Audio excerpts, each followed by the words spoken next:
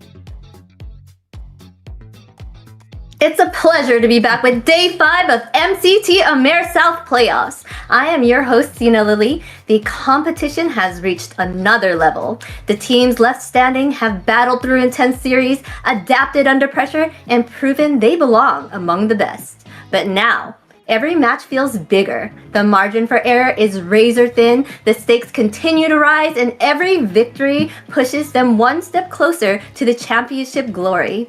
Get ready for massive plays, high-pressure moments, and non-stop action because the playoff battles continues now.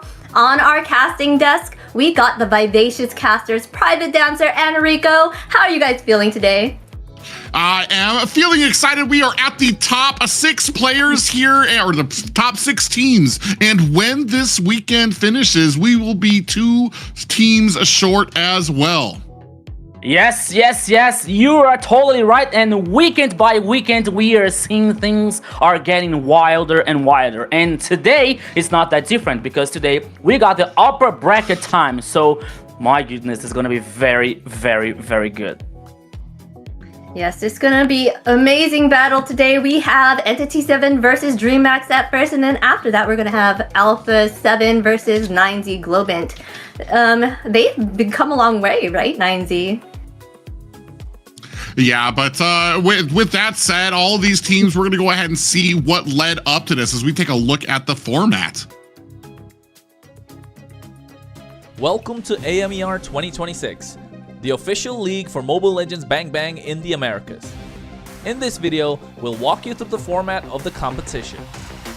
The league is divided into 2 regions, North America and South America. Each region features 8 teams, for a total of 16 teams competing in the ecosystem. The regions compete separately during the season before meeting in the Americas Finals. Each region begins with the Swiss stage. All 8 teams compete across multiple rounds. Teams are matched against opponents with the same win-loss record, ensuring balanced competition. Matches in this stage are played in a best-of-3 format. The playoffs are divided into 2 phases based on seeding.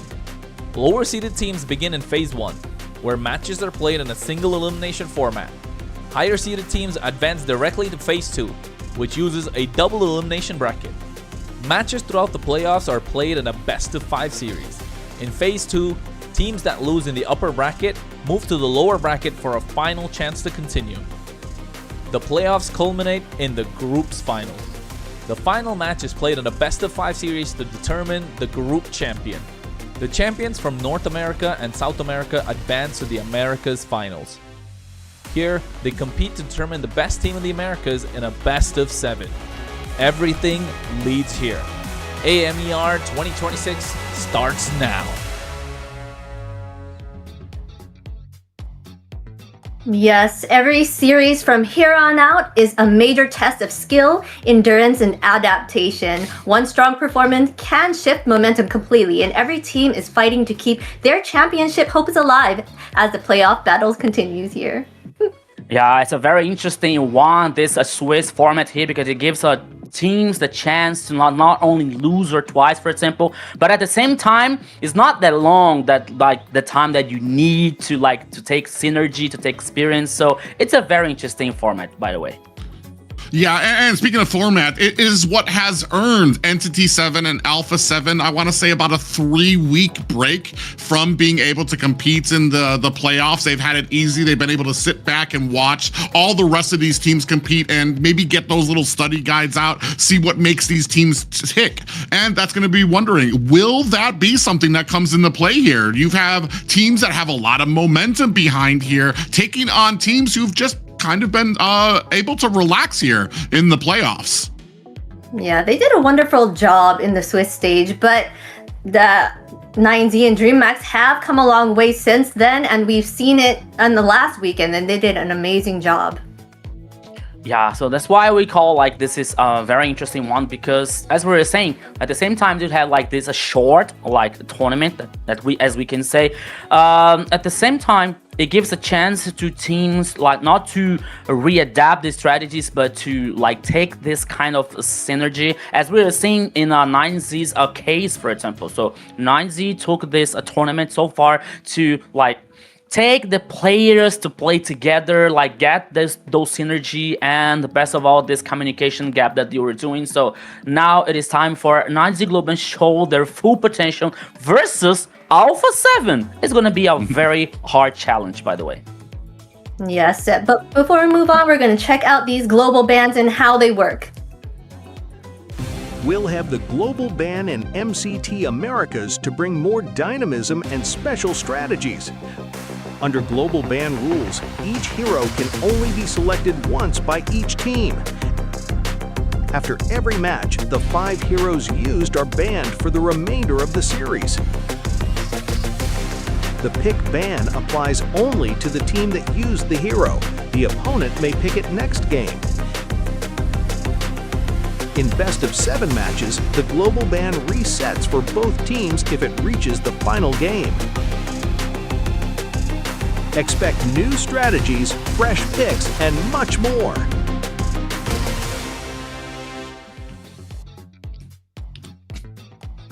And I am a big fan of these global bans for the fact that we get to see these non-played heroes on the tournament floor here. Long gone are the days of seeing the same old matchups, match in, match out, game in, game out. Here, once you use that meta pick, it is no longer available for your team. So it adds that extra dimension of complication and strategy when it comes to the draft of having something now or maybe saving it for a bit later. All right, but before we move on, be sure to follow our social medias, guys. MLBB Esports. We're on Kick, Twitch, X, Instagram, Facebook, YouTube, TikTok, everywhere you can find us, so you can stay up to date on the latest matches and the news that's going on in this tournament. Yeah, you're about to know everything that is happening on MLBB scenario in the ecosystem if you follow us on our social networks. Yeah, catch all the games you may have missed during the week or on the weekend, all the information that you could ever want to know about North America and MLBB following those socials below. Yes, and we cannot be here without our sponsor, runestone.gg. If you want to stay on top of your game, go to Runestone and get that data and analytics. So light up your esports. Yeah, it is time for you to improve your game level, gameplay level, to check your stats, to do whatever it takes to improve your game level on MLBB. Yes, big thanks to Runestone has shown the passion and intensity for Mobile Legends here, for which none of this would be possible without. So check them out, runestone.gg. Yes, for sure. I need to check them out because I want to up my game, you know. I need to get better at my Harley skills and Claude. Oh yeah, so it's not only you, I have too, by the way. But talking about this, this possibility to make your game level improving, so everything is possible with Runestone. And once again, thank you so much, Runestone, for making this happen here to keep us watching the Americas, the North and South. Yeah, it's been, like I said, this has been a marquee event of first, where we have the entire 2 continents all kind of coming together to form into one event that's going on here with the North and South. And it's very likely that the 4 teams that you see here today might be one of those finalists that do go up to verse somebody up in the North to see who will be getting that prime real estate when it comes to the Esports World Cup. Yes, I am looking forward to that, to seeing all these teams go up there and take the spotlight, just the North and the South going at it right there at the live stage. This is going to be an amazing championship for sure. That's gonna be amazing. So we are excited to see. I can't wait to see the matches today, like 2 insane matches. It's the upper bracket time, so everything is going to be very, very wild, because like beside the teams here like getting with their full potential, everything is possible in Amer South. And let's take a look at the bracket so you see what's coming up next for you guys. and we can get to see a little bit of the history of how it went down. And you see there from match 1 in the round 1 there, unfortunately, we said goodbye to Black Sentence and Titan Esports Club, moving 9Z and Dreammax forward. And we've been talking about it, the growth that a lot of these teams have done, including Dreammax, to be able to take down Infinity, and 9Z Globant with a sweep over Octa Gaming to move them here at the matches we have tonight.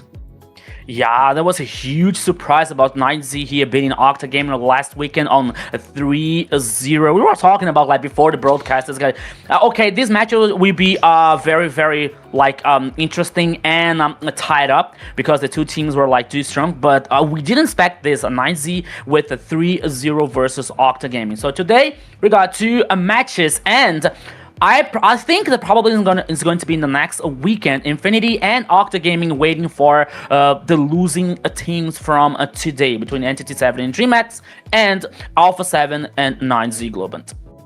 Yes, and for today, guys, we want to get into that action. Let's see what teams are going at it. All right, we have Entity 7 versus Dreammax. Then we have the Alpha 7 versus 9Z, and they've gone against each other twice already. So this is going to be an interesting match, as I see like 9Z has been doing an amazing job and making headway with their synergy. Yeah, speaking of which, that Alpha 7 and 9Z have already faced twice already. Entity 7 and Dreammax have managed to basically miss each other through the Swiss stage. So this is a perfect opportunity for Dreammax, which I think most are considering the underdogs going against what a lot of people say are the favorites in Entity 7. This is a perfect opportunity for Dreammax to maybe come in and bring a little bit of a surprise to Entity 7, especially since they've juggled around the roster. They have found that ingredients that works with them to kind of put King in the jungle, to have Shikiche really kind of bringing up that mid lane as well. So this could be the strike that Dreammax is looking for to possibly get an upset over Entity 7. All right, let's take a look at the lineup for Entity 7 right now. We got Akashi and Hyde on Bush, Shin, Doom, and Vagjun? I can never say it. Vagin. I guess they would digger. That's okay, Zena. That's okay. We forgive you here. So this is the Entity lineup with the Trinity that was the former champion from last season. Hiron Bush, Shin, and Dune. And don't mention Vagin and Akashi, 2 formidable players on the AMER South region so far. Yeah, an exciting team here to see. And like we've talked about, all these things that Dreammax have managed to put together and push forward is something that Entity 7 have had in their back pocket through this entire thing. But let's see what Entity 7 had to say.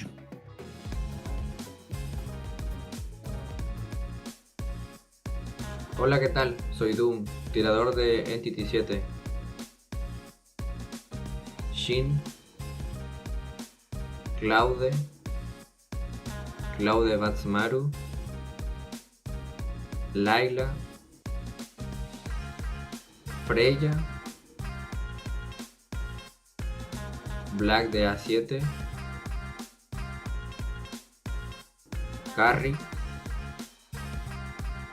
Early Game.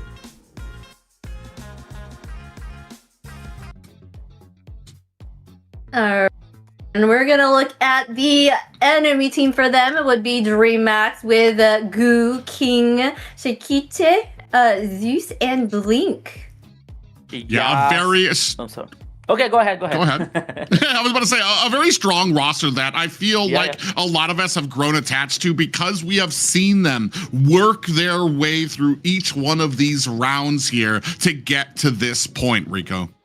Yeah, we see the little changes on some rosters here. So Dreammax, we can say that Dreammax is the team that had the biggest one because they had back the King from the jungler and Gu and XP lane. But let's talk about that later. And now let's see what Dreammax is about to show us.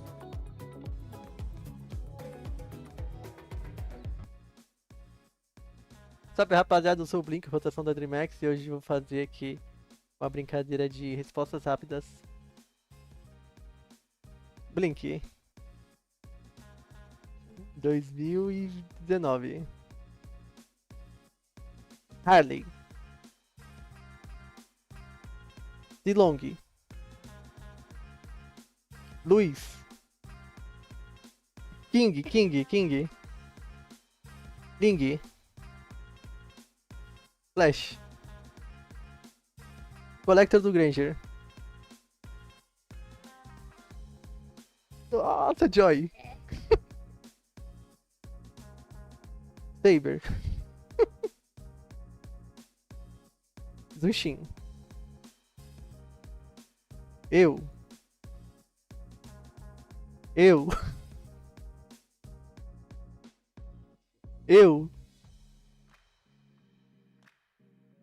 Resu. Gulu. Early game.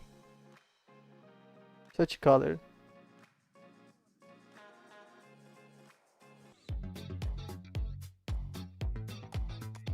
That was funny. I was laughing throughout that video. He kept pointing at it himself. Oh, guilty. It's me.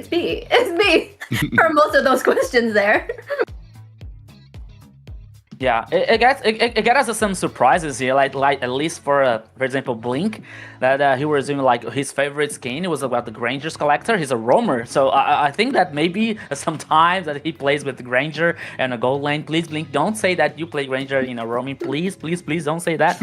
And he was talking about like, oh, the player that tilts faster in the team, me. Who is another player like the trash talk, me. It's like, okay, so much confidence here on a Blink, but don't forget. Yeah, so don't forget that Blink was one of the former champions on the old RRQ Akita. So he knows what he does. He know the goal, the path here for the victory, and is a very good addition for Dreammax in this roster. Yeah, it's I'm actually very interested to see how this goes. Dreammax, first of all, because we have Entity 7, you're going to be going up against one of the top teams here in the AMER South. But with the changes that Dreammax have been, and I've said this since the changes were made, this puts them in a very good position. You don't just have to be afraid of Shikitsi. You don't just have to be afraid of certain picks out there as well. You got a whole team of different things you need to keep an eye on if you want to be able to bring this team down. Here, I want to see a little bit of a respect going out there to start this off with the Fanny ban coming out from the side of Dreammax. Yeah, they're going ahead and banning that Fanny. I do want to speak that Shaikichi has been very constant in the way that she has played. She doesn't die very well. She has a really great map awareness, great positioning. She stands well on her own there. And the fact that they changed King from EXP to the jungle, you can see a big shift there for them. I really do like what they did here with their changes. They're going to go ahead and ban the Freya here and Phobius, because he has been a monster to deal with. Yeah, so we always talk about like this the changes here on some teams, about like the Dreammax changes in other teams here. But one interesting situation that I'm excited to see here is this is a special battle here, this 1v1 versus Chaikichi versus Shin, because for me, it is of the two of the best mid laners so far here on AMER South. Shaikichi is playing so solid. Her performance, is a very solid one. Shin is the master of the MVPs here with Entity 7 playing and guaranteeing victory so far. So I'm really excited to see this battle here from the mid laners. And now Kimi, talking about mid laners, Kimi banned by Entity 7, and now Harley is the last ban here on the first phase for Dreammax so far, Private. Yeah, I'm glad that you brought that up. Ooh, Boxy is out there. That's going to give us, I want to say we've still got Marcel, We've got Suyo out there as well. Zushin is out there. So going to be a very interesting draft choice here, especially because you brought up, I want to say both these teams have had probably the most, I want to say, electrifying mid laners from the AMER South. When I forgot, I think it was a couple weeks ago, somebody asked me, when it comes to Entity 7, who's your favorite player? And I'm like, Shin, like, is immediately what came to my mind as being one of those pillars of success for the side of Entity 7. And you guys have heard me already to your blue in the face about talking about Dreammax these last few weeks. Shaikipse, who has just been a stellar. Even when Dreammax is kind of losing, she's still able to kind of maintain, and to be giving this to her, giving her the Zushin, especially a pick that I'm just like, I still don't think that there's valid counters for it. That tells me that there is a lot of confidence out here coming from Entity 7. Yes, for sure. That is a lot of confidence, because we've seen what Shakichi does with the Zushin, and Zushin on her own is already a menace. So that in itself is rough. But I guess they're like, oh, it's the first match. We can let them pick it out then, so we don't have to deal with it later where we're tilted or if anything happens. But this is pretty exciting. Dreammax and Entity 7 going against each other for the first time here, and the battle of the mages. But they're going to go ahead and pick up that Claude as well, and the Grok and the Soyu on the side of Dreammax here. Great picks. Oh, Kareth too. Whoa. Immediately. Immediately. I agree with you, as in pretty exciting and pretty curious here, by the way, because by the time that we were seeing like this confidence, especially coming from Entity 7, the team like would reach the top so far here on AMER South. I think that they only lost one map in one game, so letting out here Zunshin for a Dreammax, it has to be a lot of confidence.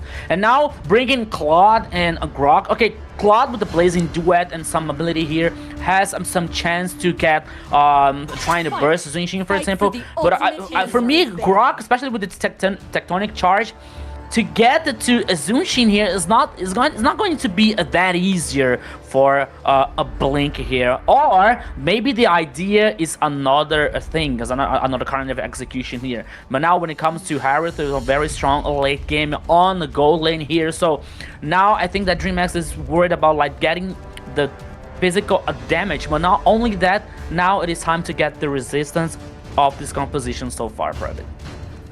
Yeah, I feel like it's a very interesting strategy, trying to layer a lot of the CC that you have on the side of Entity 7 here. You're going to lay down the real world manipulation, possibly try to bait out that ultimate coming out from Zushin so that she tries to get away. Then you've got a Tectonic Charge out there to maybe get the flicker out of the way.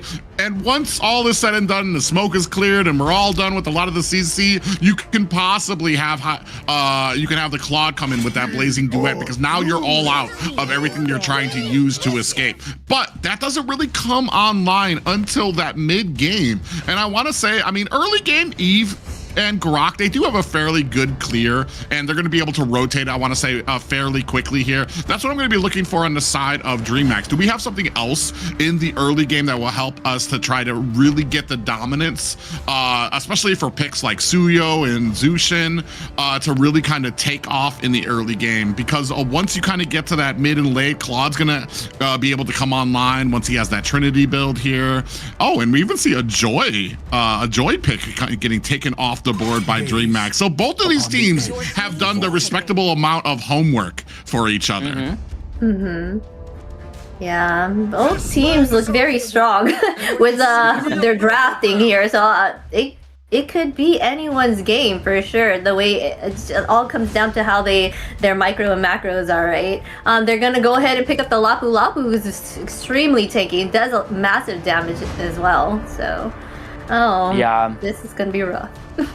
I don't know, maybe thinking about like what Prophet said, especially like something to help a Dreammax on the early game. I think that maybe Blink here could pick a Cho, for example, like to give this a presence and expression, because our Entity 7 banned Hilda, for example. So okay, Chip and Yusong. Oh, more range here. So the mission here protecting especially Harith, for example, or Zunshin, it's bigger than ever. Yeah, especially you're gonna have the Black Dragon. The only thing is, I want to say the last time we saw Chip, what I need to see here from Chip, if we're really, I need us to take full advantage of his kit. I know he can be pretty tanky. He's got a decent amount of CC when it comes to these objective fights, but we also need to take advantage of that map presence that he provides here, being able to catch the junglers off guard here. And I think the jungler's going to be Yusun Shin here for Hide on Bush. So that's something that you really want to pay attention to. Are we going to be able to take advantage, catch a little bit of Entity 7 off guard, maybe single them out while they're trying to rotate? That's going to be something that's going to be big on the shoulders of Dreammax. Yeah, especially here for Entity 7 trying to guarantee this team fights before the objectives, especially when it comes to the hide on bush here with the Instant Shin, with the ability of the ultimate here to spot the player. So maybe it can be some kind of advantage for them, especially when Blink comes to with a Chip. So I believe that this Trinity, jungle, mid, and roaming for Entity 7, in my opinion, is going to be just a little bit better for Entity 7 so far. Yeah, but ladies and gentlemen, welcome to the first match of the night, a best of 5 featuring Entity 7 taking on Dreammax. Yes, my friend Private. So you in the broadcast, thank you so much for your audience. Thank you so much for your support. Welcome everybody to the Land of Dawn. This is the first game of Entity 7 versus Dreammax. So let's go.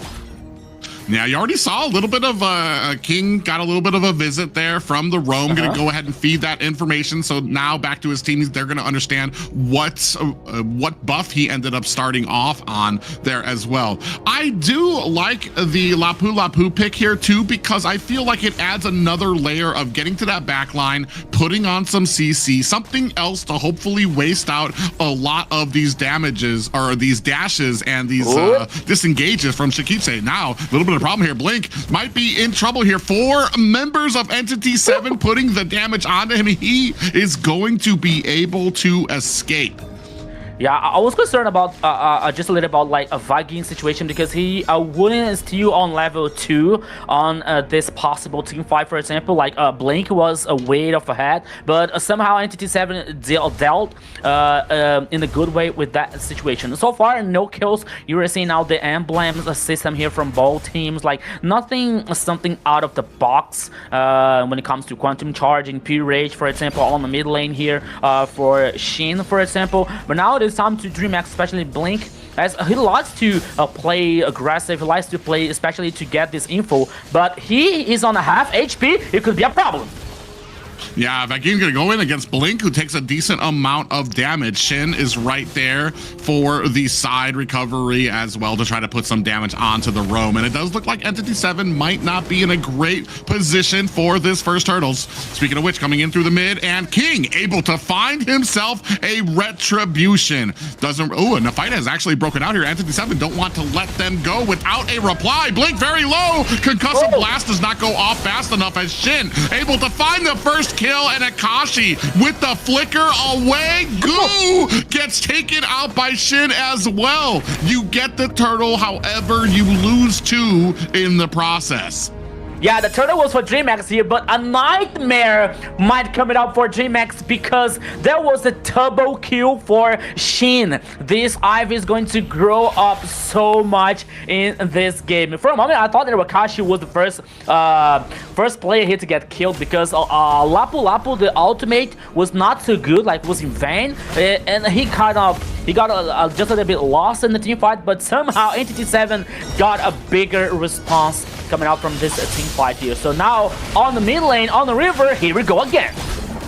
Yeah, honestly, something I just noticed too is Zeus doesn't actually have the build right for the hair. Vagin actually found another kill onto Goo, but King finally able to answer back with Dreammax's first kill of the game, bringing them to 1-3. Akashi does chase off King, but I mean, usually with the Harith, you usually want to start with the mana pages and the Azure Blade with your boots, so that you can have your full cooldown that you need to be able to spam your dash when you lay down that Zaman Force. I feel like here, Zeus went for a different build here, so he didn't have the spamming ability that you usually do with Harith when it comes with that Zaman Force. And now actually Doom taking real big advantage, putting a lot of damage on the Zeus. Yeah, so but at the same time here we're seeing like with this choice from coming up from Zeus, Doom has a big chance here, especially for stacking his first skill all the time. So Zeus is not like so comfortable playing a gold lane, and now here comes the second turtle on at the downside of the river. Immediately is started by Entity 7. Yeah, it doesn't look like there's going to be too much of an answer coming out from the side of Dreammax. Oh, speaking of which, actually, they're actually going to go in, and Blink gets absolutely blown away. King looking for an escape and gets taken down by Akashi. That's 2 more down for the side of Dreammax, and also a turtle for the side of Entity 7.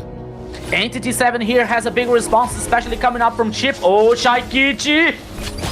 Yeah, in a little bit of trouble here. They decide not to chase there. And I'm actually, I'm a little curious too, because Dreammax, on Dreammax's side, Zeus had already went ahead and recalled back to base when that turtle fight, or when the turtle was started by the side of Entity 7. Still, Blink decided to go in. That kind of forced King's hand to go in as well. And you didn't even have your side laner there against 4 members of Entity 7. Oh, a big Petrify does land on Akashi. Are they going to be able to find it? Bravest fighter form is out, and he goes back underneath the tower. A big stun lands. Akashi still manning up, able to face off 2 members of Dreammax. An immortal here, Akashi, and out in the bottom lane.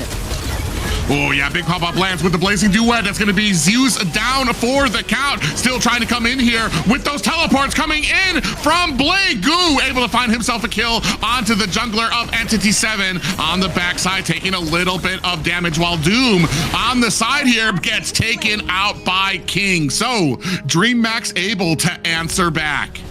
A very good response now coming out from Dreammax, but oh my goodness, Blink, what are you doing there? But here, King with the help, and now Blink is able to survive. For the first time here, Dreammax was supposed to attack, was supposed to take the action to initiate, and Entity 7 was able to respond so well, especially on the second turtle. But now Entity 7 took the action to get this initiation, and it was like Dreammax's time to respond, and they responded very good. Guaranteed 2 kills, especially on Doom when it comes down to the third turtle. So immediately started by Dreammax. I think it's gonna be another team fight. Let's go.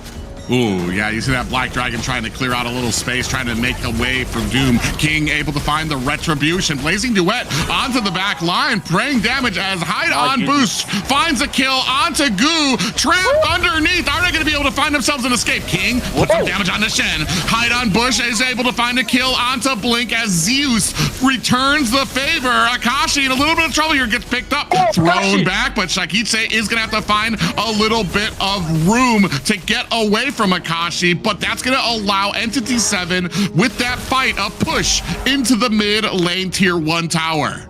Yeah, the targeting was not so good here, focusing on Akashi. He's a Lapu-Lapu. He's a very strong and resistant one. Meanwhile, Dreammax was trying to get Akashi down. Entity 7 worked in the macro here, taking down the first tower on the mid lane. Many people say that is the heart of the Land of Dawn so far. So Entity 7, okay, they didn't get the second turtle, but they got the first tower here. They are working on macro, and Doom has to take care. It might be out 1v2. Yeah, and not just any tower, the mid lane tower. Like you said, it's one of the most important towers when it comes to like the structure of your team's defense and how much room you guys actually have to be able to escape from ganks or pushes coming out from Entity 7. So a great role there played by Entity 7. They let the turtle go, but they are able to find that push into the mid lane of Dreammax, which is going to make things a little bit more harder for them. Harder, more so than the 3K gold lead that Entity 7 is starting to mount. Goo taking a little bit of damage while he clears out these minions. And Akashi has been doing a really great job so far, being able to go in, find the kills he needs, and still find an escape as well. Sitting at 2-0 and 2, especially with how, when you watch these team fights unfold, how deep into the lines Akashi goes. Yeah, and I was about to talk about like this Vagins situation when it comes to Rock, because I didn't see a tectonic charge, for example. But the last team fight here was very effectable for Entity 7 because they got a very beautiful knock up here. They got the advantage on the team fight, while meanwhile Dreammax was trying to respond. But now the Lord. Oh, Blink goes in there. I think he was trying to get the rest of the team in there with the teleport. They all actually come in. Blazing Duet is out. Black Dragon onto the back line, but you can see the damage that Goo is taking back there. Is anybody able to help him out? He is going to put some damage out. Goo finds a kill onto Hide on Bush, but Shin able to reply in kind. Back and forth. 3 down for the side of Dreammax. 2 down for the side of Entity 7 as Dreammax getting chased away. Entity 7 with a full push here. Maybe looking to turn this back toward the Lord, but they do not have a jungler. That was crazy here now so far, Private, because it was a 3-2 for Entity 7. But as you said, there is no jungler, there's no retribution. But now, Hide on Bush is about to get back in the game. Entity 7, he started the Lord again. Blink knows that. And now, where is King? King is joining the fight, is joining here. Maybe we have a fight back coming out from Dreammax. Let's go!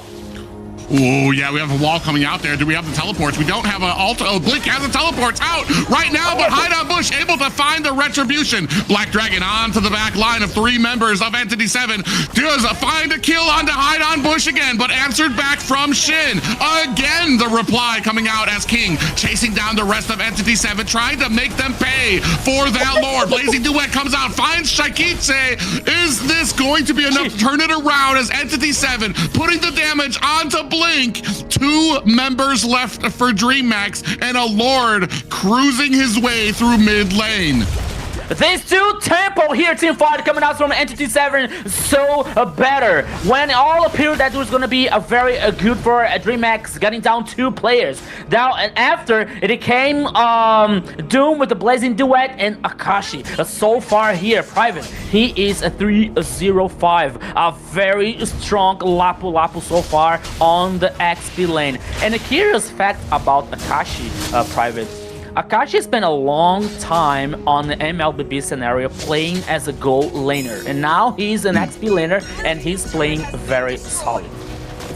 Yeah, he has a great understanding of what his hero can take, the damage, the nullifying effect that he has with a lot of his defense, with Bravest Fighter form, especially on Lapu. We saw that double team up at top where Akashi, I think he had like 5, maybe 2% health left and was still able to bully back a King and Goo up at the top there trying to take his tower. So it's just a great understanding that he has when it comes to this hero, to how much damage he can take and what he can take as far before he has to run away. Unfortunately for Goo, I feel like every single time he dives for the back line, Entity 7 do such a great job of disengaging and separating that Goo ends up taking, he is able to find a kill on the Hide on Bush, but he ends up taking so much damage that he gets taken out immediately after by Shen. Yeah, when it comes to the items here, line the Trinity Core coming out from Claude with the Corrosion Sight, Golden Staff, and Teamer Hunter. While here, Heritage still have the Starling Sight and the Heaven's Feather. Another here is going to be the Holy Crystal now, okay, coming from Zeus. And one thing that that I have to mention here, Private, is the intelligence of Vagin not using the tectonic charge for getting an initiation, for example. He sometimes wait for Dreammax taking these actions and wait to use the tectonic charge, for example, to knock it up 2 or 3 players. Not immediately, but he waits to the right time here on the team fight to still guarantee this advantage for Entity 7. It is working not so well, but at the most of the time it is working. But now Blink, ooh, he was able to survive, but oh, in the top side, okay, I think that he's going to live, right? Yeah, he's trying to get some map pressure throughout, and they're trying to chase him down. But I have to agree, especially with the tectonic charges, it feels like once Dreammax tries to start chasing down the backside of Entity 7, that's when Vagin comes in with the tectonic charge to be able to kind of really upset that gank or those pushes that are coming out from them. Here, King and Blink lying in wait, looking for a good position. Blink showing himself, wants to try to bait out the shot here. We do see the Mountain Chakra, I believe, came out from Hyde on a Bush as well. Down 25%. Portal is out. Black Dragon as well. Now, looking for a good position here. King primed up and ready to try to face on Hyde on Bush to get this retribution. Is he going to be able to find it? Popped up there. Gets taken out by Shin before he can find the retribution. But in reply, Shakiche able to find herself a double kill for Dreammax, a triple kill for Dreammax, and the rest of Entity 7 is on the run. It's just Akashi looking for an escape. I'm wondering if Shakiche and Zeus are going to be able to find this. Ooh, popped back with the Zaman Force. You can see Zeus with the damage coming out. Bravest Fighter. Blink on the other side gets stunned alongside, and they do find a complete team wipe. When it all comes to be an end here for Dreammax, you can call Super Shaikichi with the triple kill, saving Dreammax's life. And now it is time for the Dragon Boy here. Dragon Boy, to work on this macro. They took down the tower at number 2 on the bottom lane, and another kill for Shaikiche there, as you see the ultimate coming out for the Zushin. Black Dragon to try to create some distance. On the backside, Zeus able to find the finishing touch onto Vagin, who does get taken down. Tried to use the Tectonic Charge as a defensive escape, but still gets blasted in the back. 15 to 15. Dreammax has found a way to even it up, but the Lord still pushing his way through mid. I'm really lost now, Brandon, because okay, they got 2 kills on the bottom lane here with a blink initiation once again, but they forgot the Lord. The Lord did a tackle on the high ground tower here. Like, it is a very, very injured. Like, you see that the damage, you see that the HP here from the tower, right? So, okay, it was good for Dreammax, but forgetting the Lord, just getting the kills, I'm not really sure it's gonna be interesting for the Dragon Boys. I feel like when you're on the side of Dreammax, they're sitting there like it's not about the towers, it's about sending a message, hopefully, because yeah, you get kills, but you're not able to do anything with it, and you give up some towers. And as this game prolongs, I feel like those towers being lost are really gonna start to bite them. You've only got, I feel like, the 2 tier 2 towers at the bottom lane, and the rest of the map basically belongs to the side of Entity 7. Here you can see Blazing Duet onto the backside does find Zeus.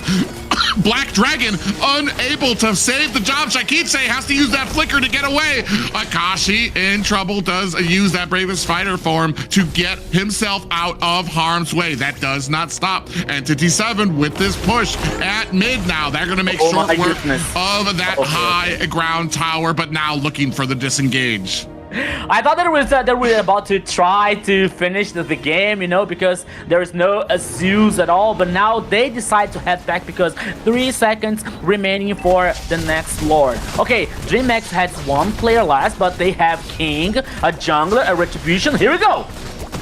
Yeah, they're going to go in there. Akashi goes into the back line. Doom trying to get those stacks on the King, who's going to have to find a disengage. He's not going to be in position for this retribution. And Hyde on Bush finds that. Zaman Force been laid down. Begin taken down. Black Dragon is out again. Onto the back line. Shaikiche in trouble. Shin going to find the kill there for Entity 7, while on the backside, King making short work of Akashi. But Akashi did his work. He was able to separate the team. Another Blazing Duet goes out. Goo in trouble. Doom finds himself a kill alongside a Shin. There are just 2 members left for Dreammax. 3 for the side of Entity 7. Just kidding. 1 left for Dreammax, and it's Blink alone. Ladies and gentlemen, this is going to be game 1 going to Entity 7.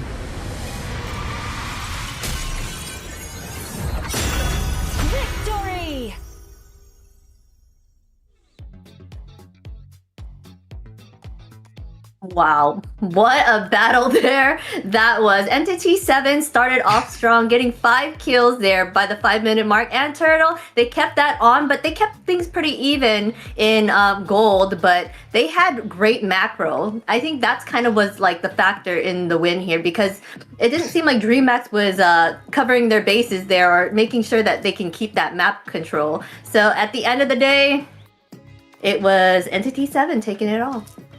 Yeah, such intense energy. It blew Rico right off of our screens here with that last matchup. And I think you nailed it right in the head, Azina, is that while it looks like they were keeping it even with kills, with gold, it felt like Entity 7 was making more use of those kills, pushing towers, starting with the mid lane. And unfortunately, even the side of Dreammax was having problems. Well, when it came to some of the decision making, they decided to chase Entity 7 instead of taking care of a Lord that was rolling its way down through mid lane. Yes, for sure. Let's look at the score here. It was 17-20. They kept the kills pretty even here, for sure, and the gold as well. But like we said, that macro was a big factor here, and they that's kind of what bit them in the ankle.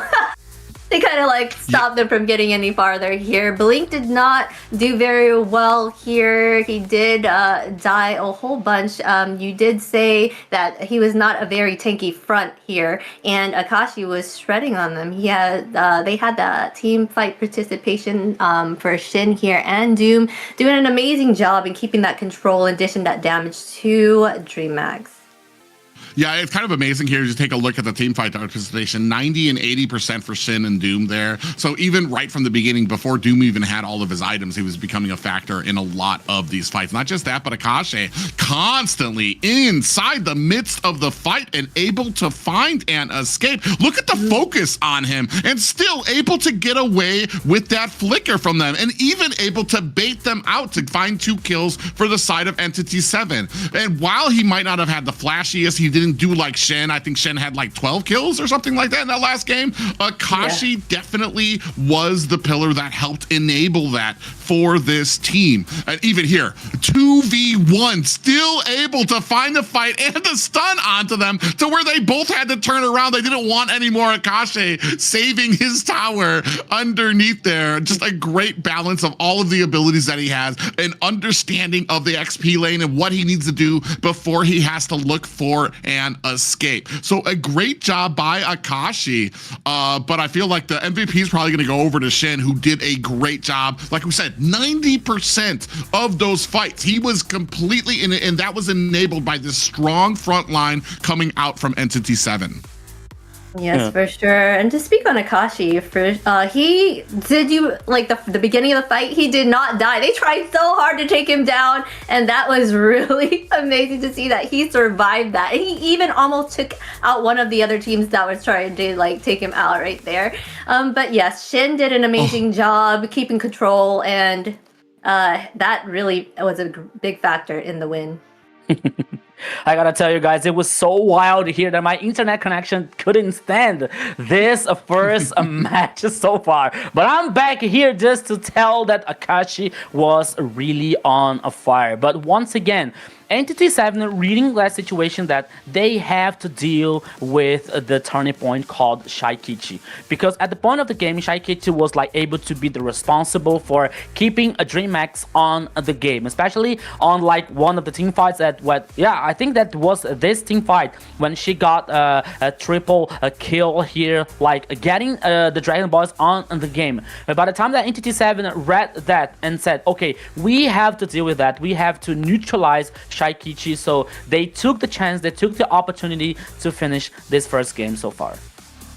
Yeah, and I want to say he did a really great job, especially with the pick there. If you want something that's going to be able to stay, look at he's going to take 3 of them at the bottom here while Goo is being chased down. He's able to do such a great job of separating the team, even when it came to jumping on the Shaikichi. You're in the back line. Look at this, the Winter Crown coming out from Doom there, able to find the kill onto I believe that was Goo who got taken down there as well. So I mean, a great job for them to actually hone in on Shaikichi and nail them down to not be a factor in a lot of these matches.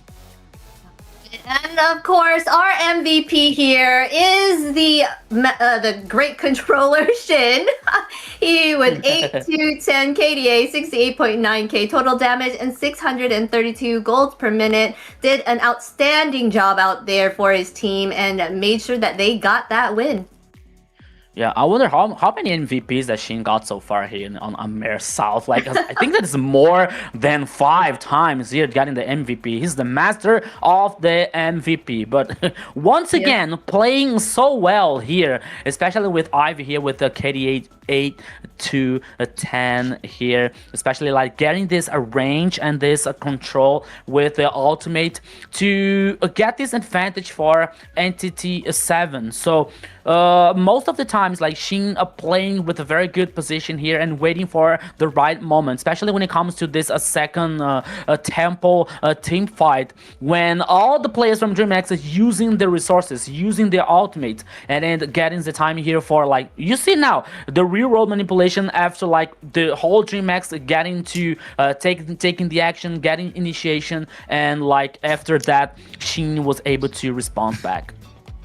Yeah, that's actually kind of amazing that you brought that up too. The real world manipulation didn't come until, I want to say, 15 seconds after the Lord had already been killed. So he was really holding on to that until his team absolutely needed it. He was kiting backwards to try to avoid the Black Dragon, which his team was trying to do a good job of. And man, just a great job overall by Entity 7 to really understand, and especially when it came to the macro of this gameplay. And this is kind of the difference. Like, this is what we were talking about. You've got teams like Dreammax who have finally found those ingredients and the placement for all of their players.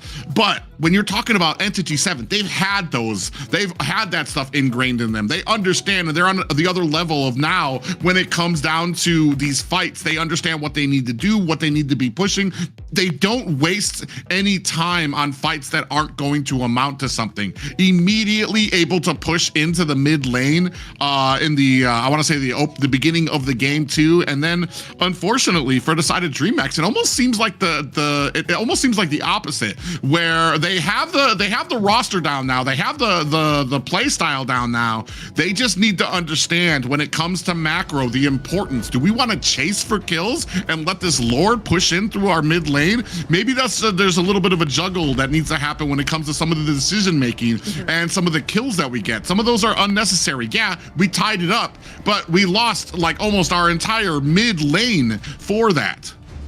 Yeah, their priorities there in that match was not on point at all. They did have the upper hand at one of the Lord fights, taking out a lot of people, and at that moment they really should have went back and kind of protected their lanes there to kind of regain that map control that they lost, right? But that was something that was a short sight for them. They go ahead and ban that Fanny out, as well as a Clot first pick.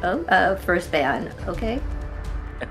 It always brings me back memories when I'm playing ranked games, for example, when most of the players are like looking for kills, and I say, hey guys, the game is not only kills, and they'll say, oh no, kill doesn't win a game, and the people say, I've never seen a dead player defending a tower, for example. I say, no, but we have to work on macro also here, you know. So there's like a lot of discussion about that, like when you get the kills, when you prioritize kills, then like towers or lords, for example, you know. So like it's a ranked game, especially in, I feel like there should be a balance. Yeah.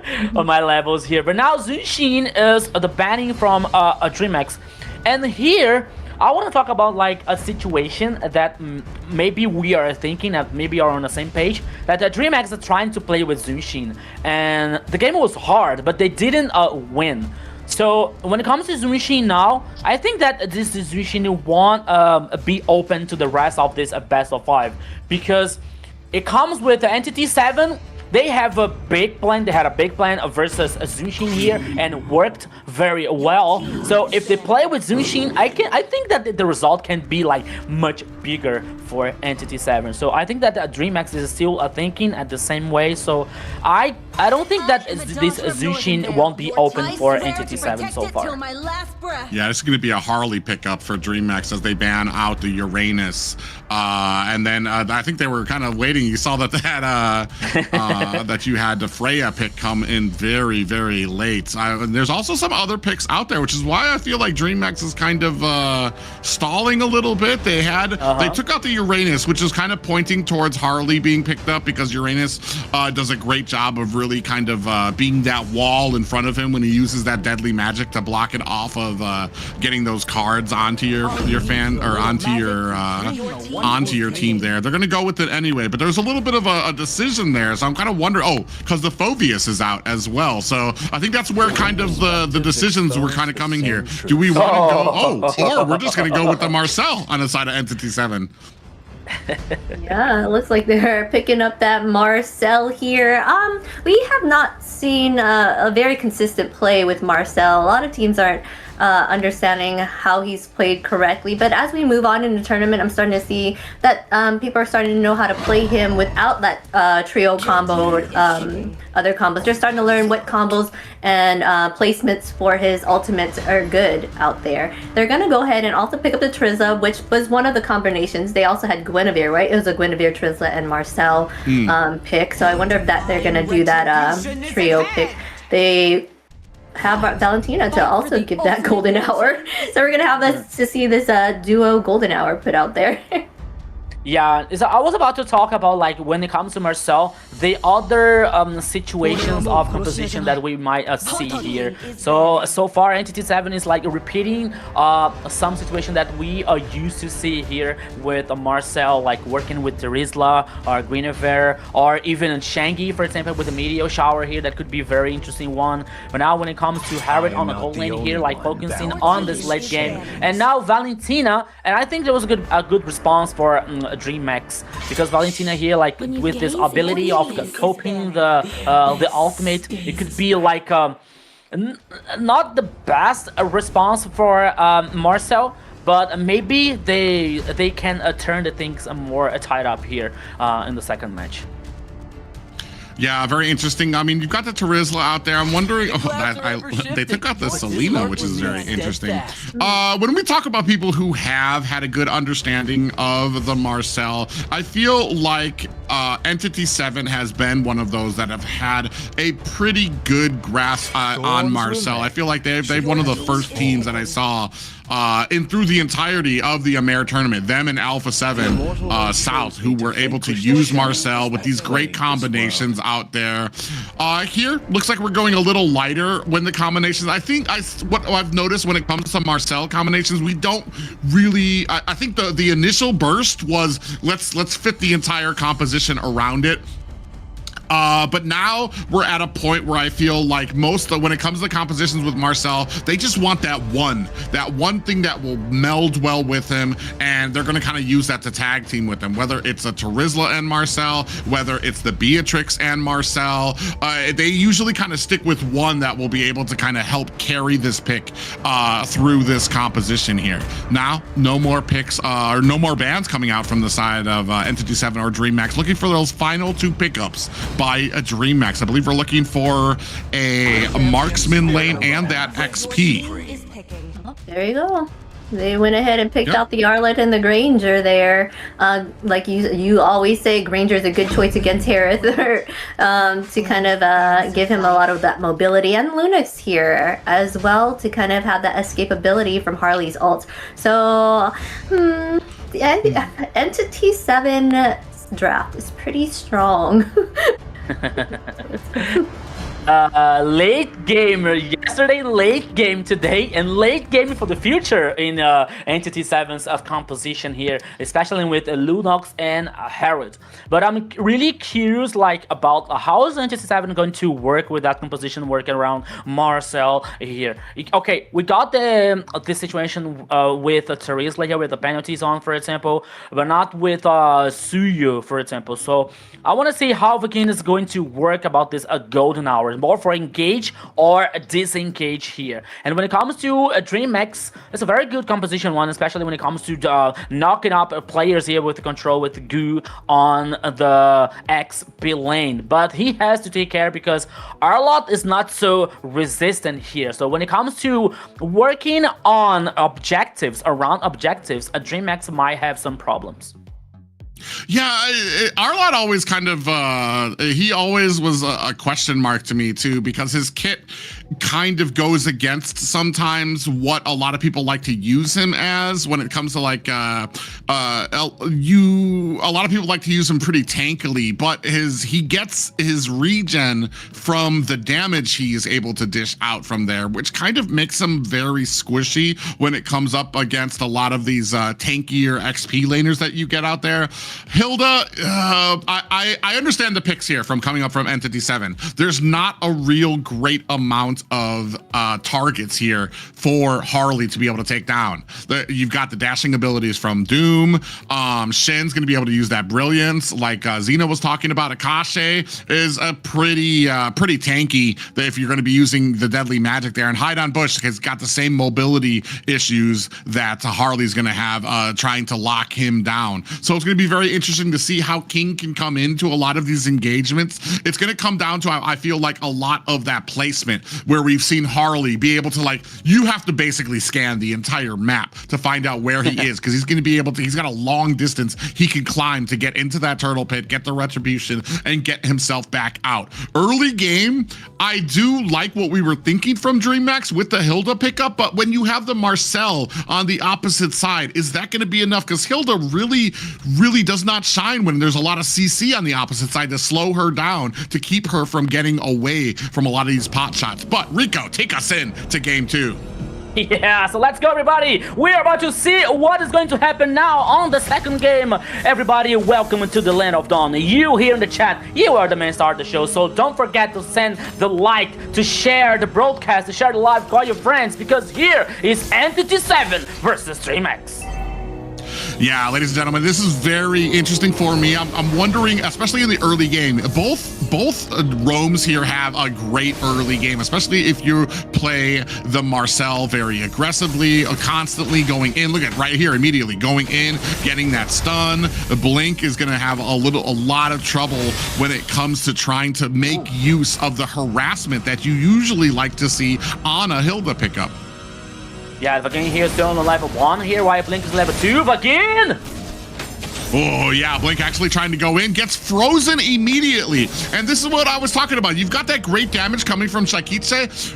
Unfortunately, Vagin doing a great job of making sure that Blink is not able to follow up on that. He immediately gets the root onto him, immediately stops him from trying to be that secondary player.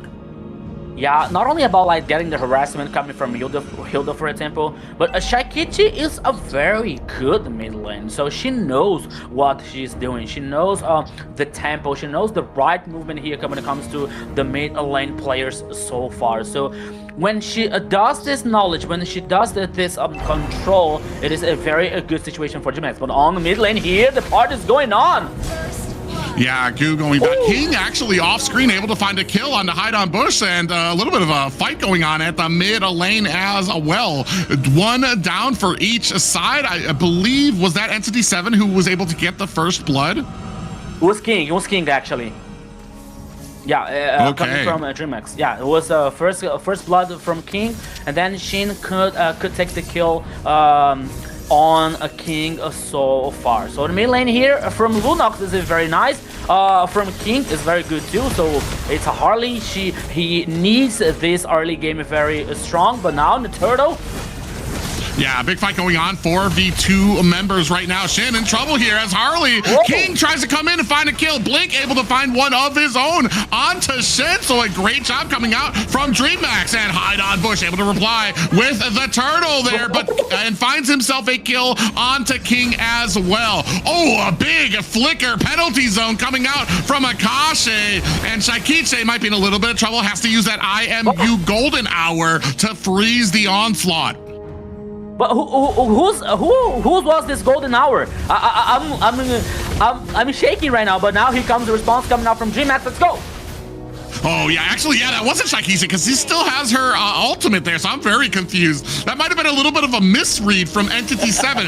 I thought because it stopped Entity 7 from killing her, that obviously had to have been her. But no, she was able to actually get away. And is going to be able to go underneath the tower. King there, putting some damage with that deadly magic. Is it going to be enough? It is not enough to take down Vegin, but Hide on Bush putting the boots to this tower at bottom. King here was very brave, not only to stack the ultimate when it comes to stacking the cards. He didn't get away, he didn't run away. He stood in on the specific and the possible pick off here, and it was a very good. He almost took down here Vagin on the cards stacked. He didn't kill Vagin, but so far, like, with the Harley here, King is playing comfortable. Okay, the turtle, the first one was for Entity 7. But here, Dreammax is still on the game. Yeah, still trying here. They still are kind of maintaining. Ooh, back in, takes a lot of deadly magic. That's going to be a wrap for him. He might be in trouble. Hide on Bush, able to find a kill onto Blink. The brilliance coming out from Shikitse, able to get her out of harm's way. You see that Hunter Strike being picked up for Zeus. Penalty zone coming in for Goo. Might be in a little bit of trouble here. Looking for the dash. Big final slash comes out, but there's 3 people from Entity 7 able to find the kill. Shin came from the bottom lane here only to get the kill and say thank you. Thank you, folks, for getting the kill. But now Vagin once again. Oh, golden hour. Yeah, Golden Hour is not going to be able to save him. Zaman Force comes down. They're able to isolate down onto King. Doom pressing forward. Shikitse in trouble. Is going to have to use that brilliance to get away as Zeus on the run as well. Blink came in. Ooh, very close to getting taken out by 3 members of Entity 7. Entered that fight a hair too late when Dreammax already had themselves a disengagement. And Goo, with the final slash, dives into Entity 7 here, getting them another kill and, unfortunately, a tower. Goo trying to defend the tower here, trying to clean the mini wave, but it wasn't enough. And now Entity 7 getting one more tower on the mid lane. Oh my goodness. When it comes to Mobile Legends Private, I love this game so much because when, like, in 1 minute or like just a little bit from 1 minute, for example, Entity 7 was able to take the kills and get 2 more towers. Like, it's very fast. Mobile Legends is very fast. It's very dynamic. You are not allowed to blink here because if you do that, you can lose the game. Yeah, so as we're going to go ahead and push forward from, ooh, nice final slash on the Vegin. Is that going to be a tower shot that is going to be able to take him down alongside the damage coming on from Shikitse? 5 to 8 right now in favor of Entity 7. Now pushing on all the tier 1 towers down for the side of Dreammax. Yeah, so no first line here of towers. Oh! Yeah, Brilliance coming out. Blink going to go ahead and find a kill onto Hide on Bush. Might be in trouble as the Zaman Force has been laid down. Shin on the backside with that darkening, able to find a kill. Doom in trouble, presses too far and finds himself face to face with the deadly magic from King. Answering back 7 to 9 right now. But are we able to get some type of objective from the side of Dreammax? We're able to keep up when it comes to the kills, but as far as the macro, Entity 7 basically enforcing their way through the map of Dreammax here. Final turtle of this game as Goo looking for a little bit of zoning out there. Vegin on the backside coming in, does find a freeze, does not find himself a save of that last turtle. I want to see here, Shaikichi, what are you made of? She was a very cold blood when Doom was trying to chase her down here, and she was like, okay, waiting for the cavalry. But now comes Entity 7 once again. Oh, yeah, Zeus narrowly able to get himself out of harm's way. Blink able to find a kill on to Vagin as Hide on Bush able to reply in kind. Doom has to use that flicker to get away. Zeus is down as Hide on Bush finds himself another kill. 2 down for each as now looking final slash misses Shin using that flicker to get out of harm's way. King coming in for the recovery is able to find a disengagement for Goo. Yeah, so as you, Private, were saying before the game starts, the Entity 7 here, it has to be concerned about a King's position. As we see now, the damage dealt ranking with the Sheen so far with more than like it almost when he's trying to come in for these like little pickoffs. But unfortunately, when it comes to some of these towers and these fights, speaking of which, Shakiche in a little bit of trouble, has to use that flicker. So they're not going to have that flicker for this next Lord coming out on the side, on the bottom side here. Yeah, it's a very important spell here coming out from Dreammax. Shaikichi has not this available to the first Lord, but it's Dreammax here, as you were saying, like they are in the game. The game is still tied up so far because okay, the macro here comes from Entity 7, like they have the dominance, especially when it comes to towers. But now the Lord immediately started by Entity 7. We will have a fight back here. Oh, yeah, they absolutely bursted down. Big final slash lands on the 3 members. Vagin gonna go ahead and chase up at the top lane. Zaman Force has been laid down. Vagin gets taken out by Blink, but the reply is immediate. 1-to-1 as Entity 7 looking for the disengage here. Hide on Bush comes in looking for the stun, does not find it. Maybe a tower coming out. Final slash coming out from Goo as Akashi comes in with the penalty zone. Does miss the members of Dreammax, but this time Dreammax do have the Lord in their sight, are going to go ahead and chase it down.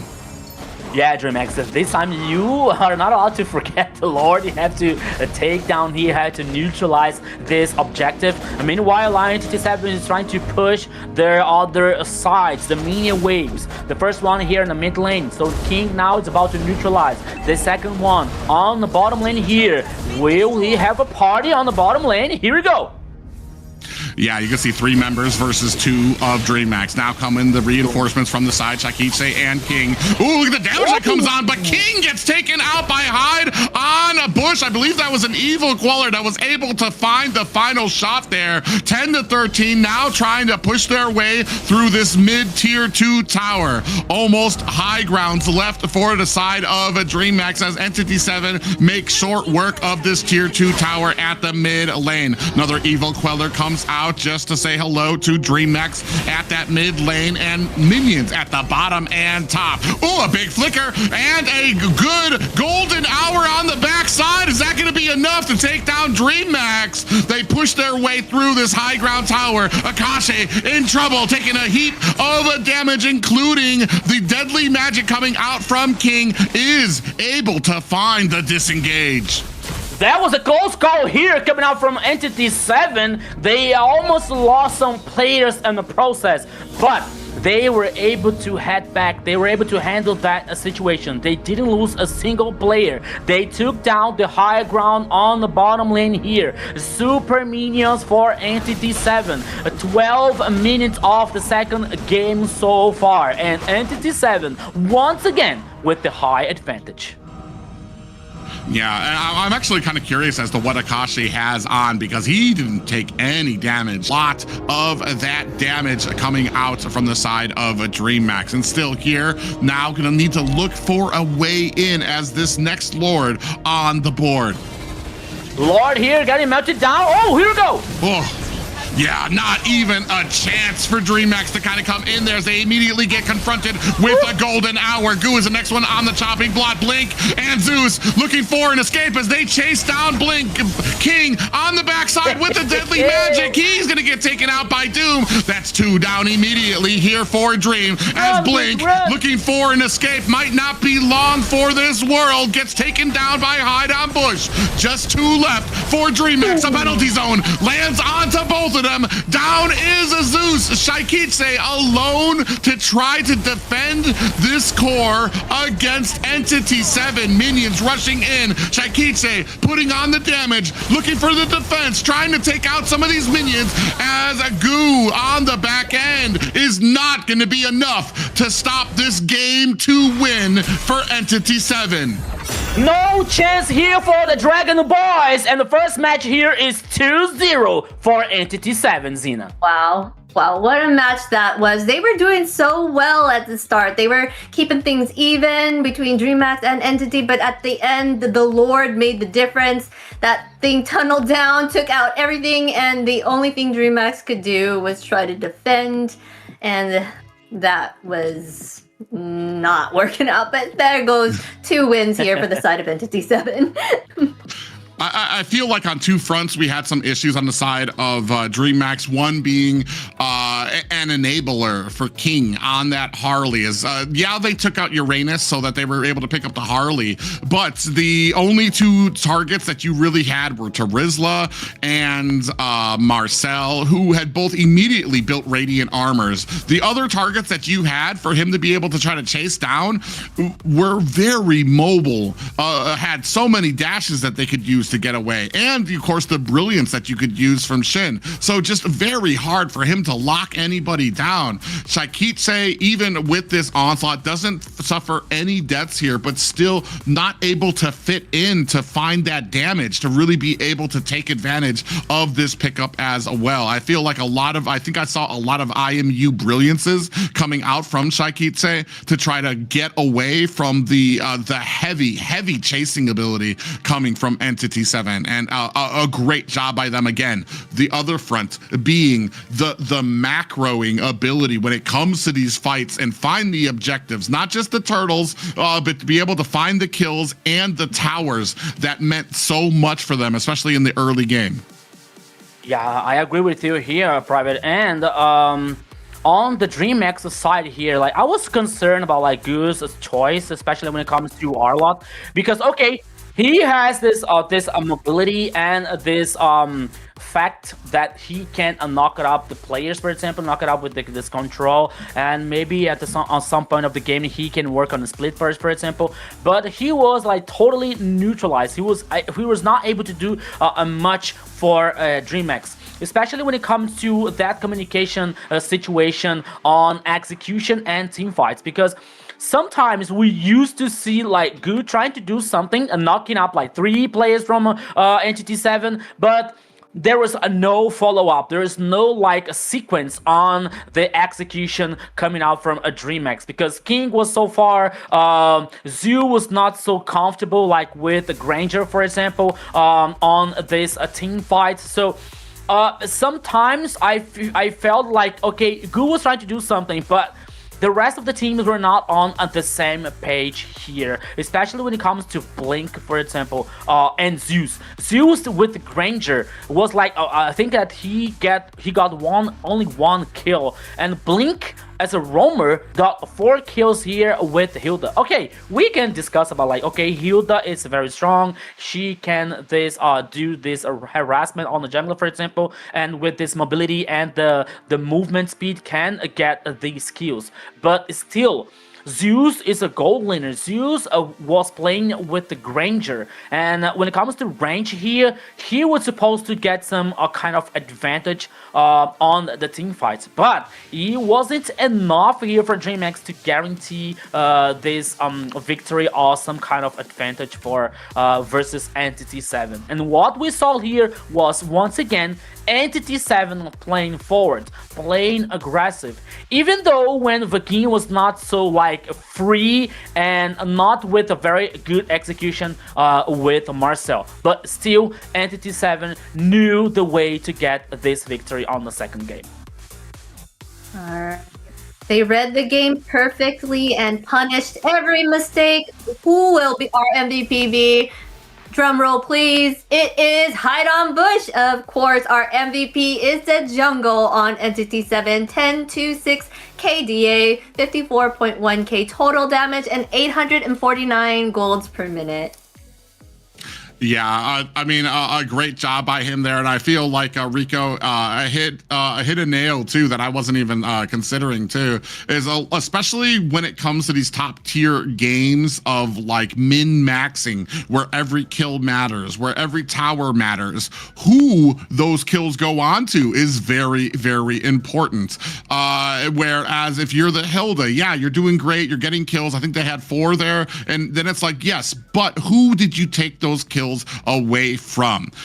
Here you can see a lot of the damage coming out from the side with Hide on Bush just having a great game for himself to find all of this damage there. Another one on to Blink as well. Suyo, I mean, usually when it comes down to a lot of these Suyo games, man, you're just going to see a lot of that. He just packs so much when it comes to his kit that he can have out there. Akashi missing with that penalty zone just to kind of stave off this fight that was coming from the side of Dreammax there as well. So a great game played by Entity 7, and unfortunately for Dreammax, this might be game point. When it comes to it, there's just they've fixed a lot of things that we've seen and this is a completely different and grown team from what we saw in the Swiss stage. But as I was commenting earlier, Entity 7,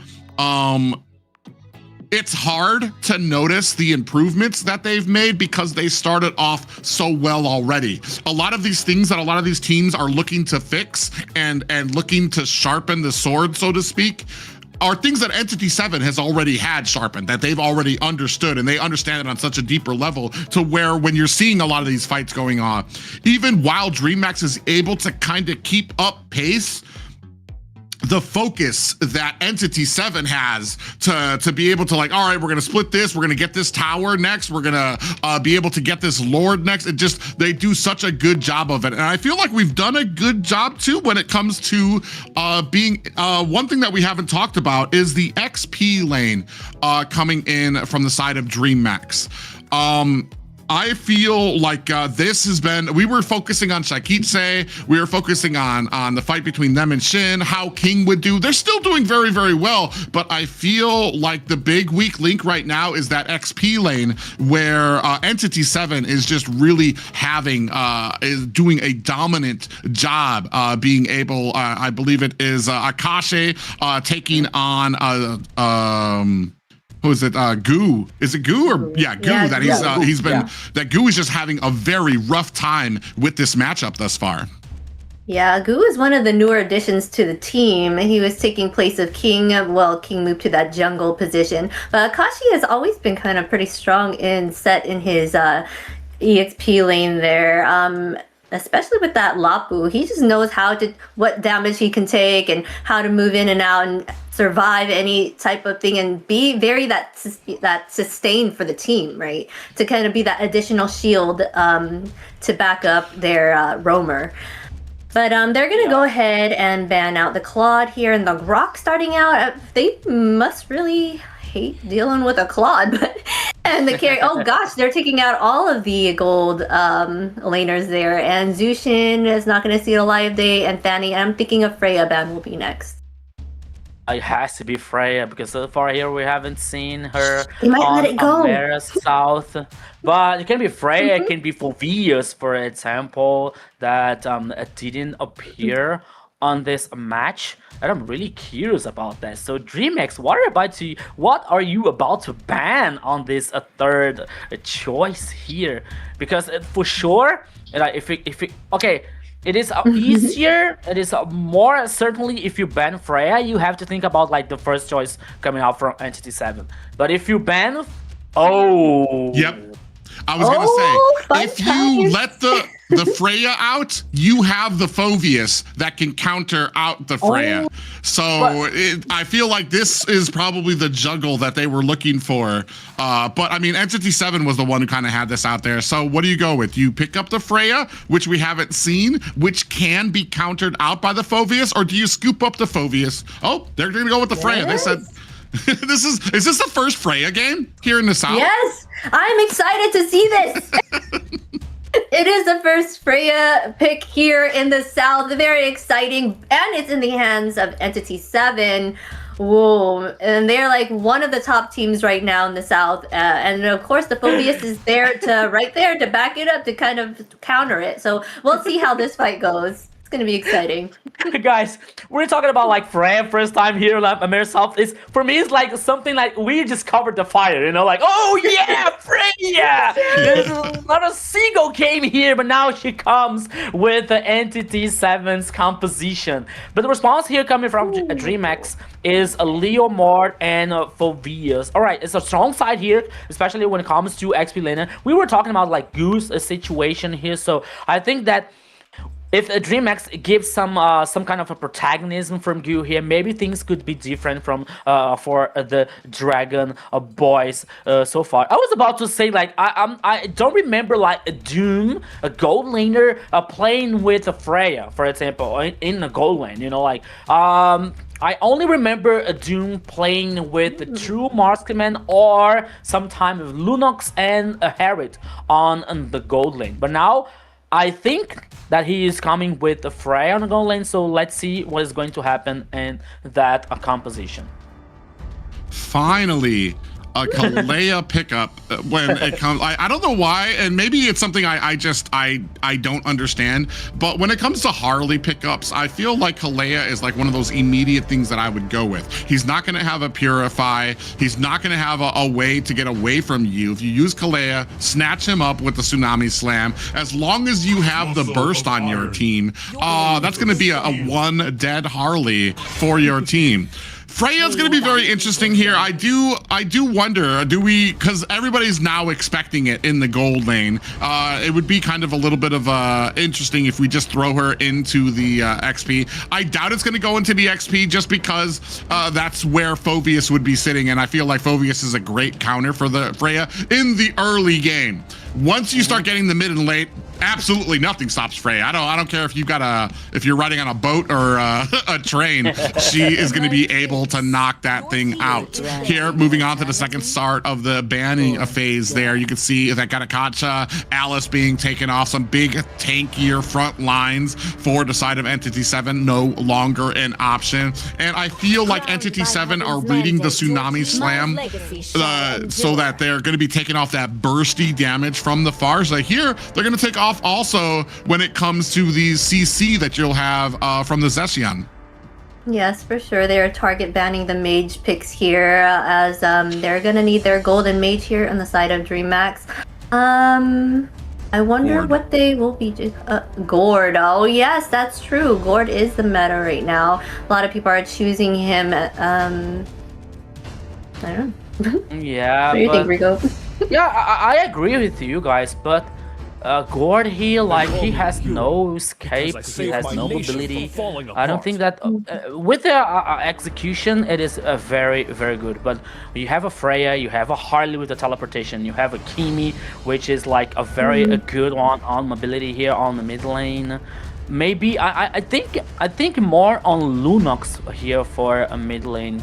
For a Dreammax, Oh yes, for that's example. still open. Yeah, when it comes to especially would be when it good. comes to Harley, so you can counter the ultimate from Harley using the Oh brilliance. my. But analyzing now this two last picks from Entity 7, Glue and Wow. Sora. Oh my goodness. They just know how to draft, man.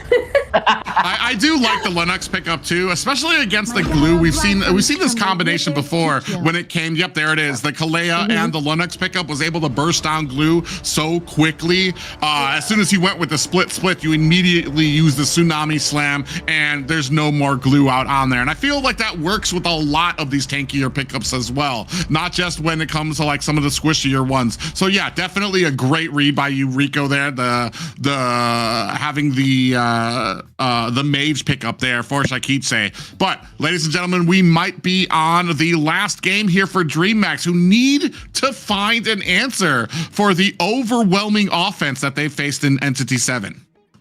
Yes, my friends. So now here we are going to the third game, but you on the chat, yes, you are the main star of the show. So now taking this time to say hello to Rice, hello to Pinoy, Deadpool, GM Kilua, everyone that is on the chat. Yoji, thank you so much for your support. Thank you so much for your audience. So here, welcome to the Land of Dawn on the third game and possible the last one here, Entity 7 versus Dreammax. Dreammax, when it comes to the decisive game here, Entity 7 is going to rock, or no?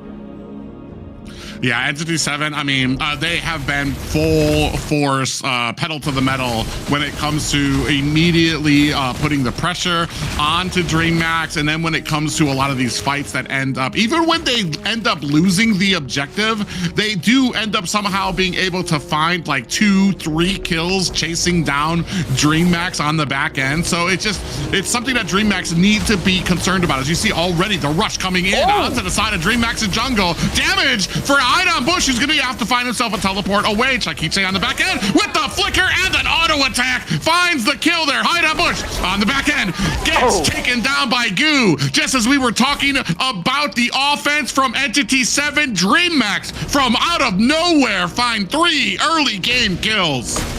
Worst case scenario for Entity 7 ever. Oh, Akashi here now can be trouble versus Goo. Oh, Goo is gonna take on him, and gonna stack in, but now Akashi is on, it's free. But now, once again, worst case scenario here, because you got 2 kills for Shaikichi, 1 kill for Goo, both carries. We're not talking about Zeus, okay, but, oh, no gold lane here. Doom, okay, playing aggressive. Right. Yeah, I'm actually very curious. It's so rare that we get to even see the Freya that it's almost unheard of. I'm trying to figure out how this matchup actually goes back and forth. Just because Zeus, especially on the Yusun Shin, is gonna have a little bit of CC, is gonna have a disengage on his side, so he doesn't just have to sit inside the immediate damage that comes out of Freya. Speaking of which, we do have a little, look at immediately dash and a flicker, but the deadly magic is gonna be more than enough to take him down. Doom actually coming in there to help secure that kill as well. Yeah, so guarantee now the first kill here for Iron Bush. Meanwhile, Dreammax is guaranteeing the first turtle. Akashi can be the next victim. Ooh, big pop up there, especially the triple team there coming from the side of Dreammax. They're going to bring us to a 1-5 game. This is something that we have seen before, though we want on the side of Dreammax, we need to make sure that when it comes to a lot of these engagements, speaking of which, Tsunami Slam comes out, Vegan in trouble on the side, Shin coming in with the suppressive fire. The deadly magic onto Blink is, he actually survives and is able to walk himself away on the back end. The demonic force and the combination of King able to find another kill. 8 kills on the side of Dreammax. Dude, I don't want to be early here. I don't want to be like, I don't want to be the first, like, I don't know, the first nonsense here, but this game for Dreammax is very, very good. I could say here that, like, almost this game is done. Oh, 1 more kill for Shaikichi on the mid lane. Yeah, just as you say that, I know that when it comes to like the caster curse, you don't want to get behind your favorite team too quickly. Well, not your favorite team, but the team that's actually doing well. You don't want to like curse them here. But I mean, this looks fantastic for Dreammax. They have a great early game. The only thing is, like I say, when it comes to these kills, once we hit the mid game, are we getting objectives for it? Are we getting towers? Are we pushing with minions at our backside so that we can enable a lot of those pushes into the towers? We'll have to see as this game continues. Yeah, so far here, like 4 minutes on this third game, 9 kills for Dreammax, so 4 on Shaikichi's hand so far. We are talking about a late game hero that is a Lunox, and now she already has these 4 kills. Not only the kills that we're talking about, we're talking about like resources, the items that she needs to burst a more magical damage, and now it is getting possible. Oh, Akashi here once again. Yeah, he takes a lot of damage from the combination of Goo and King. Now they're going to go ahead, start off this turtle, looking for a way in. And you hit the nail on the head too. Shaikichi is a late game hero when it comes to this Linux. But now you already at 4-0. Oh, look at this. The flicker with the Tsunami Slam. And Shaikichi able to find the kill. 5-0 while King cleans up a turtle. Yeah, Dreammax here now fighting the gold path so far on this game, and now Dune can be the next target. Oh, yeah, he's going to go in with that Valkyrie's Descent. Going to actually use it a little bit defensively to kind of get out of harm's way. Again, on the back end, too, as well. What the? So we really haven't seen the value, but, like, I mean, when it comes to late scaling, Freya's going to be a monster. Shin getting chased down again.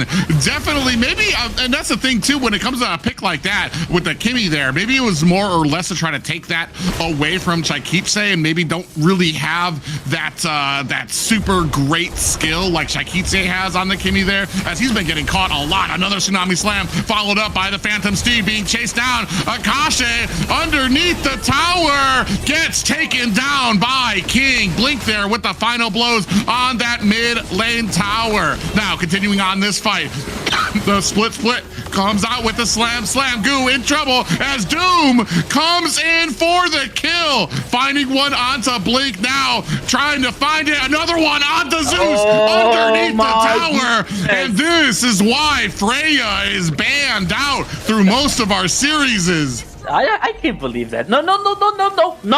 I don't want to believe that, because when I talked about like this game could be done for Dreammax, I was wondering about like, okay, we have to wait a Doom here with Freya because we haven't seen this hero so far on the tournament on AMER South, and now he gets a triple kill on the last team fight. Once again, I still want to buy here that Dreammax is with a very high advantage in this game. But when I see Doom with the triple kill, I get just a little bit worried about that.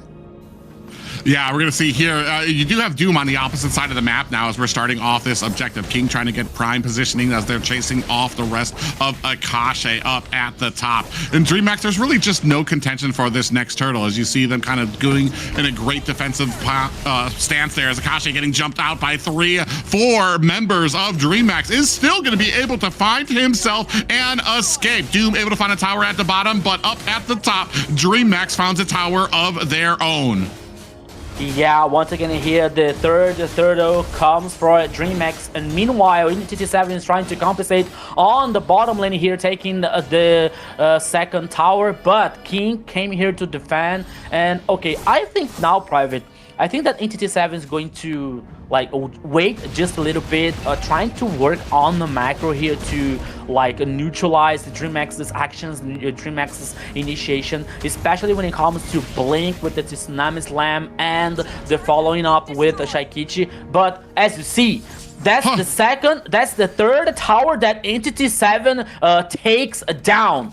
Dreammax has to do something about it.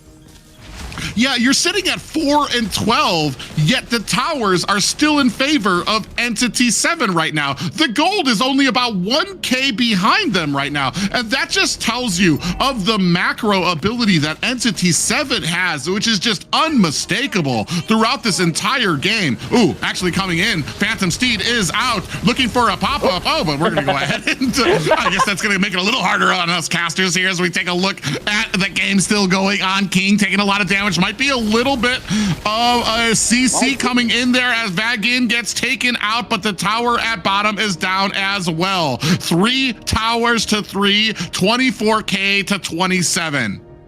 Yeah, like 2 kills here, 2 more kills for Chaikiche. And now it's time for Dreammax to like work on the macro just a little bit. They're waiting out for the minion waves on the bottom lane here, but oops. Yeah, we have the Brilliance coming out to try to latch on the Chaikiche. Blink on the back end is going to go ahead and use that jump to get out of harm's way. 3 members of Entity 7 not able to find the lockdown. But Dreammax now turning their attention to this Lord pickup now. Can they find the first one? You can see Entity 7 looking to try to come in, find an escape, a way in, but are not able to even contest this first Lord coming out from Dreammax. Yeah, Dreammax here didn't give any chance for Entity 7 to try to fight back this first Lord here. always like almost 10 minutes on this game. 14 kills for the Dragon Boys. Now we're talking about the gold lead. At least now the gold lead is like going just a little bit ahead for Dreammax. It's like almost 4k here so far, while the Lord is heading on in the mid lane. Now it is time for Dreammax to work more on this macro, take down more towers. But here comes Entity 7.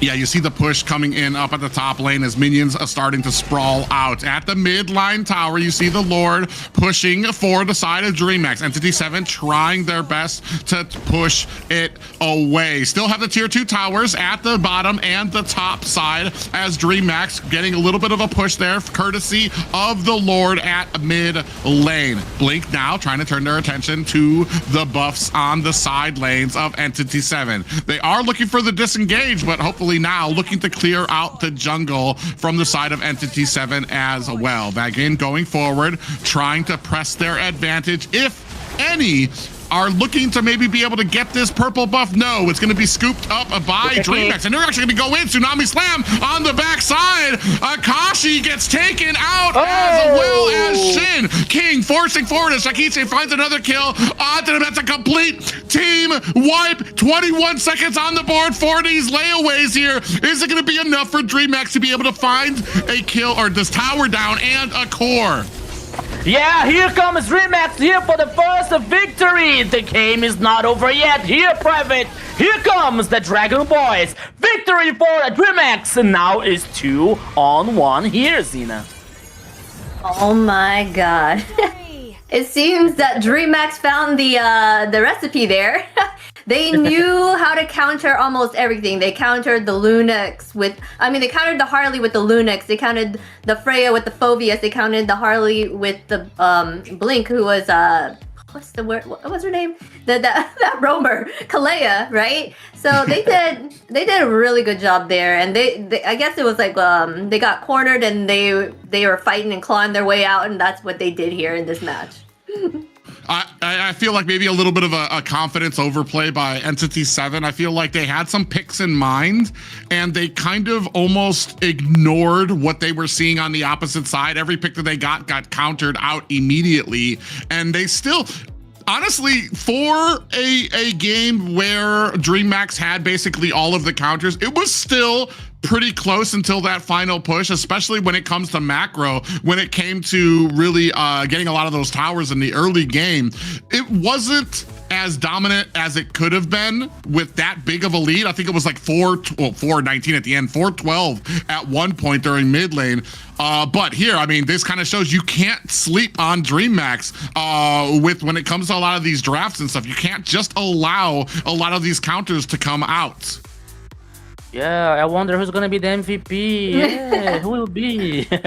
but honestly, here like King plays very well, Shaikichi, and also Blink here with Kalia with a very good initiation. So I agree totally with Private when he said about like Entity 7 situation. Like maybe this like just a little bit of overconfidence on this third game, especially when it comes to like you have the chance to choose the Freya on the gold lane here. Like it was like the boogeyman so far on AMER South, but now she came to the game and she lost.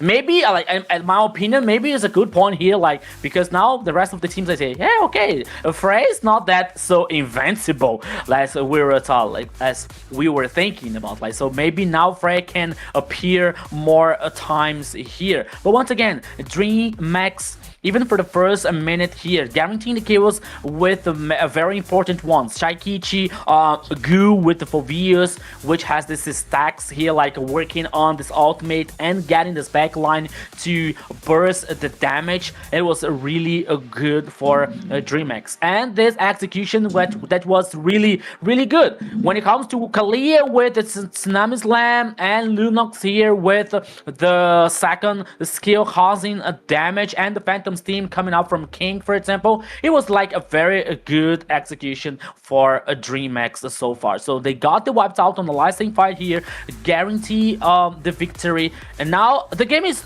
not over yet. So maybe now Dreammax can rebirth from the ashes. Yes, and our MVP here, a stout performance from it's King. I thought it would be Shaikite, but here we go. King's taking the MVP here. 605 KDA, 38K total damage, and 854 golds per minute. An amazing job by our jungler.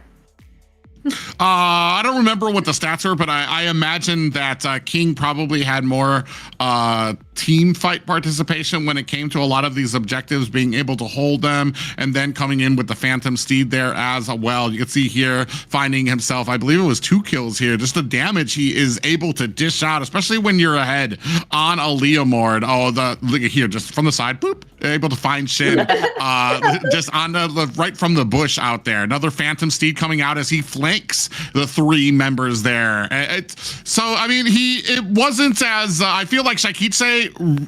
It was interesting because I feel like it could have gone either way. Shaikitse right from the beginning had 3 early kills and put her ahead in a combination that is supposed to take off in the mid game with the Lunux and the Kalea pickup. You're kind of looking for the burst to come in at the mid game, but when you're talking about a 4-0 and in the first 4 minutes, you're already going to have a ton of damage, and there's very little that's going to be able to stop you when you're using that combination to bring people back with the Tsunami Slam, and then you just have Shaikitse there able to blow them up. But I feel like Leomord probably the more steadier when it comes to a lot of these fights. Fight participation and holding off a lot of these objectives and being the spear of the offense coming out, like the very tip of the spear. Yeah, it could be the fact that he was initiating and being that tanky, front for Lunix to be able to dish that damage and keep them away from her. So that could be that big factor for sure. Yeah, so that brings us for the first game. I think that the Blink choose Hilda. I'm not sure in the first game. And I was expecting a show because Blink is it's a player with this mentality to play forward, to get those initiations, especially when he plays with the show, with Kalea, for example. He has this this pattern, you know. So I was expecting that him playing with the show, but now we're seeing with the Kalea. So Kalea here was crucial for that composition. Since from the first minute here, like when Entity 7 trying to get in the jungler, trying to invade them, trying to get these kills, but Dreammax was able to respond so well. So it is a very interesting situation, because now I expect that Blink working again with some hero for like trying these executions, trying these isolations here versus Entity 7. It's interesting that you bring up the Cho, because I feel like we've seen a lot more Chos this season than we've seen of Kaleas, and I almost feel like with the kit, Cho's almost turned into like the poor man's Cho when it when it comes against Kalea and what she can do. Like Cho, you need to get in there, you need to find the angle perfectly to be able to kick them back into your team. Whereas Kalea, you basically jump on them and then you press Alt and you just kind of steer it backwards. And there's very little that you can mess up with that to try to bring them back here. But we see more Chos out there more often than not, and and that's always kind of confused me when it comes to, maybe it's just a comfort thing for a lot of these roams where they've been playing with Cho for so long that it's just something that they like to pull out there. But it would be interesting to see if this is something that Dreammax want to continue on with that kind of that isolation like you were talking about. Cho's a good one. Atlas has been another one that I don't feel like has paid off as well. But it's another. When you're talking about isolations, those are the kind of picks that you're kind of looking for. Those heroes that can get in, snatch somebody or the team up, and then your team's able to do a ton of damage and output to them. Yeah, Glue would also kind of be falling into that, right? He kind of goes back there and kind of be that annoying force and kind of take someone away from the fight. And so I think that is a choice here, but they're leaving Freya open. But then, like you said, Freya's open now. They don't care because it seems like they always have the counter, the Phobias here. So if they do snatch up this Freya, that it's not gonna work out in their favor. So.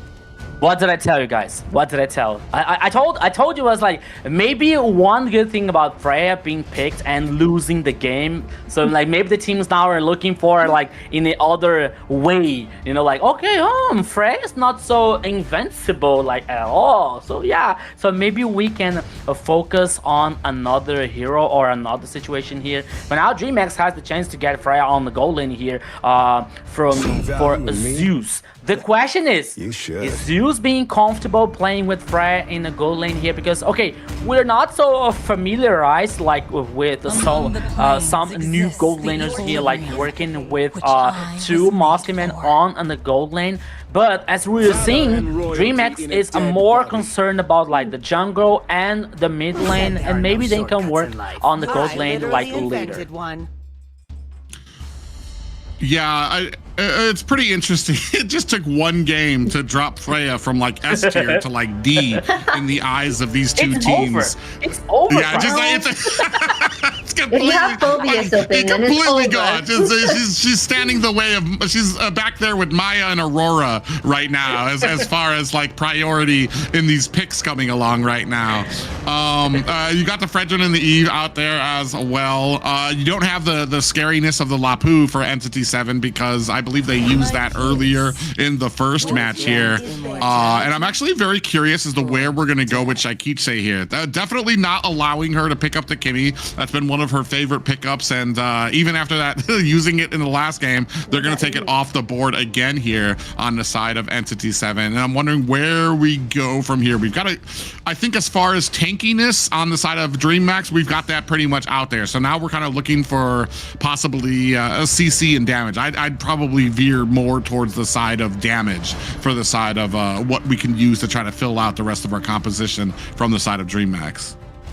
Yeah, they have the Eve there for Shaikiche, so that is the damage that they can get down there. So I guess they're using the Alice and the Fredrin as the front to kind of give her that space so that she can do what she can, because she does have a pretty good positioning. But they're trying to probably on the side of Entity 7 get that chip so they can give that surprise factor somehow, so it could pop up anywhere with the group here. So yeah, so now like here, like analyzing Dreammax is focusing on the mid lane here, like banning Forza. That's okay, we're respecting that, but Kadita here now, like with that could be one of Shin's potential here for Entity 7. But now, the last ban here was Marcel to avoid Dreammax to have this kind of a problem here to Blink. I honestly don't see Blink playing with Marcel here, especially in like with his playing about his playing style. But everything is possible. But now let's see what Dreammax is about to choose. It's going to be like the roaming now. Who's gonna be like, I think that, okay, maybe Hylos here, but not only choosing the goal lane, not yet choosing the goal lane here. So, okay, so it comes with Hylos here on that composition to like allow even with Fredrin and Ivy to get this move speed and like to trying to benefit that composition when it comes to Dreammax. It might be a good idea with Blink. I mean, this is kind of a toxic composition coming out from Dreammax too, because you've got the real world manipulation to trap them, the slow coming out from Hylos. Fredrin can come up there, get some aggro from them, all the while Alice getting behind them to get the Throne of Ruin. And I'm looking for like, where's that bursty damage? What's the burst gonna come out from Zeus here? I do like on the side the answer from Entity 7. I feel like Gord has a decent amount of disengage when he has warning. You know, not once they already land on him, it's over. But with the amount of with Mystic Pools, I believe it is, that he can just, or the ball that he can throw out there, he can just basically throw that out there a ton of times. That's what I figured. Bruno was the only thing. You said Bursty, and I was like, oh, Bruno, I see that they banned that Claude and the carry, so they're gonna pick that up. Yeah. We're ready for the burst here, so here comes with Bruno. You know? Sometimes, like at some point of the game, especially when it comes to the team fight, we can hear something like "Go!"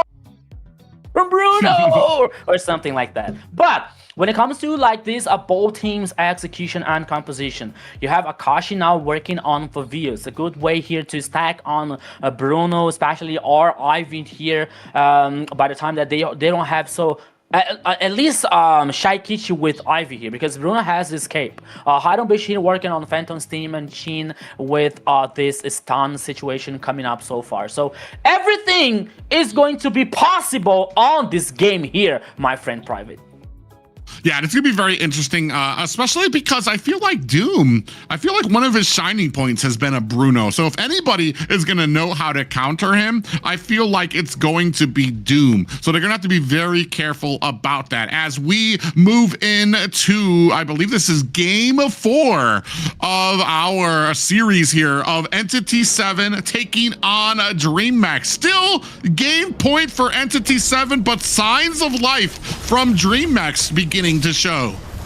Yes, you are totally right here, my friend, and taking the time here, taking the opportunity to say hello from our friends from Philippines and Indonesia. Selamat datang, everyone from Indonesia and Philippines here. Oh, stun here on the mid lane, Blink. Oh my goodness. This horse is on fire. Yeah, and that's just coming from Shen, and that's the value. That's why Gord has really moved up. You've taken off a lot of those assassins that can really close the distance on the Gord and really shut him down, and now you have this menace in the mid lane that can basically spam out so much a CC and the true damage. Oh, speaking of which, Shaikichi, that is I'd have never thought I would see something like that from Shaikichi, who really overestimated the amount of health that she has and gets taken down in the mid lane. For me, the only answer that comes through my mind here, Private, and she got disconnected. Because I didn't get it here, like her movement on the mid lane, you know, like 1v2, especially when you were fighting versus a Gord here, when it comes to the stun skill coming out from the mid lane, it was really strange here, Private. Yeah, another thing too, when it comes to Doom and this engagement type of composition that you have from Dreammax, I almost forgot about Doom, the fact that he has that spear that he can use to push them away when they try to engage on him as well. So that's another thing that can kind of come into play as Shaikichi and King now going to go ahead and put some damage onto this turtle. Not much of an offense mounting from the side of Entity 7. They're going to go ahead and give that one away for free. Yes, first turtle here now coming from a Dreammax so far. So the gold lead here is only 500 for Entity 7, especially because of the kill on the mid lane here on Shaikichi. But it could be better for Entity 7, and at the same time it could be worse for Dreammax because the kill went to Vagin. You know, it wasn't for a Shin, for example. But oh, here comes! Oh yeah, they tried. Zeus saw that coming from a mile away, was going to go ahead and use the soccer tackle to get away, and when they dove on him under tower, able to utilize that flicker as well. Vagin on the backside is going to get discovered in his bush. Demonic forces landing onto Goo, who is not really too much afraid of it at this point. Both teams kind of being very respectful, slow playing it so far. Just the initial kill there by Entity 7. Oh, actually, we have a Phantom Steed coming out from the side of Dreammax there. No, it's not. It's coming out from Entity 7. Now, Glorious Pathway laid down, followed up by the damage. Shaikichi almost gets bursted down. Is not going to be able to continue the real-world manipulation. What a great read coming out, and Doom with the SOD able to find the kill onto Shaikichi. Yeah, so when it comes to the battle here with two horses, the only thing that I can say to you, Private, is like, because here, the battle was on fire for both teams. But now, I have to mention, because I saw like Shin getting a stun on a Blink on the mid lane. Meanwhile, like they were heading for the top side here to get on the team fight. It was like a time enough for Entity 7 not only to survive but to guarantee the kill. That was why, like, you made a confusion like with the horse, like, okay, it would be the Phantom Scene or the Glorious Path. It was a Phantom Scene that because Blink came up later on the team fight, but now the turtle. Yeah, they're going to go ahead and start on it. And King going to be able to go ahead and secure that turtle. Down comes the Appraiser's Wrath. Blink able to find a kill onto Vagwin. 2-2 apiece here right now. Tied up for both of these. But that turtle going over to the side of Dreammax. Yeah, but now here we're seeing the 1v1 Akashi versus Goo. It's Alice, you know, she doesn't have any trouble here, like especially when it comes to a Blood Banquet or the Fogging that she can work on the raid position. But it's still continue the battle on the top side here. Like, so, okay, let's the golden, like a gold, a knight here on Saint Seiya.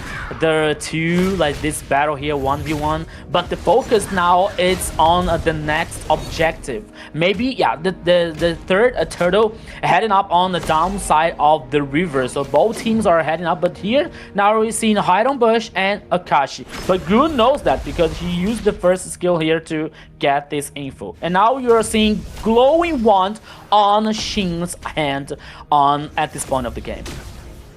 Yeah, Shakishe needs to be very careful about the positioning. I feel like Shin has like a radar and tunnel vision right now. He's waiting for Shakishe to lay down that real world manipulation so that he can immediately get the stun and the Mystic Gush. Doom with a little bit of a push away. Oh, on the back end. You have a glorious pathway that's out, followed by the real world manipulation on the backside. King able to find a kill onto Vagwin as Hidon Bush returns the favor to King. Zeus on the back end is gonna have to flicker away as a kill onto Hide on Bush. 2 down for the side of Entity 7. Blink and Doom scrapping it out as Doom finds a kill of his own, and down goes Akashi. 2-3. Entity 7 takes 3 deaths in that fight. That could be worse here for Entity 7 because their team fight was so split it up here, and Akashi was like buying so much time for that composition. He was attacking here, causing damage on 2 players on Dreammax. Meanwhile, Doom was neutralizing Blink near the orange buff here. But now this turtle is going to be on Dreammax. The third one here, no fight back coming up from Entity 7. But the game, it is still tied up for both teams. The macro, okay, first tower coming out for Dreammax on the bottom lane here, but it's still Entity 7 is on the game. Because if you check out the gold lead here, there's no gold lead, only like 600 or 700 to Dreammax. It's not a big deal so far. Yeah, and when you look at the kind of split up of the kills that are coming out here, I want to say you've got 2 on Doom, you've got 4 assists on Shin. Hidon Bush has a kill of his own. I think there were a decent amount on the Dreammax side that were on the roam when it came to the kills. Hylos, I think, had 2 or 3 kills on his side, so starting to take kills away from his side, which is something that we were talking about before, especially when it comes to like min-maxing the games that are this close. Those kills and who they go to. Ooh, glorious pathway comes out, and you can see the portals coming out for this fight. Down at the mid, down goes the Bruno. Are we gonna be able to find the damage that we need? Dreammax looking for a disengagement. Blink goes down as Akashi finds the kill onto his side. Goo fighting off 3, 4 members, makes it, and it is not long before he gets taken down himself as well. A double kill for Akashi. That was a high ground here coming out from Entity 7, getting down 3 kills. A clever move, a very good initiation, especially with Vagin and Chip calling the rest of the teammates here. I think that the focus could be neutralizing Shaikichi, but once again, she was like very good positioned. But it wasn't enough for like Dreammax guarantees some kind of advantage in the last team fight. It was the 3 kills here for Entity 7. Now the goal lead 1k and a half, and now the first lord on the topper side of the river. Okay, 2 teams here, like the all players are alive, so the first one here to start this objective, I think that is going to be a very interesting point.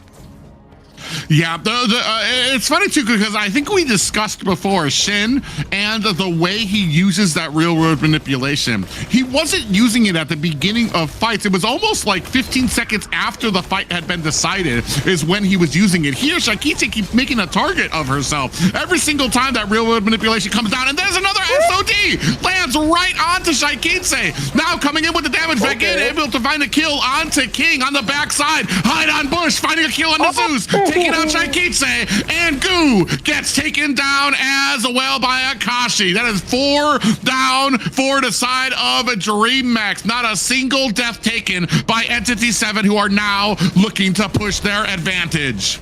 What a disaster here for Dreammax, now losing 4 players. The Lord, okay, they got the Lord, but the price was too high here, Private. Once again, now immediately like neutralized by Entity 7. Working on the macro once again. No like high, only the high ground towers now on the mid and the top side here for Dreammax. One more good team fight for Entity 7 and they want more.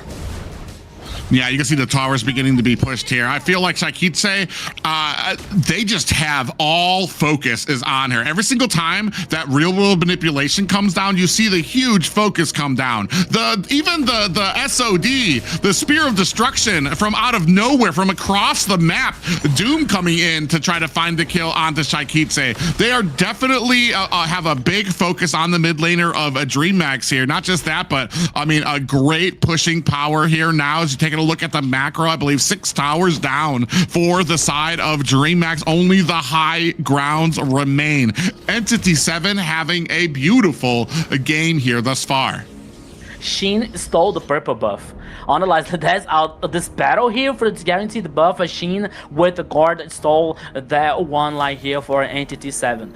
That means like the things that Dreammax are struggling right now here, especially on the macro, especially on the map information. They have no information here because they don't have the towers. Only the high ground towers here left for the Dragon Boys. The situation is not so good for Dreammax, but of course, once again here they have Shakitse, they have Goo with Alice with a very good late game. But you have to trust, especially like on Blink with the Glorious Path here to get a very good initiation. But Entity 7 is aware of that like possibly situation, so they like are playing together. Only Doom like is splitting up on the gold lane here on the bottom line, so everything here can happen, especially for Dreammax. When it comes to these fights too, I was expecting more of a backline engagement coming in from Dreammax. However, what I'm seeing is I feel like the fights are being confined to basically the front line of Dreammax. So close to Shakitse as well. We're not really engaging or doing or being able to get to that back line to be able to find Shin, to be able to find Doom, who's usually doing a great job of the split pushing here as well. Now, King gonna go ahead, start onto this turtle, while the rest of Dreammax going ahead, getting positioned around, looking for the rest of the members. Vagin up at the top, down to about 50% is this Lord. Pop-up goes out there. King continuing to manage here, 50%. Ooh, Mystic Gus is out. Laying on the King, and Shin bursts him down. Real world manipulation comes out. Is that going to be enough damage onto the backside? Shakitse says no. Is going to have to look for the disengagement. Goo on the backside as well. Hide on Bush, putting out the damage. The 4 members of a Dreammax do have to look for that disengage, but the damage coming out from Entity 7 is huge.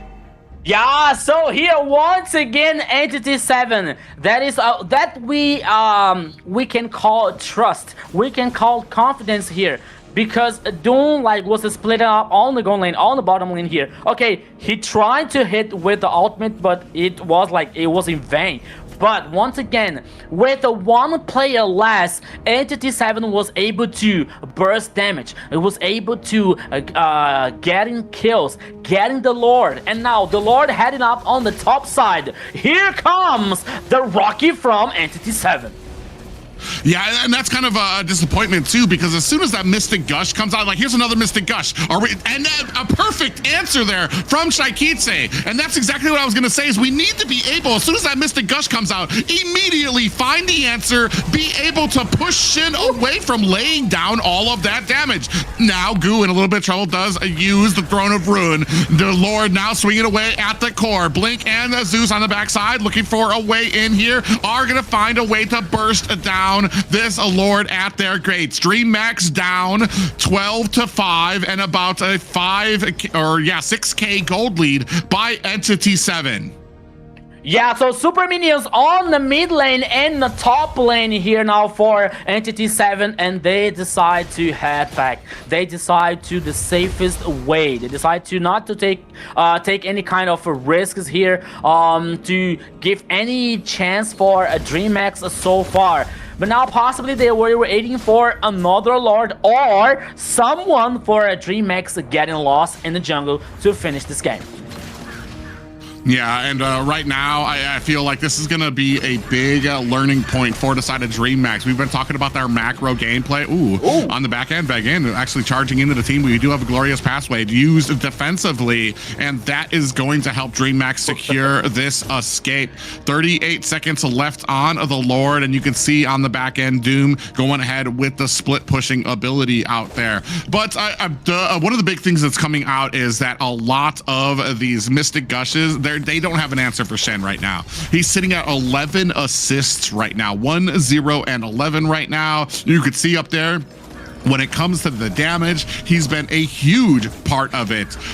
Just narrowly ahead of Akasha, who's being able to slam onto the back lines there. But every single time he lays out that stun and bursts down King, there needs to be an immediate response coming out from Dreammax. Instead, what's happening is they get caught off guard. Here comes the Glorious Pathway, and they have to lay down the RWM without knowing where Shen is. And then Shen immediately comes in with the stun and is able to kind of burst them down and make little use of that RWM. They push Shaikitse away immediately. Ooh, coming in. Is he going to come in with that SOD as well? Mystic Gush onto the back end does catch a little bit of damage onto Shaikitse, who is going to lay down that real world manipulation, trying to lay the damage on the back end, who gets taken out. High down bush, looking for the escape, and a bouncing soccer ball just narrowly takes off his head. He is able to find himself an escape. Glorious Pathway on the back end. They're looking for Shin. They cannot nail him down. Look at the stuns coming out from that gourd, still putting out the damage, and now Dreammax have to find themselves a disengage. Gourd is so annoying. Once again here, like most of the players are trying to chase down Sheen, but once again with the stun, with the burst of damage here coming out from Gourd, they weren't able to chase. They weren't able to get these kills here. That could be a good chance for a Dreammax, but once again, the Lord heading on the mid lane for Entity 7. At least Dreammax is able to defend, not losing the last high ground tower here, so no more pressure is coming out from Entity 7. But still, the situation doesn't change at all for Dreammax. They have to find a spot. They have to find a pick off here, especially on Sheen. Sheen doesn't have a flicker, so maybe it's a good chance here to Dreammax trying to do something, but still it's not so easy because they don't have the high ground towers from mid lane and top side. They don't have the information on their own jungle, so they have to be careful, and they only can respond the minion waves coming from every side.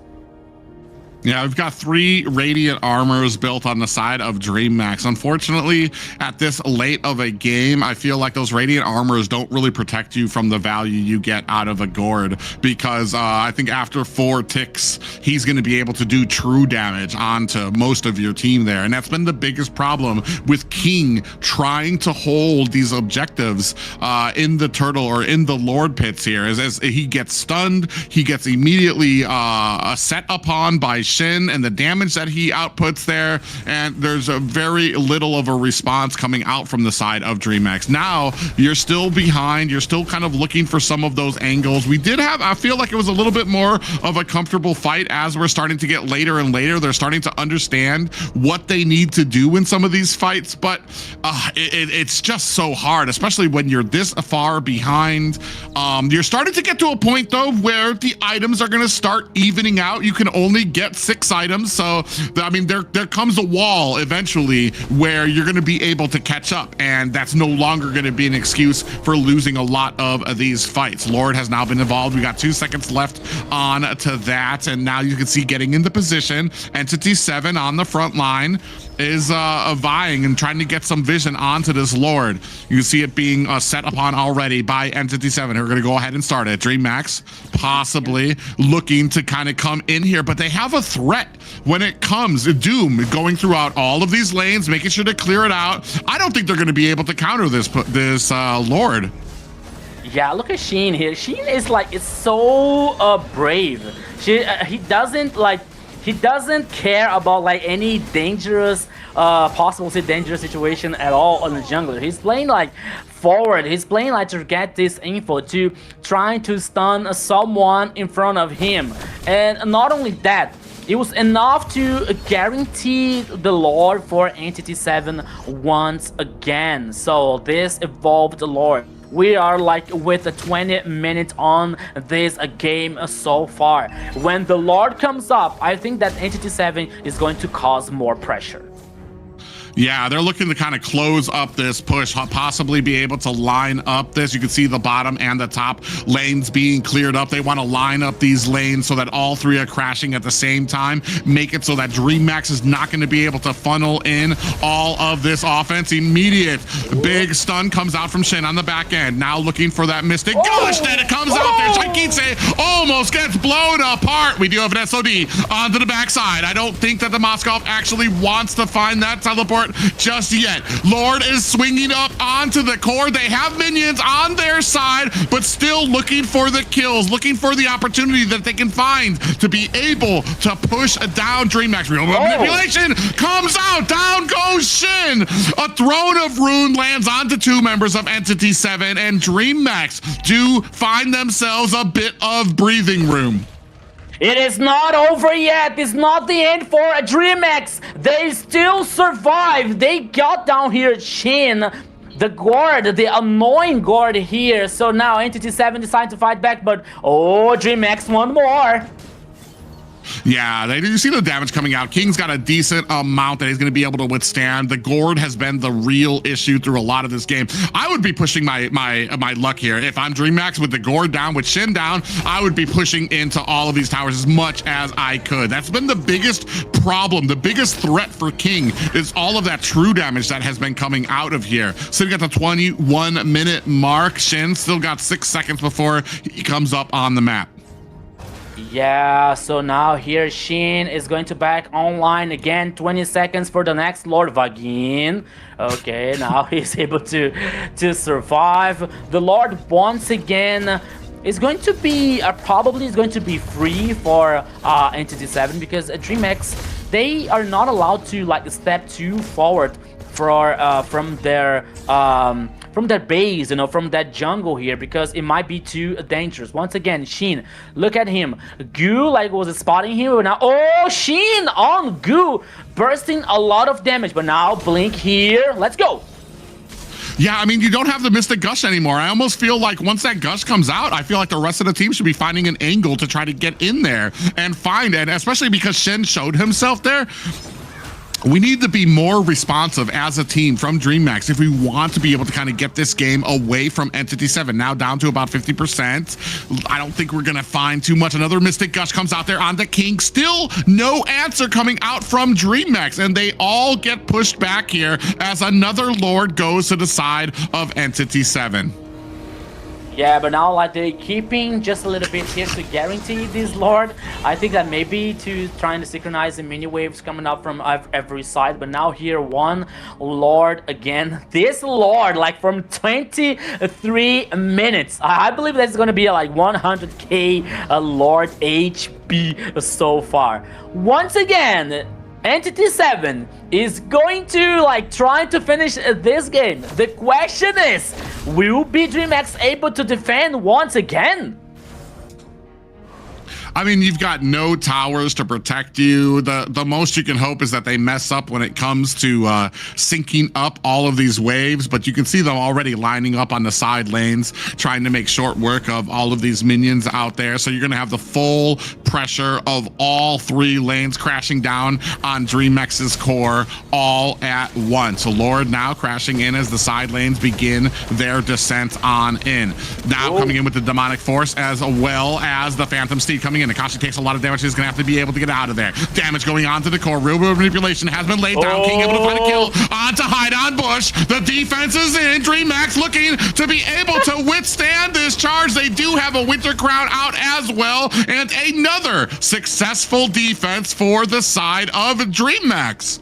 It's not a replay, it's not a loop time here. It's a Dreammax once again defending the base as the best as they can. Once again, the Dragon Boys defending the base. And I don't know, I don't want to be early here, but I think that Entity 7 is losing their chances to finish this game, and Dreammax like is defending their base, are getting stronger and stronger. Now they're playing like they have this confidence not like to not only be on their base, but now they are like, okay, we are allowed to move forward, we are allowed to like push these mini waves, especially on this side. But Entity 7 is aware about that. So now Dreammax, okay, just a little step far from the jungle. Okay, I got it back to the base. Okay, get it back home. Not going too far here, guys, because it might be very dangerous.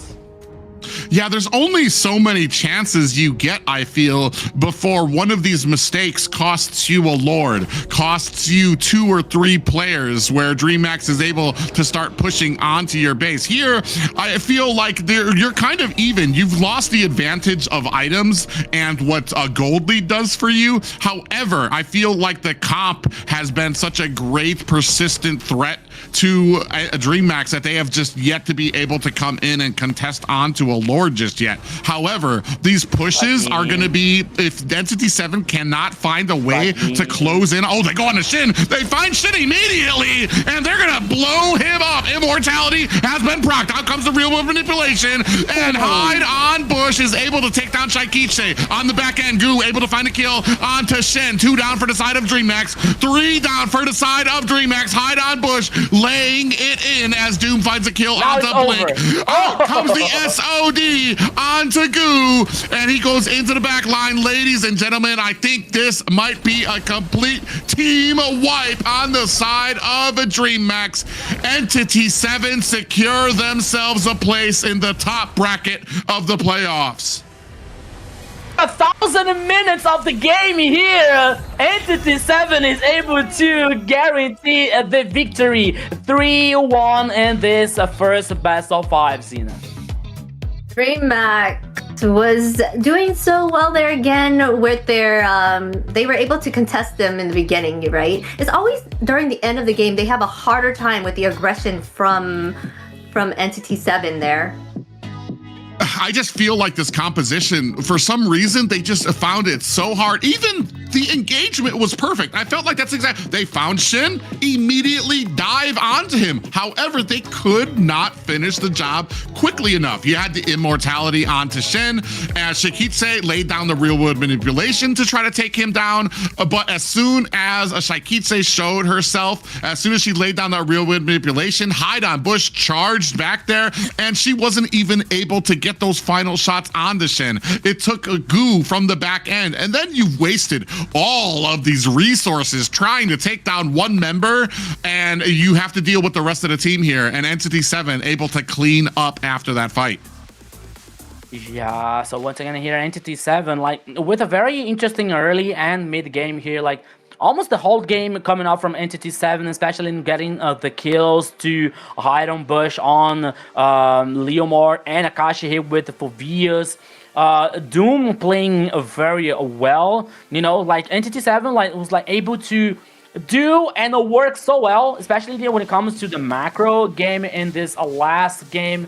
It was making Dreammax dancing according to the music. But at some point of the game, I think the fuel from Entity 7 it was over, because they were trying to finish the game. They were trying to open the base, open to cause more pressure here, and Dreammax was getting back in the game just step by step, little by little.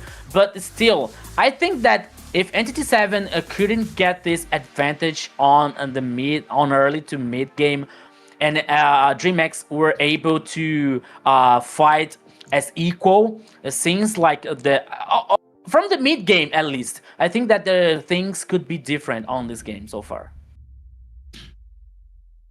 Yeah. I mean, when it comes to this, a lot of these fights here, the damage, Gord maybe by himself, Fovius maybe by himself. I think that damage, maybe you could have withstand that to try to get to the back lines, but both of them kind of raining down onto your composition at the same time was way too much damage for Dreammax to even think about trying to contest. Even when it came to the late game, where they should have been even, where all people were at max build, they still couldn't find a great opening to be able to come in because of the amount of damage that was able to come out from Entity 7. Yeah.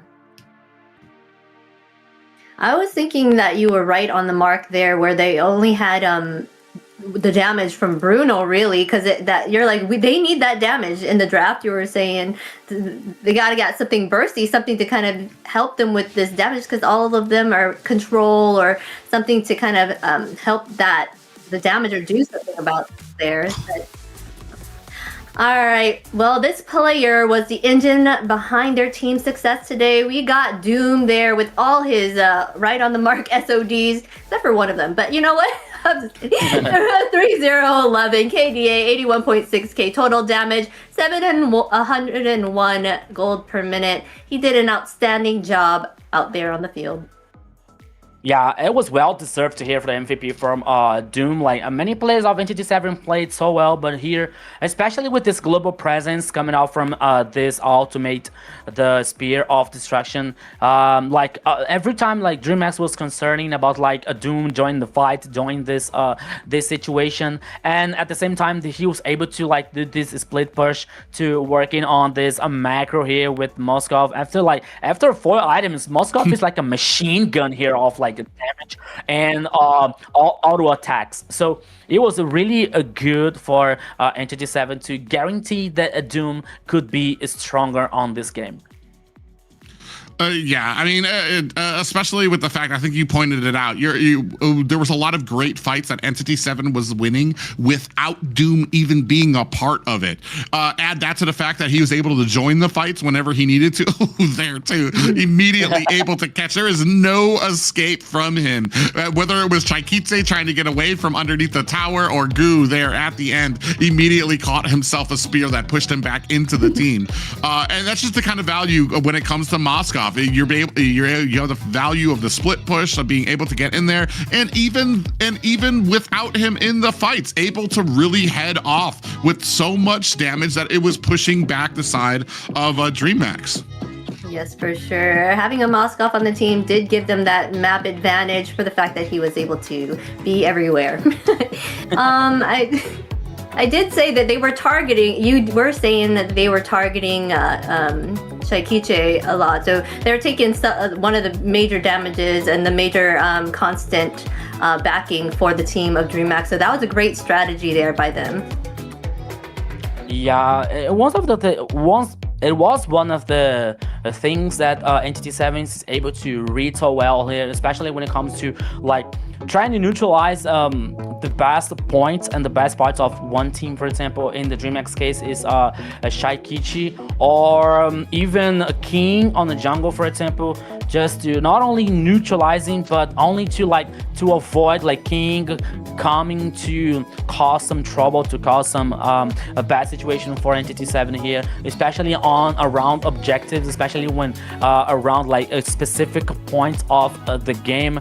But when it comes to Shaikichi, it's a way even like stronger and bigger. This fact that Entity 7 is able to read that situation, to read the strong points from the teams and neutralize them. And today it wasn't different here, because we used to see Shaikichi playing so well with a very solid performance, with like almost a perfect KDA, not dying at any time. But today, like Shaikichi, he struggled with a very like so many things from Entity 7 here. Not only that composition, not only execution here, but especially into trying to guarantee some advantage or some like maybe an early game or mid game here for Dreammax. So the rest of the teams, like, they would be able not only to be on the same page as Shaikichi, for example, but to avoid these situations and guarantee this advantage. So Dreammax, they were not able to do that this day. I feel like even maybe a little bit of frustration coming out from Shaikichi. We saw right at the beginning, like, I mean, unusual getting ganked from Shaikichi, who didn't really measure the distance that we're used to seeing, immediately dies to Chip and Gord. I feel like underestimating the amount of stacked CC that they can put onto you, and then immediately gets taken down. And I feel like, unfortunately for Shaikichi, Eve into this type of composition, all targets were going to be on her. Phoveus is going to be able to come into with a demonic force. There's very little. You're going to be taking a decent amount of damage because you can't stop it. Especially for those first few seconds, you're just going to have a way to deal with the damage coming out from the demonic force. Not just that, but I feel like Shen did an excellent job of absolutely knowing where Shaikichi was at every single point of the game. The first objective, I believe, the real world manipulation, came down, immediately got stunned out, and a Mystic Gush coming out from Sen that forced Shaikichi to flicker away from that. Wasn't even able to put any damage on. So I mean, it's a great job of Entity 7 understanding where they needed to attack to make Dreammax the weakest that they were.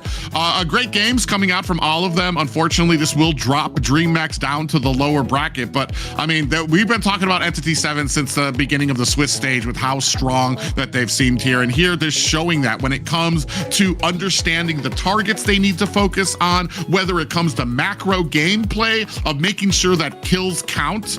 Like, there was points where you're still able to keep up the kills, still able to keep up the gold, but on the side of Dreammax, you're missing 6 towers, and that just goes to show how much many more steps ahead that Entity 7 thinks when it comes to a lot of these fights. Yes, they really do think 10 steps ahead, and they're very strategic. And for you guys who are hanging out here in the chat, we have some diamond drops. Make sure you get in and engage and be here so you can get a higher chance at getting these diamonds. Yes, you are totally right. So you got the chance to get diamonds here. Hey, come on, it's for free. So yeah, I know, and we know that you're looking for that skin, you know, Granger's Collector maybe, or 1-1, or Lila, time to shine. So you have the chance here to get these diamonds for free, to get those beautiful skins. Not only for that, but like to buy the star member. And it comes to, I'm not sure it's Obsidia at this month, right? I think that it's Obsidia, the star member skin. And yeah, my member is not that good, and you have the chance to get this diamond to buy the star member also. So here on MLBB on our channel, you have more chances. Yeah, and all you guys need to do is keep on doing what you are doing, which is being active, an active viewer, talking in the chat and stuff like that will just increase your odds of a chance to get some of those diamond drops for yourself as well. Like you said, if you guys want Starlight or skins or anything like that, or I think my favorite thing to spend on is usually emotes and recalls. Not because I'm toxic yes, or anything. Me too. I like that. Oh, sure. Yeah, recall's my favorite. That's totally not the reason, you know? But also, we need to thank our sponsor, runestone.gg. Speaking of getting your gameplay up, just like Entity 7, or all these other teams that are doing an amazing job improving, they probably go to runestone.gg to figure it out. You only here had the chance to get diamonds and improve your gameplay level with a Runestone. Thank you so much for join us to believe in this project and to make this possible, not only for us here, Cassis, but for you on the community. So thanks to Runestone. Yeah, up your gaming, up your intelligence, up your strategy with a company that takes the gaming as seriously and as passionate as you do. That would be none other than runestone.gg. Yes, they really do give you that real-time data. So for sure, make sure you up your gameplay, get on runestone.gg. Don't miss out on your chance to be as amazing as the players here in the tournament. Oh, I was right. It's Obsidia. The Starlight member is Obsidia. Oh, thank you. He got the check. He took a minute. My memory is not that bad. Oh, okay. Thank God about that. So, the Starlight member here from Obsidia. So, you here with the diamond drops and with the Runestone here, you get the diamonds and you prove your game level, gameplay level here on our broadcast so far. Yeah, so far, an exciting opening when it comes to Entity 7 taking on Dreammax. I know Dreammax has had an uphill battle. They've been kind of the dark horse for me when it comes to these playoffs coming off of the Swiss stage as well. I think, honestly, though, I feel like they went above expectations here, especially able to get a win off of Entity 7, a dominating win, too. I feel like that was a little bit of an overstep by Entity 7, really kind of did not consider how well this draft could have been, and that Dreammax were really, though, that kind of a pushover team that you're just going to be able to give a lot of these counters to. So great game to be able to get a victory off of them, but Dreammax knocked down to the lower bracket are going to have to work their way if they want to be able to face up in the upper bracket again. So like I said, amazing games played by all of them. But who do you guys think so far, if we're going to give like a whole game MVP for the side of Entity 7, who do you guys who would be your MVP? Jin. Oh wow, don't even need time to think about it. Yeah, Jin has been amazing, and I think he's been a constant, just like Shikichi. I feel like they are strong contenders for that MVP kind of mage spot, right? They both do an amazing job in this tournament in the South, and they are top of the board. Yeah, so that's what I was talking about before the match starts. That this was the battle that I was so excited to see this specific battle on the mid lane, because we had both good mid laners here, Shin from Entity 7 and Shaikichi from Dreammax. Yes, this has been an amazing tournament so far, but we're gonna take a quick break. Make sure you grab your water, your snacks real quick. We're gonna take a 3-minute break and come back with your next tournament. Next matches. Every diamond count, and with Globant, recharging is easy, fast, and secure. Jumping now, choose your top up and get ready to dominate the map. Plus, use the code MCTBNX to get 5% discount. Skins, events, hero, everything within reach with a single top up. Less waiting, more action. Recharge with bonus and play it at next.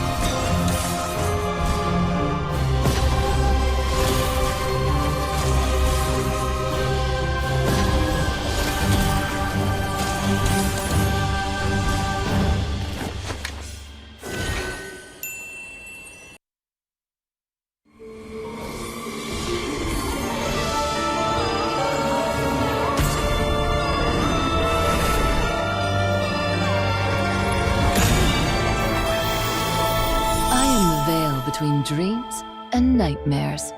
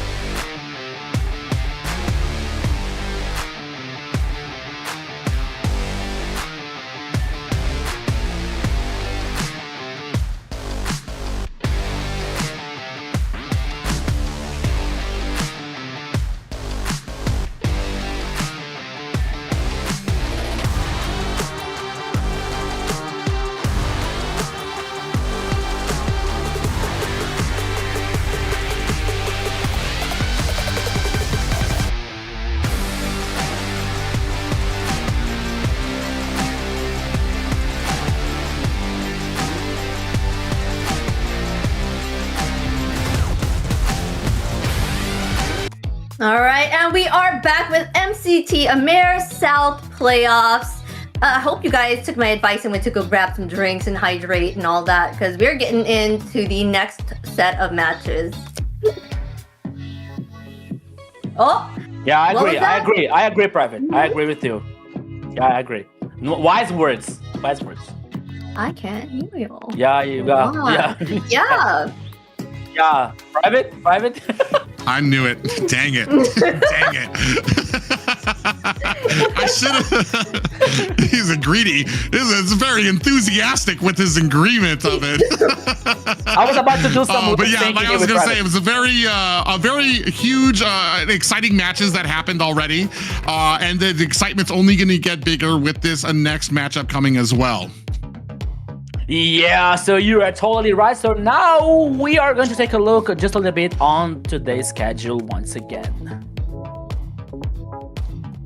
Yes, we have already seen the match between Entity 7 and Dreammax. Entity 7 coming up strong 3, but they did not sweep because Dreammax was able to take one of those games. Now we got Alpha 7 versus 9Z Globant up next. I mean, these are Alpha 7. I mean, what is this? This is the rematch number 3, number 4 for these guys. And I feel like this is going to be the one that a lot of people have their eyes on, especially with the growth that has come out from 9Z Globant. Rico, you brought it up the moment you saw this roster, the moment you saw that these players on there, they just needed time to get that synergy up on them. However, on the opposite side, they're taking on a team that has had synergy. When it comes to synergy, they've had that in bags since the opening of the Swiss stage. Yeah, you're totally right. So that is two. This is the third time that they are going to face on this AMER South. The first one here was victory for Alpha 7 2-0. The second one 2-1 for Alpha 7. So things are like getting like just a little bit different. Now 2-0, 2-1, maybe now 2-2. Who knows? Let's see who's playing on Alpha 7 side today. We have on the EXP lane Hesu, on the jungle Flick, mid lane Frost lane Eve, the gold lane up Tizzy, and Pocket 2 for the roam. Yeah, so this is Alpha 7 lineup so far here, with a very keep an eye on Flake and Hasu, the two wing parts here coming out from this team, and that's gonna be very interesting, especially talking about their performances so far. So getting in the top, but now we are going to see what Alpha 7 is about to say.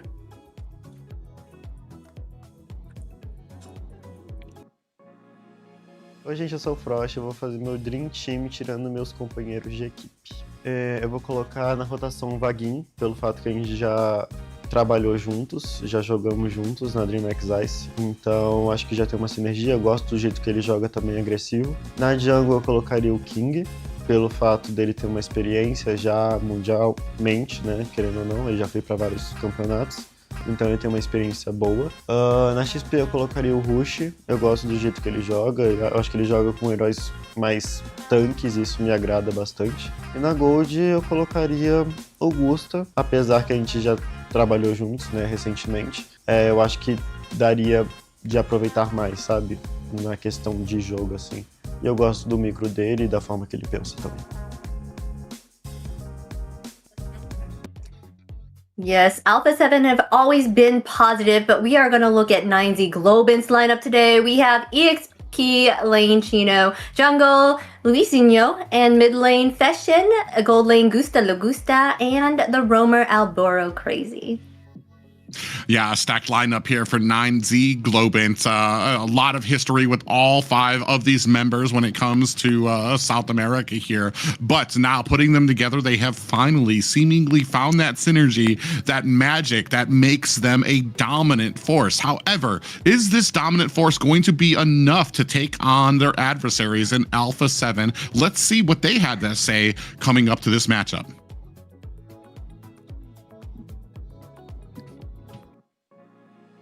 Vou começar pelo do mid, vou colocar aí rotação Paquito, que foi um jogador incrível no ano passado. Eu já tinha comentado também várias vezes na live que eu achava ele muito bom. E que foi o MVP, inclusive, de 2025. Ele não pode estar fora, com certeza. Em segundo, eu vou colocar o Shin no mid. No caso, seria Paquito e Shin. Porque o Shin também foi o Finals MVP da última MPL, jogou muito. E pra mim foi a revelação do ano de 2025. Na Gold, Upa. Upa jogou a primeira metade, jogou muito, foi campeão. Pra mim foi, de Gold Lane, individualmente, foi a melhor atuação comparado aos outros. Na XP, baseado na performance, passado eu acho que... Na XP eu vou colocar o Resu, porque foi campeão no começo do ano, na segunda metade também jogou muito bem, estamos em terceiro, foi um ótimo jogador o ano inteiro, então Resu, Paquito, Shin e Upa, mais um jungler, eu vou colocar o Kingão. Já falei diversas vezes, eu acho o King o melhor jungler da América Latina e o jungler a ser batido. Oh, look at Gusta Lagusta giving props to King. I think we all have been giving props to King for taking in that jungle lane, right? Everybody wants King here. Both teams are like, we prefer King on the jungler. And yet, I think that they're not wrong, you know, because when it comes to King, it comes to like him be with a very high performance since the MPL season 1 here. So after that, he was like with the ROQ Akira, and he won 4 times in a row the split, and he was in the international event when it comes to like experience, you know. So King here is like one of the best junglers. Of course, now these days we have so other good junglers. Hide on Bush, for example. Luisinho is another one that it is growing in an interesting way here. But when it comes to the experience, when it comes to the solid performance, King is one of the best. Yeah, it's really interesting, especially when we get to a lot of these questionnaires from both of these teams when they ask about top players or their dream compositions. A lot of them are listing players that are in the top 4 currently right now that we see. So it's kind of giving you a little bit of a history draft and how well and how often, I want to say, a lot of these players have either played against each other, understand each other, and that kind of it shows you kind of like how tightly knit the community is down here, which is something amazing, something I love to see, especially coming from North America, where I want to say most of the top players in North America know each other as well. It's great to see that here in South America too, where a lot of those props are being handed out to each other when it comes to people on the different teams here, and especially when it comes to being able to like list off a lot of those props for the team that you're about to face, or the players that you're about to face. Which has been amazing thus far, and I'm very excited. Very much want to see how these teams are going to stack up against each other. I feel like you were talking about, every single time that these ones face, it gets a little bit more even. Are we going to get at that point where we're finally at the part where we have 2 very even teams, or maybe even a part for entities or for 9Z to be able to kind of maybe turn the tides? Yeah, 9Z has been doing wonderfully here. They have been, the Swiss stage was rough for them, but they did say it's because they had miscommunication problems with their jungle, so that he wasn't even on DC. So this might be a different story for you guys today. We might be seeing something different in these matches. Yeah, so it is very interesting because on one side we have a very solid team like playing in the top side every time that is Alpha 7. Like, okay, maybe losing once a game or another, but they're also like a very strong team. Another side, we had a team that started like okay, not so well because too many new players, different personalities, but they were getting like the synergy, that communication, and now like they're growing up as a team, they're growing up as a group. So it's going to be a very interesting, especially when it comes to two coaches on coaching staff from 9Z Globant, BL and Cabral. Cabral, which is one of the former champions with the old RRQ Akira. He worked with King, with Gusta La Gusta, with Sagan, with Blink, so he has a lot of experience here when it comes to coaching staff. But not just that, but the leaps and bounds that we saw last week, especially getting a sweep over Octa Gaming. Octa Gaming, for me personally, I felt like that has been, them and Alpha 7 have been like steadily fighting for #2 position here when it comes to AMER South, and to be able to get a sweep over them. When I believe, did they lose? No, they'd never faced. That was the first time that 9Z had actually faced them. So being able to get a sweep over such a strong team says a lot about the growth that they've done. And will that growth extend to possibly well, maybe not a sweep, but maybe a more ferocious offense against a team like Alpha 7? That's the big question for me when it comes to this. Sometimes, like we've talked about it, you are dealing with teams who are just starting to put the seeds and the ingredients together, and dealing with a team like Alpha 7 who've had it together, who understand and are on a different level of that. But I mean, there's a great amount of respect that 9Z has, especially the way Gusta La Gusta talks about it. There's no underestimating going on here from the side of 9Z. So you know that they're taking this seriously. They understand they're the underdogs in here. That doesn't mean that they're not going to fight tooth and nail to try to move ahead in these playoffs. Yes, and you do not need to be the underdog either, because we got diamond drops for you guys. Make sure you engage in that chat and stay engaged and comment and talk with us in there, because you will have a chance at these amazing diamonds that you can get for free. Yeah, so you have the chance to get diamonds here for free on our broadcast. You have the chance to change your name, to get these beautiful skins, to get this recall effect. So that's my favorite one, so the emojis and like these interactions, like in the lobby screen that you can slide, you can send a thumb or I love like those. Yeah. the bus. No, it's so amazing. So I buy a lot of them. Like the people say, hey Rico, you are rich. No, it's only the diamonds that I get here. Okay, so I have to buy these interactions here to like tilt the enemy while the play starts. Yeah, the Layla slaps are so much fun.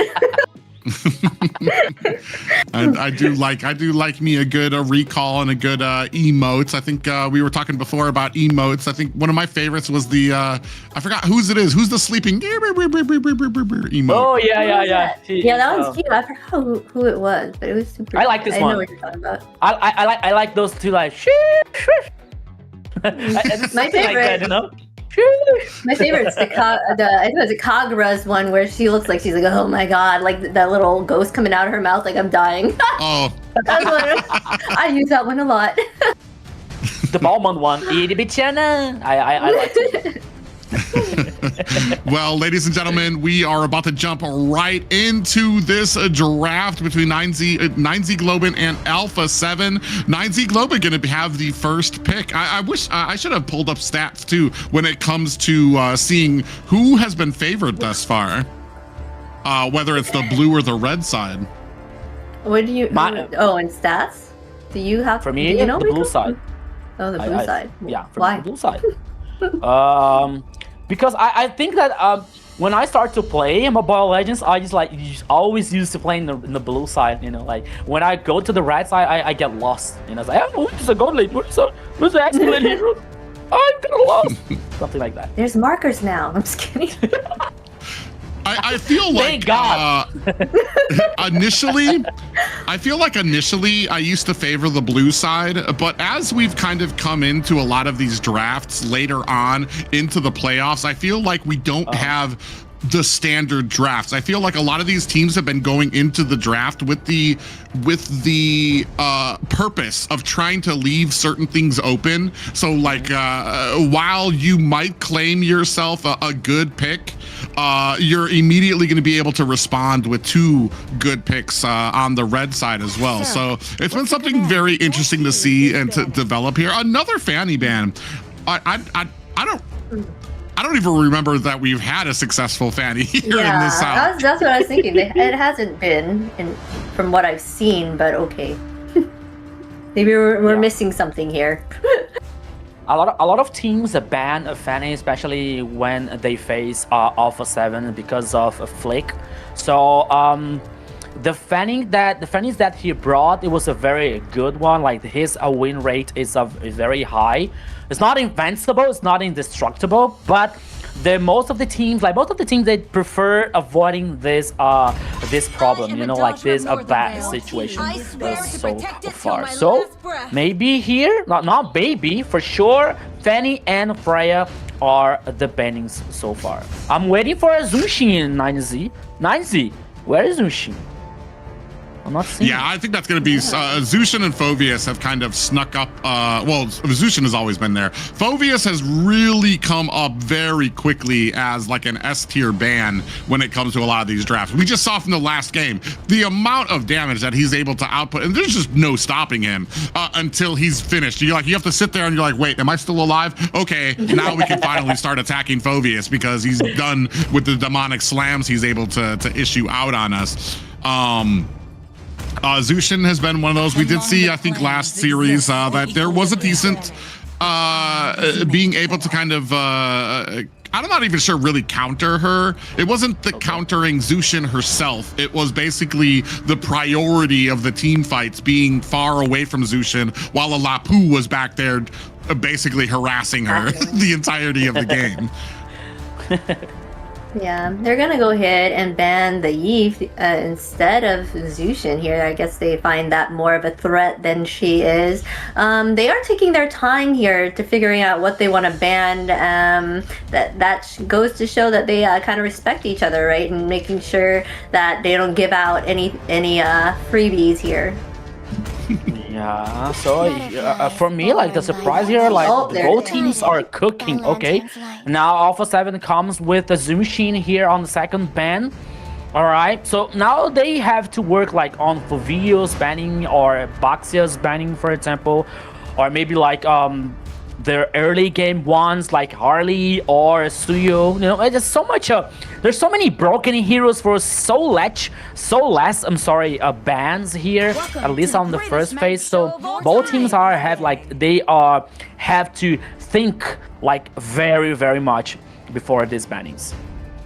Yeah, so they go ahead and they throw the Harley out there. And while I'm not sure that this is to take it away as much as to have kind of an off ban out there, now you have to make the decision. Do you have Baxia or Phoveus out there as the first pick coming out? Which one are you going to ban out there? And you know those are two great picks too as well that don't really have a lot of great counters. Personally, from the stats and stuff like that, I might let out a Baxia just because maybe I've forgotten how bad he was just because I've seen so many Phoveus's dominate and we've seen so many Baxias like absolutely we didn't even see him at all, did we? From the last series, he was banned out completely. Yeah. So yeah, but here they're gonna go ahead. The Phoveus is gonna come out immediately for the side of 9Z.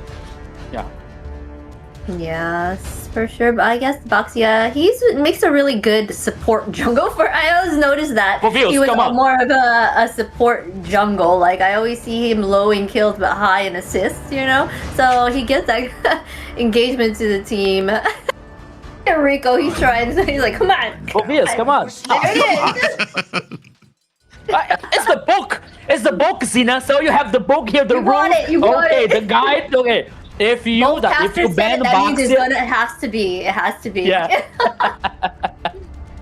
But guys, jokes aside, it was like the meta here like benefits us so much for Phoveus. Now, I believe here, like, the response coming out from Alpha 7 can be on Suyo, for example, for Flick, which is like, Flick is a very aggressive jungler when it comes to assassins. Like, he plays a very much and very well with Hayabusa, Lancelot, or Suyo, for example, especially with the assassins one. It's not like dealing well with the tankies on the jungler, you know, but so far, Hylos and Harriet for Alpha 7. Okay, interesting. Yeah, that is interesting. The Hylos is kind of peculiar. Harith, I was almost going to say this kind of, the Phoveus pickup kind of backs away from a Harith pickup on the side of Alpha 7 just because of the dashes will be great for Phoveus here. But apparently I feel like Alpha 7 have an answer in mind to be able to stop the Phoveus. Hylos isn't really going to be that peeler for Harith. He's going to throw down that glorious pathway. He's going to try to engage onto the team as fast and as possible and try to slow them down while keeping that healing up for them. So this is actually kind of a little interesting for me. I very much want to know what Alpha 7 has in mind for this. That's because that does open it up. I felt like Suyo would have been an interesting pickup to go with on the side of Alpha 7, but they do allow 9Z to go ahead and pick that up. Carry as well to hopefully get to that late game and be able to burst down the Hylos. Yeah, I don't know. This doesn't look good for the side of Alpha 7, because you are right. Because once I saw Harith, I was like, Phoveus, isn't that what he's made for? To handle the blinks? So I'm kind of confused as well. Is there anything that can stop it? Does ZTN's like CC that rains down stop him like during his little thing, or like from doing his ultimate? The light shines even brighter. Well, I mean, I feel like if you're going to use Zeshian, you're kind of playing with fire. You have to line it up as soon as Phoveus is on the ground and pray that he's not up in the air through a demonic slam, or your CC doesn't matter because it didn't touch him there. We're going to go out with a strong Leomord, a strong front line for the side of Alpha 7. So maybe the idea is to kind of create a spread and a separation between your front line and the back line, so where if Phoveus does jump onto the back line, he's going to be so far back that the rest of 9Z is not going to be able to really help out with a lot of those fights. And I've seen that happen before, where Phoveus has to dive so deep onto the back line that he has no help and he's able to easily get bursted down, just not in the opening minute. He's very dangerous at that level 4 or that first objective fights. Yeah. All right, Rico. Yeah, especially now, like picking Leomord here, like the Alpha 7 needs a strong side. Okay, one here is Harriet versus Carry. This is going to be a very interesting matchup. Now Valier is the last banning here from Alpha 7, and we are waiting to see the last one here, the last ban coming out from a 9Z Globant. But once again, the XP lane here has to be a very a strong one, especially when it comes to Leomord and Hylos to get this dominance on the river and the objectives especially. So maybe a Lapu Lapu here could be the ban. Oh, not anymore. So sorry about that. But, well, it could be the ban. Just saying, the ban. Yeah, it could be. Okay. But they still have some choices here, like Terizla, for example, with the penalties on could be, I don't know, it could be for execution. Depending on the middle lane, could be a choice for Alpha 7, or there's no glue actually. Alice, I don't know, especially when it comes to the magic damage, maybe. But once again, it has to be a one XP laner, like a one strong one, one independent here. Irenos, that could be a possibility, maybe. I feel like you want to savor Uranus for the option of a Harley pickup coming out. So I feel like here, I feel like a separation for the side of 9Z, something like we were talking about before, the Cho, Kalea, something to be able to kind of kick aside Leomord or Hylos so that the rest of your team can possibly burst them down. We still are looking for a Roam and a Mage, which play well into that type of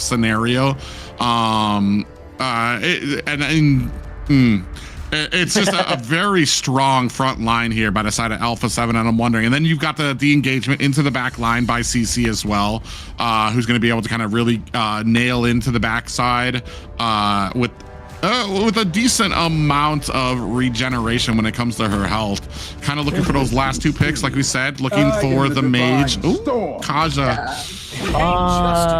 Okay, so they're going with that isolation that we were talking about.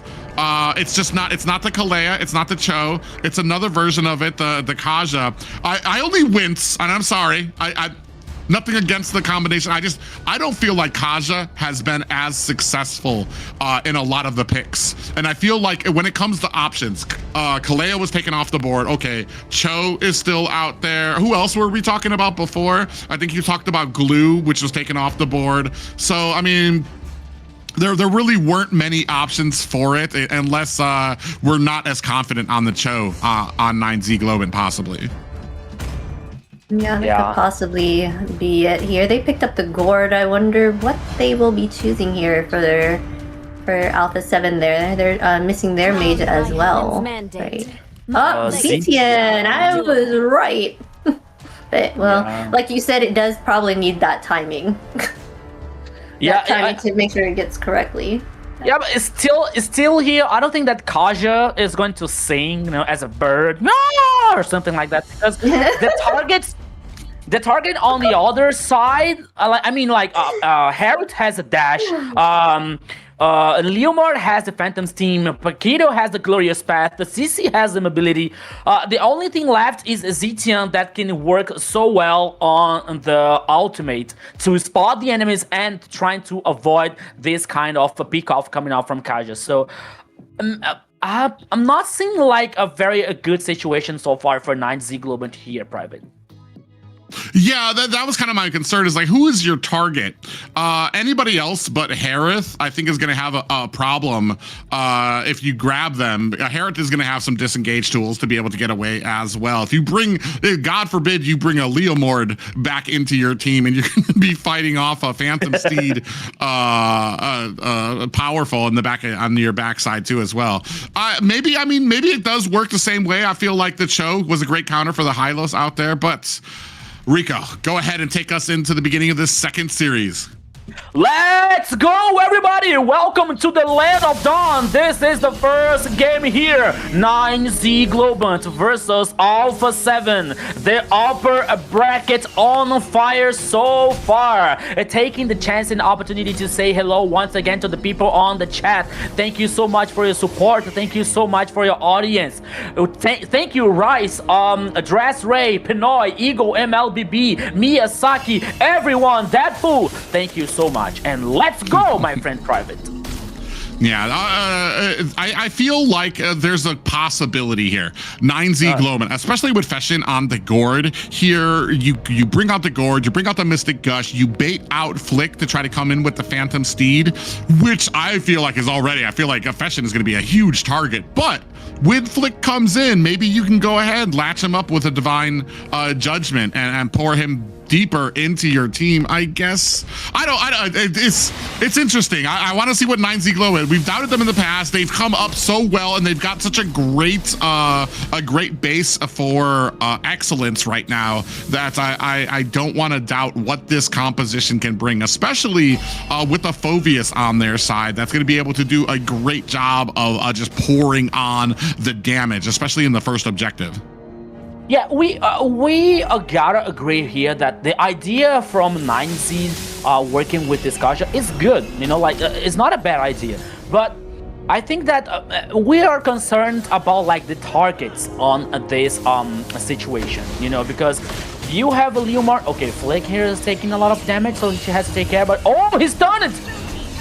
Yeah, Chino actually takes a lot of damage. Gonna have to come back with that Demonic Force. It does open it up for 9Z Globant to go ahead and pick up that objective, though. So I feel like that death wasn't in vain for 9Z Globant. They do pick up the first turtle. Yeah, they got the turtle here, but the first kill was for Alpha 7. It could be worse though, because the kill was to Paquito on Hylos, but they got the first turtle here. So the goal lead here, there's no different so far after like 3 minutes on the first game. But oh, Alburo Crazy. Ooh, Alburo Crazy taking a decent amount of damage. 4 members from Alpha 7 trying to chase him down. Fashion. Luisinho is going to go ahead and launch off a little bit of an evil queller there. Connects with 2 members, but no worse for wear. Both these teams being very respectful, not trying to get into fights that they can't handle just yet. Yeah, so far here, like after 3 minutes, we're seeing like both teams are focusing on getting the farm, focusing on like controlling this mini waves and reaching the highest levels as faster as they can. And of course, for Alburo Crazy to find someone lost, to find like a specific peak off here, especially right before the objective, right before the turtle. But once again, as we were talking about here, Private, it's not going to be very easy for this Kaja.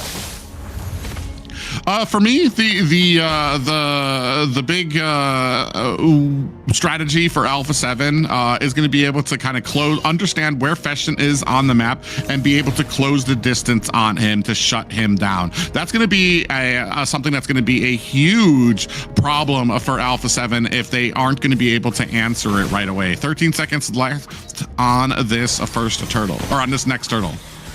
Yeah, the second one here, 7 seconds. 7 seconds. Oh my goodness. It doesn't come out. From this next turtle here, both teams are aware, and now I think that Alpha 7 is going to start this turtle. Yes, so here it comes, Private.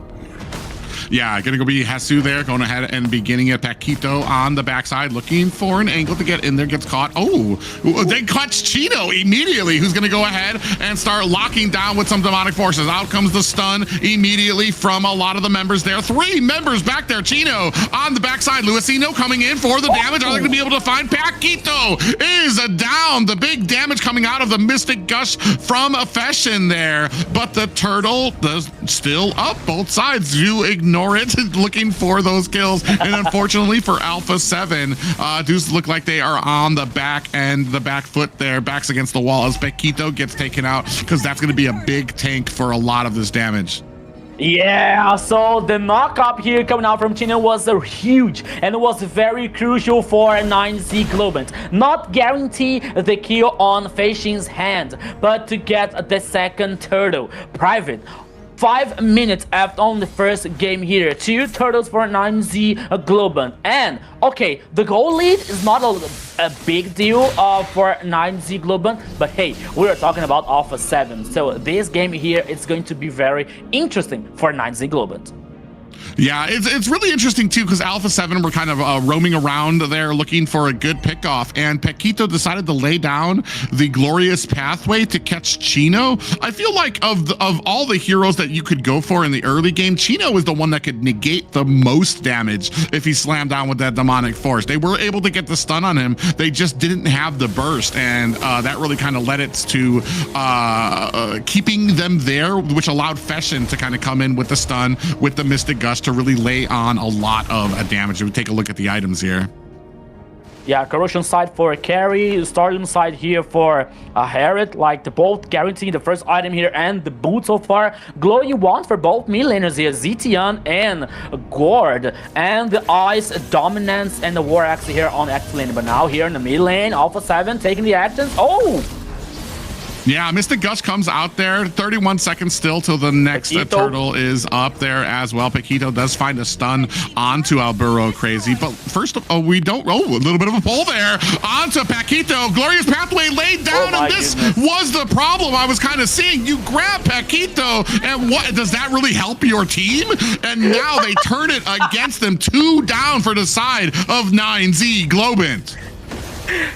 Guys, look what I found. It was like, it's not so good idea here for Kaja, Alburo Crazy. I mean, once again, the idea, like on the theory is very good, but even once again here, the target for 9Z Globant is not that easy because okay, you brought who? You brought a Paquito with Hylos? My goodness, you saw the response coming out from Alpha 7, the Glorious Path, and the rest of the teammates with the follow-up, with the sequence of causing damage, and now everything went in good for Alpha 7. 2 kills on Flick, the Leomord, the jungler for Alpha 7. So once again, okay, 9Z took the tower on the bottom lane, working on the macro, okay, but they have to take care about these pickoffs. Yeah, I mean, I kind of feel like we need to see. Oh, actually, going to lay a Glorious Pathway down again. Not able to find anybody just yet. Albero Crazy lying in wait at the L bush at the mid lane. But maybe we need the rest of the 9Z Globant to kind of be on the same page. If he grabs that Divine Judgment, your response needs to be immediate. We need to layer on that the stun coming out from Gord there. Get that Mystic Gush out there as well to be able to burst him down quickly. Otherwise, you've wasted all of these abilities. You haven't taken down Hylos. He's healing up, and now you have the enemy team coming at you, and you have no more spells, no more ultimates because you wasted them trying to take down the tankiest member of Alpha 7. So it's going to be very interesting as we move a little bit later, as we start getting more and more damage on the side of 9Z Globant. Are we going to have enough damage to be able to take down the Hylos if we continue on with these types of Divine Judgments? Yeah, so both teams now working on the macro here, working on like this pushing the minion waves, especially on the mid lane. 23 seconds, not only like not for Turtle, but now for the Lord, but Border Crazy once again.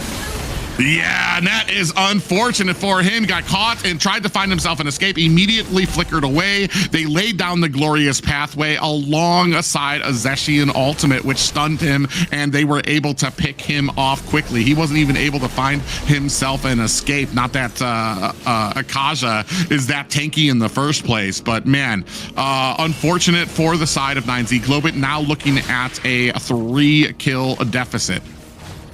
Yeah, now the Lord here is started by the Alpha 7. Oh, Shido, what are you doing? Yeah, he goes in, takes a heap of damage coming out from the CC. Nobody even able to close ranks onto this Lord right now. Upatizi comes in, able to find a kill onto Albero Crazy. The rest of Alpha 7 disengage after they... Oh, I don't know if they were able to get that, or now they're going to go ahead and start on the Lord. It's down to 25%. Not much from the side of 9Z Globant that they're going to be able to do to even come in to contest this.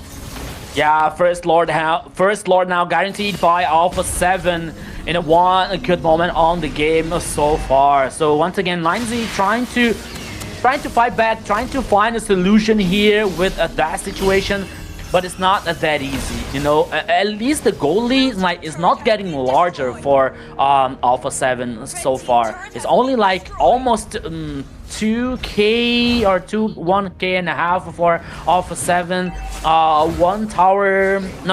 towers now for Alpha 7, and the Lord heading on the top side.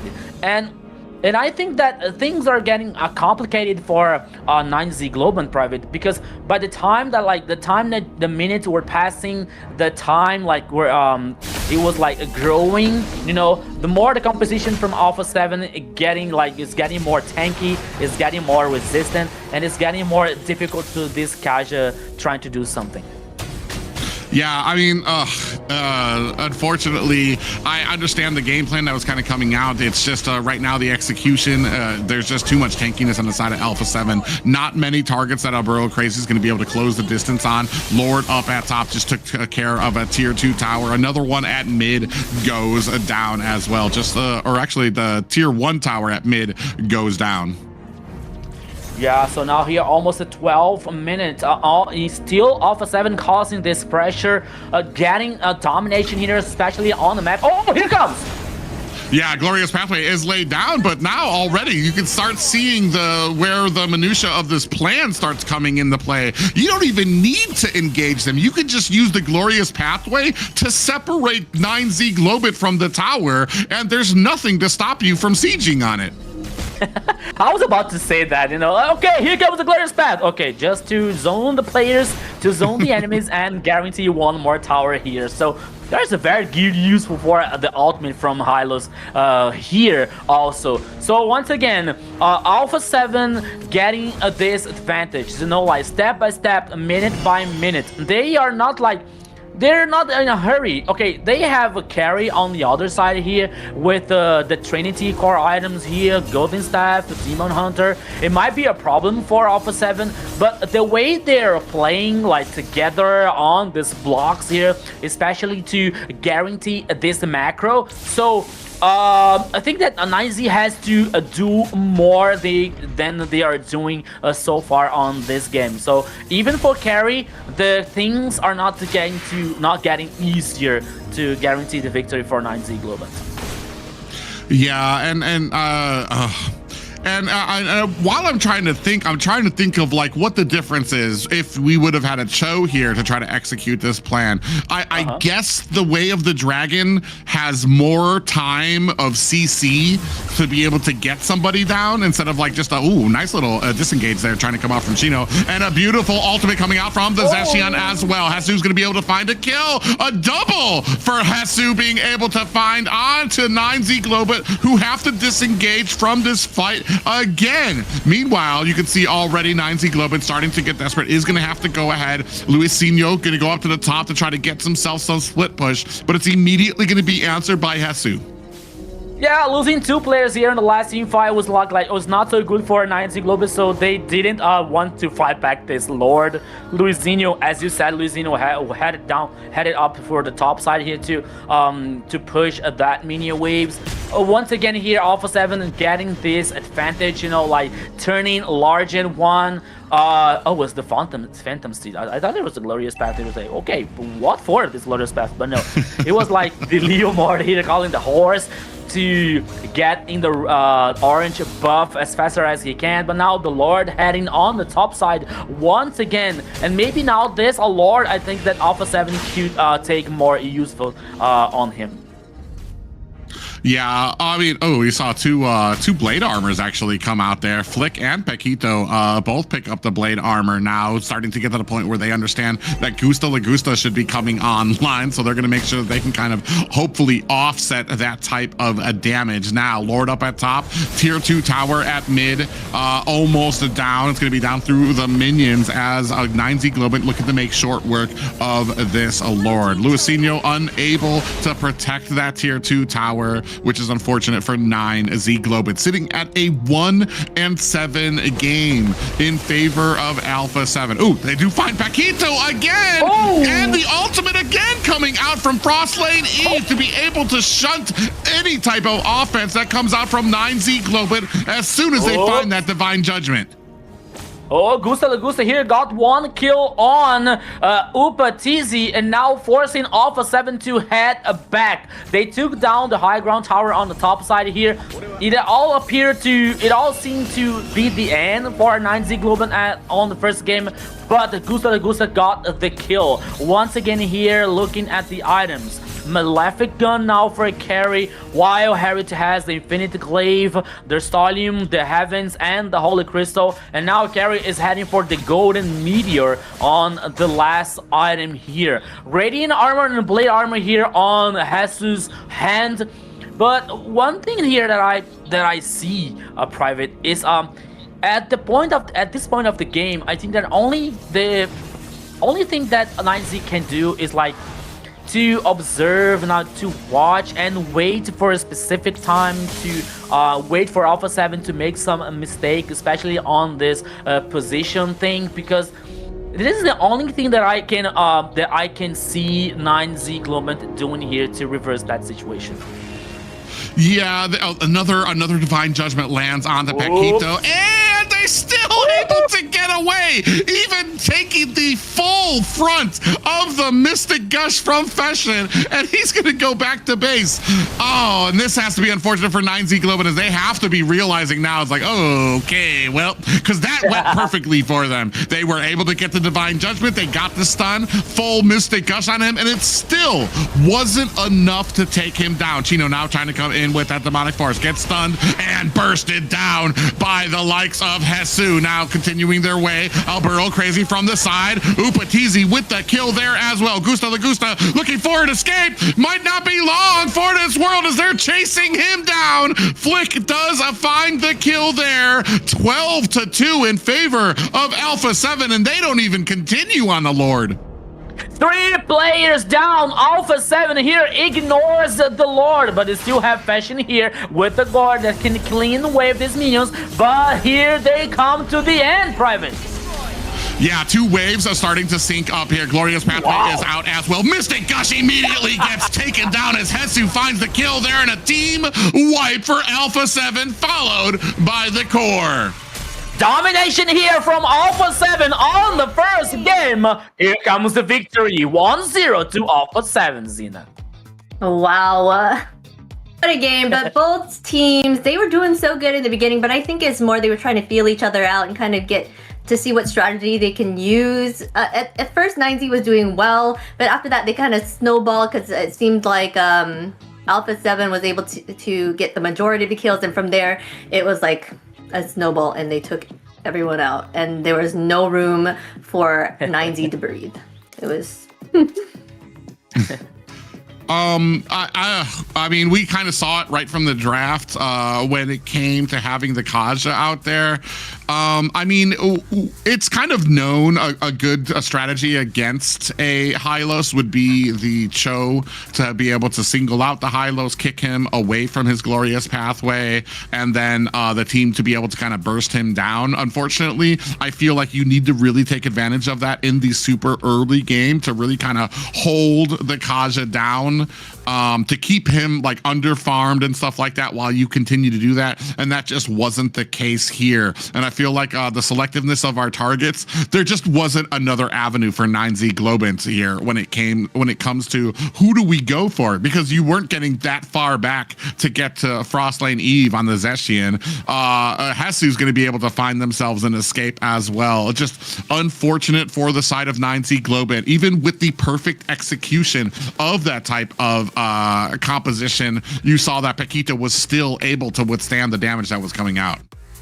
Yeah, not only seeing from 9Z's point of view here when it comes to Bodo Crazy with Kaja, but when it comes to the execution coming out from Alpha 7, it is a very interesting one because you have the ultimate from Zetian with the Glorious Path with the Phantom City here. So the follow-up from this kind of execution is a very, very interesting. And to end it up with the golden key here, it comes to the Upatizi damage from Harriet and the CC here from Hassel. They were playing a very solid. So this execution was not so really far. So at this point of the game, we were seeing like a Bodo Crazy getting a surprise sometimes with this execution. So it wasn't good for 9Z Globant at all. And by the time that Bodo Crazy was trying to do something, it was like trying to use the Divine Judgment to isolate a player, for example, from Alpha 7.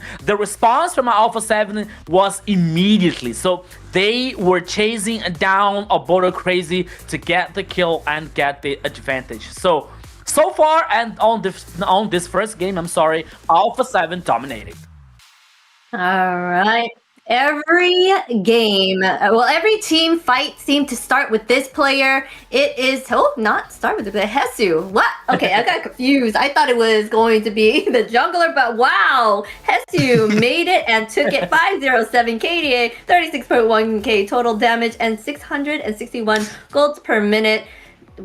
Hesu with the CC. Okay, I see you. Hesu. It was beautifully enabled by the front line of his team and these stuns, the Fury of the Phoenixes that were coming out from the Zeshian as well, that allowed him to just continue smacking them back with the yo-yo hits as well. So great enablement from his team there.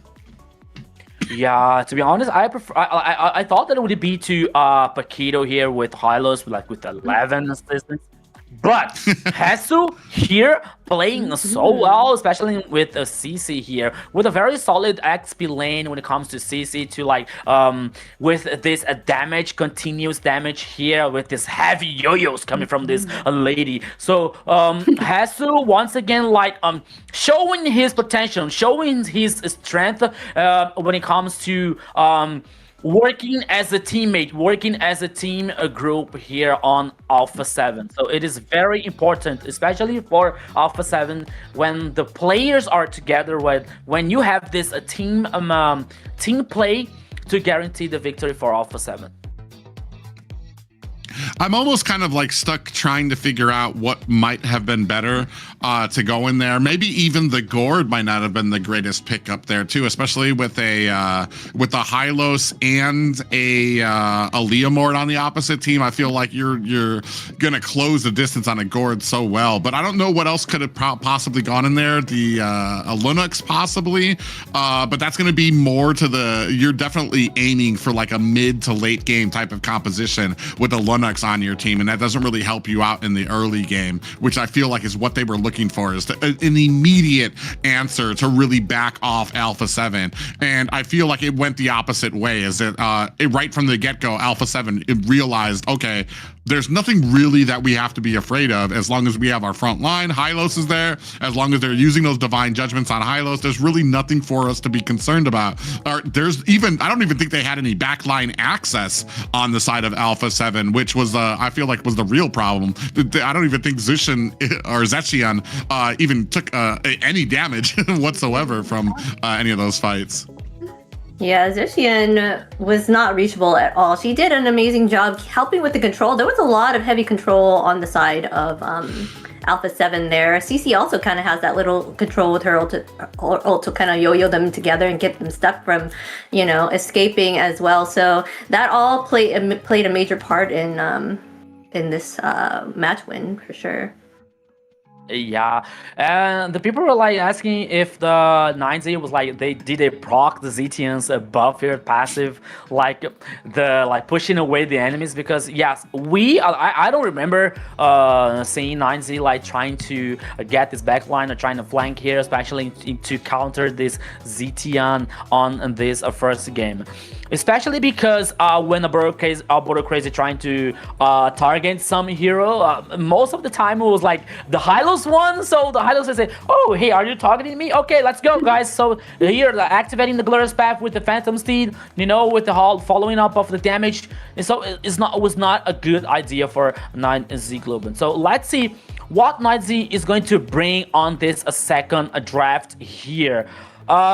Kaija, at least on the global ban, we are not allowed to see Kaija anymore here for 9Z. So let's see if Oboro Crazy is trying to pick Marcel, for example, if he brought sometimes and it was like good, or maybe a Kalia, for example. So there's many options to 9Z Globant to still get back in this game. Yeah, I just feel like I feel like their plan kind of got read immediately from the side of Alpha 7, because the Kalea pickup came out immediately, which I feel like probably would have worked out a little bit better. And Glue, I feel like 9Z ban Glue themselves there as well, so that was another initiating factor that kind of was turned off from them. It happens too when it comes to some of these picks. I feel like it depends on hero pool or if everybody was on the same pages when it came to a lot of those divine judgment. Was the entire team immediately understanding, all right, now we got to burst him down, or were some of them maybe kind of holding out some of that damage for other pickups as well? We'll see. It's only first a game there, but we're talking about, like we said, a massive team like Alpha 7, who have been, I want to say they're actually one of the favorites too as well when it comes to these playoffs here in the South. A lot of great history behind these guys, and I mean, they've earned themselves about a 3-week break so far, just kind of chilling and showing thus far that they have not just been sitting on their hands. We've talked, and this is something too, we've talked about the growth and the things that 9Z has been able to do, and all of these other teams who were in the Swiss stage who had a few hurdles and shortcomings. We've talked about them being able to grow, but what we haven't talked about is I don't think Alpha 7 and Entity 7 have just been sitting there stalwart. You know, they haven't just been sitting there not doing anything. They've been making their own waves and growing themselves as well when it comes to developing strategies, understanding the play style of these guys. So sometimes it kind of comes down to the fact that, yes, you are making these giant waves. Yes, you are being able to jump over these hurdles, but Alpha's doing the same thing on their side. So the more you try to catch up, the more they're trying to distance themselves from you when it comes to these strategies and skills. Yeah, they are for sure keeping an eye on everyone, even though they do have the break. And it's showing here. They're going to keep up their growth and not let up for sure. They banned out the Fanny and the Harley here, as well as the Zushin and Freya, taking out some really heavy hitters here to kind of give them a smaller hero pool to pick from. Yeah, so no Harley on the second game here, at least from 9Z Globant. That could be a possibility here as the first pick. They still have Baxia open, for example. Still have another options here as Kalia, or maybe focusing on mid lane, for example, on this first phase here of banning. But yeah, Suyo here now for 9Z Globant. So if Alpha 7 doesn't ban Baxia, I believe that there's going to be the first pick here for 9Z Globant. But if they ban Baxia, maybe I don't know, maybe Kalia could be they can ban Baxia without the fear of Phoveus coming out from 9Z Globant because they just picked it. Yeah, but okay, but 9Z is not allowed to repeat for Phoveus, right? No, yeah, they can't, 9Z can't pick them. That's why they're okay. Yeah, that's why I said you ban Baxia. Sorry. You don't have the fear of Phoveus coming out from 9Z because they just picked it. Okay. Yeah. Okay, first pick here for 9Z Globant. Maybe they're gonna get a Claude first hit on the goal lane. So we're not used to seeing Claude so many times. At least on this weekend, but it could be a possibility here. There he is. So it seems like they are not allowed to use a carry on this game. So Claude here is the first pick for 9Z Globant. Yeah, and I feel like you go here, you pick up the Phoveus as well. On the side of Alpha 7 here. Marcel is still open as well, but I don't think you take Marcel with the option of Valentina being picked up by 9Z Globant. Or actually, you don't even need to pick up the Phoveus early here. You could go with the Marcel and Valentina quickly here on the side of Alpha 7, so you take off the option of them getting a golden hour themselves and still have Phoveus as a possible third pick because it can't be picked up by the side of 9Z. But then couldn't they ban that out? Oh well, they went ahead and picked up Valentina and Sora here, but doesn't that give it a chance to be banned out by the side of a 9Z, so they couldn't choose it? Yeah, right? Not as a third pick. Yeah, Okay. not only ban, but to pick the counter, you know, so you get Sora and you get the counter for Sora on a possibly counter on XP lane here. So mid lane here and XP lane guaranteed by Alpha 7. With the Sora here and Valentina, the response coming out from 9Z Globant, maybe they can work like with, but the problem is here, Private. But it's with Valentina on the game, 9Z has to take care about the choosing here. Okay, Fredrin and Ivy, because Valentina can copy the ultimate, so that's gonna be a problem for 9Z. Yeah, I mean, as you said that, and they pick an Eve, I feel like that's exactly what you meant. And now they're going to have a real world, not just a real world manipulation, but sometimes the ultimates that she can take don't really fit or do well from her. Like, I think, taking the Appraiser's Wrath, it doesn't really do much for Valentina. I don't even think she gets the damage or the scaling with that as well. But something like an Eve is perfect for her because she's going to be building basically the same type of items, the same type of damage for it, so she'll be able to really take advantage of what comes out of that. So yeah, very interesting here now, may possibly setting up for a Hylos pickup on the side of 9Z Globant. So you have that combination of the Eve and the Hylos. Ooh, Guinevere. I do like Guinevere when it comes to taking on something like the Fredrin. Ooh, because he's not as mobile. He's going to be hanging around that the Turtle Pit, hanging around the Lord Pit, and that's I feel like Guinevere is going to have a great time being able to go in there, find the jump before the Violet Requiem. I will choose my Yes, for sure. They're gonna go ahead and ban out the Arla next. They want to take out the XP lanes here. I feel like we only saw Claude once in the last game. They started banning him out a lot, right? So I guess in this game they don't find it as much as a threat. Maybe. On the side when it comes to, I mean, correct me if I'm wrong, but I mean Claude, he's going to be going onto the back line. He's going to be trying to get onto Valentina, onto Gwen, or to Sora. They're going to have abilities that can kind of create distance from Claude going in with the Blazing Duet. No. Yeah. And especially now with like Alpha 7 working on this Guinevere here, so maybe a banning, maybe like forcing all 9Z banning heroes with control, like Rock for example.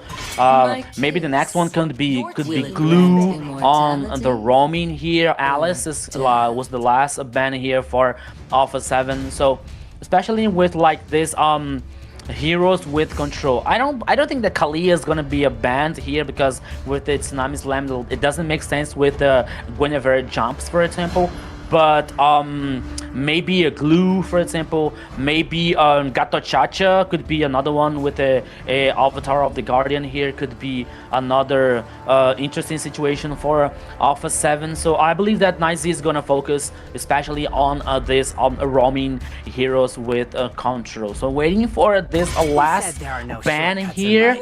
Ship, okay, not that much control. I was surprised about that. But let's see what is Alpha 7 going to bring to work with Guinevere here on this pressure or like mid/river/ XP lane here. Yeah, I feel like the Gatakacha is definitely, I feel like that's going to be about the #1 pick when it comes to this, especially because he'll be able to, as slow as the Avatar of the Guardian is, it's going to be something you'll be able to set down onto a real world manipulation where Eve isn't going to be able to find an escape. Not just that, but you've also got Fredrin that's going to be sitting inside that lane, and he's got that little bit of pop-up that can really meld well with the Violet Requiem from the Guinevere. And what if Sora comes to the gold lane here for Alpha 7? Because I saved my nation from falling apart. And bring a Terizla on the XP lane here with penalties on. That's actually not a bad spot, because as much as Sora does not do well against being kited, Claude is unique to every other marksman, where he has to be very, very close to be able to do his damage, and he wants to, and that's something that Sora absolutely punishes. That's actually not a bad.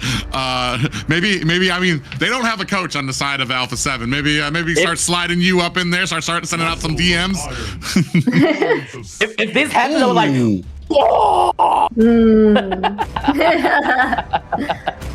Oh, got a Chacha here for 9Z Globant. Not only to take away from Alpha 7, but also to guarantee this control with this execution here, especially when it comes to the Fredrin and the Blazing Duet coming out from Claude. But still, I want to see what Alpha 7 is going to bring here on the last pick. Still assuming, because the Guinevere here can be on the jungler, but now Winston Shin could head on the goal lane, for example, or Guinevere heading for the roaming. Oh my goodness, so many possibilities here on Alpha 7. Yeah, I don't even know what to say. It's like, what are they? What? It's blowing our mind or something. But no. There's only like Hilda on roaming. No, Hilda on Yeah, Hilda's roam. Wait. Sora XP. No. What? Oh, what? No. I am so what? Okay.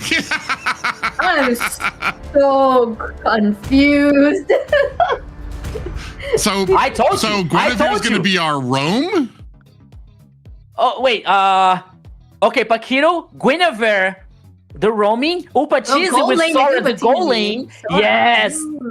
Yes, I thought there was like XP lane has to would be with Terizla, for example, with the penalty zone, but he chose Hilda. But the idea from Sora with the goal lane, it happened here, Private.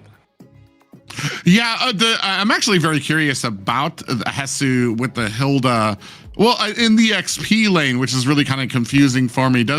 I feel like Hilda doesn't really shine in the XP lane. I do like the rest of this. I do like the switch up to be putting Sora into the gold lane, especially like we talked about. Will shine up against Claude here. But ladies and gentlemen, this is going to be game 2 of Alpha 7. Alpha 7 taking on a 9Z Globant. 9Z still looking for a reply to Alpha 7 and their dominating game 1 victory. Yeah, after the dominance here, welcome once again to the Land of Dawn on the second game. Alpha 7 versus 9Z Globant. Once again, you on the chat, you are the main star of the show, so hello once again. Hello to GM Kilua, hello to Kurapika, hello to Pinoy, everybody. Hello to Mir. One here, I cannot. Am I allowed to read this name? I think I can. But now here on the mid lane, Fashion in trouble with Aboro Crazy, but now they're safe. Yeah, a lot of damage coming out of there as we're taking a look at some of these emblems coming out. I think we got a concussive blast coming out from both of our roams. So gonna be a bit of a tanky Gwen coming out of this. I'm definitely eager to see, do we send support up to this gold lane to try to help out Gusta Lagusta, or do we kind of let him fend for himself? And try to let him try to get nice little pop-up does land on Noah Burrow Crazy. Fashing right there in waiting to try to put some damage onto Paquito. Burrow Crazy, I feel like is a very aggressive for the amount of damage that he's taking. Maybe too much. Because like he's forced to head back on the base.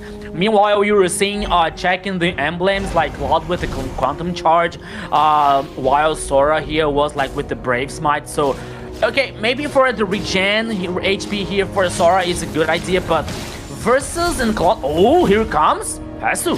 Yeah, and we have the rotation coming in from Upatizi as well to put down the damage, and that's going to be an immediate takedown of Al Burrow Crazy on the backside. Luisinho maybe trying to take down himself a Lord, while Upatizi able to find a kill onto Feshin. Flick able to find the kill onto Luisinho and the Turtle as well. 3 unanswered kills for Alpha 7 and the Turtle in pocket. On the backside, Chino in trouble, getting dove on by 2 members and taken down by Flick. The turbo mode here coming out from Alpha 7. The first Turtle, 4 kills and the first tower. Minutes on the game so far here, Private. Yeah, I mean, a great opening again for Alpha 7 here. 0 and 4, and 9Z Globant just have not been able to find an answer thus far. Trying to put on the damage. Luisinho, and that's the problem too, is there's an engagement on the other side of it where you found that Alburo Crazy just took a heap of damage. All the while, Luisinho on the back end, still trying to focus on this Turtle, didn't want to give it up. And maybe this is something that you need to talk about and understand. This is something you need to call out for your team. If you're taking damage, if we want to go for the fights, or if we want to go for the objective, we need to call that out, because I want to say a decent amount of the team were trying to offend the damage coming out from Alpha 7, while Luisinho was still on the Turtle trying to take it, and then eventually got taken out himself. Yeah, and Alpha 7 here like knew very much what they're doing, especially when it comes to Paquito. A very strong roaming here, because once again here Paquito. But in the goal lane, in the bottom lane, sorry, Hesu. Yeah, even, I mean, Chino just having a heck of a time dealing up at the bottom. He's already lost his tower there. Finally, it does look like Gusto Lagusta has a lone lane where he's going to be able to kind of get a little bit of a push. But what's happening here is the dominance of Upatizi on this Sora pick is allowing these super early rotations. He's able to clear out the lane super quickly and join the fight for Alpha 7 during a lot of these objective fights immediately. So, I mean, you're dealing with a 4v5 as a best case scenario if you're 9Z Globant. I'm laughing because on the bottom line, you're like 3 players from 9Z Globant was trying to chase Hesu Hamilton, but Hilda, it's very difficult to catch this hero here on the movement speed so far. Meanwhile, Alpha 7 was guaranteed another turtle. The second one here, the gold lead heading on almost 3k for Alpha 7. And one thing that I was about to say that I was really focusing on XP lane here, like working Hesu taking Terizla, for example, working with the penalty zone because it could be easier to Guinevere execute the jump and the Requiem Violet. But it isn't necessary because even though like Hesu playing with Hilda, Paquito is like hitting the jump, you know, like it's hitting the oops. Okay, please don't make me cause La Mufa here because I'm making compliments for you, Paquito. Please. But once again, Paquito like playing aggressive, playing forward, and yeah, Alpha 7 like is working with the composition with here comes.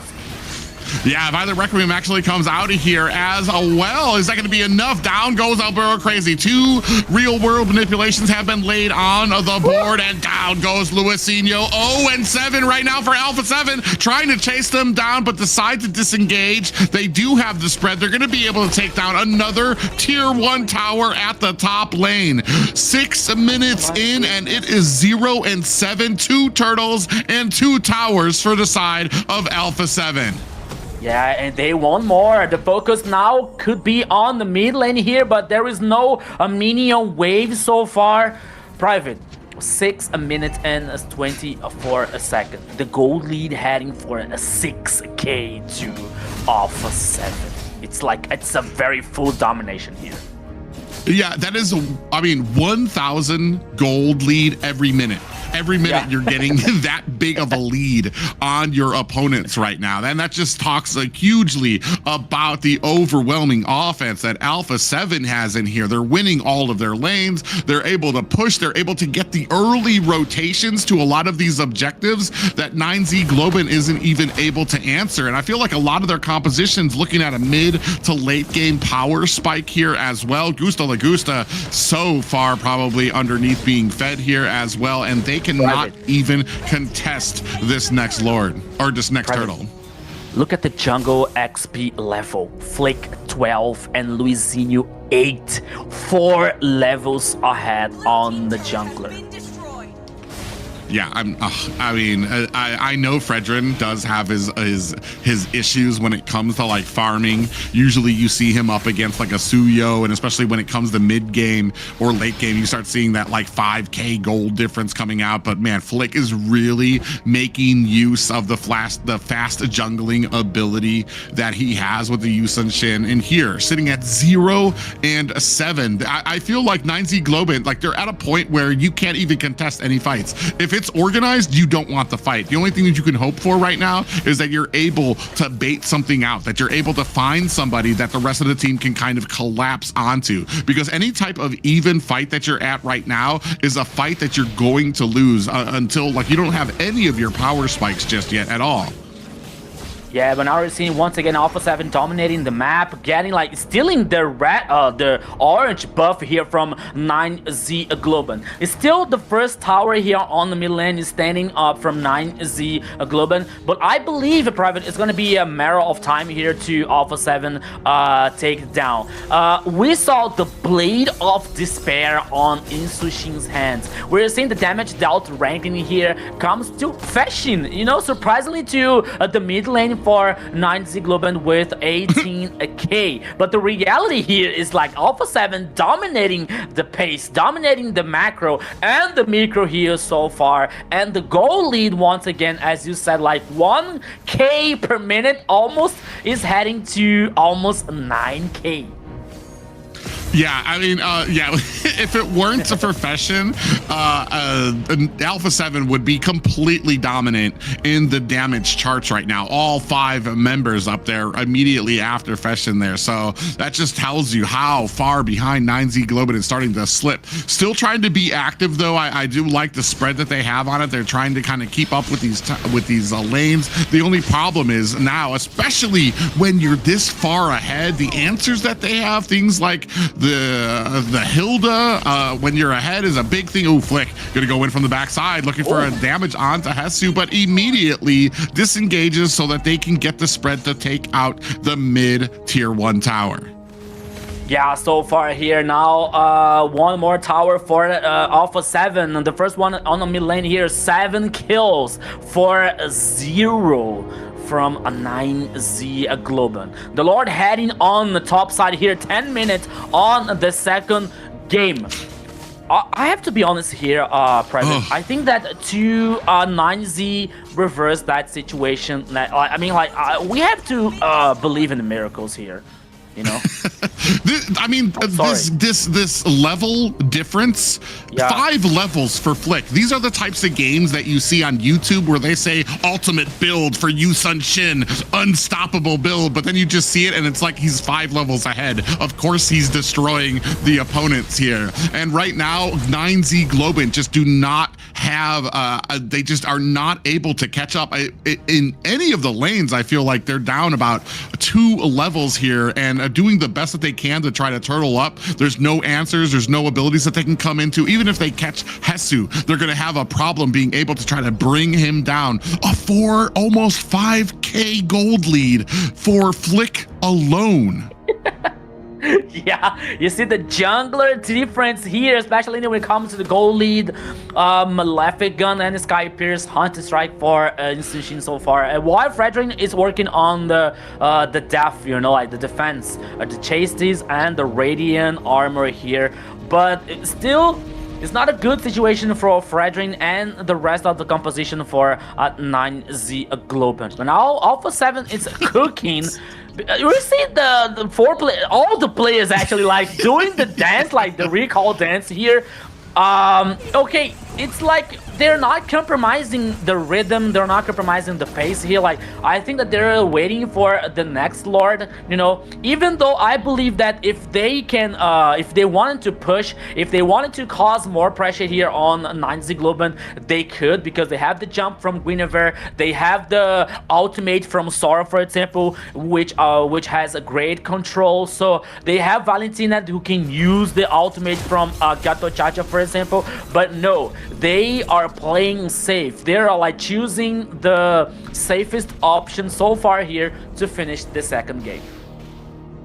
Yeah, right now, I mean, why not recall when you have the advantage, you're able to farm, you need it, and this is kind of the unfortunate thing. It's not the most exciting game when both teams understand where they are on the scaling. Alpha 7 knows that they have the advantage. They need to wait. They can wait out for either the objective to come outline or for 9Z Globant to come out from their base. 9Z Globant understands that they are so far behind that they need to turtle into their base. There's no fight that they can take that they're going to be coming out ahead here. And unfortunately, that just kind of leads to a game right now where they're slowly kind of being like, it's like a snake that attacks an animal that, it's struggling, but the snake hold is getting tighter and tighter and tighter until there's not going to be much left. We're only at high grounds here for 9Z Globant. 13k gold lead for Alpha 7. Is it my impression here, Private, or Alpha 7 is trying to do the perfect game? No towers down, all the 3 turtles, all the 2 lords, no deaths. I think that they are working on it here. Now the Lord heading on the top side. Here comes the pressure from everywhere.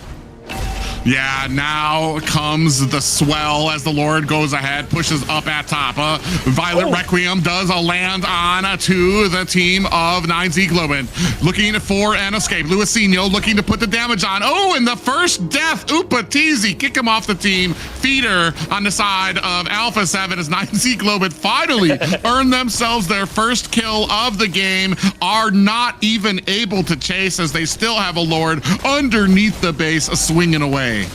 No perfect game at all here on the second game here, and Upatiz is going to buy a pizza for everyone because he was killed here so far. But it's still private. The advantage for Alpha 7 is huge. Not only about the goal lead or the map domination. It's about the confidence. It's about like the experience levels here. You know, everything. Okay, now look, the top level on Mobile Legends is level 15. So now Lizio is reaching a flick on the level, but still Alpha 7 is like very far ahead on the second game.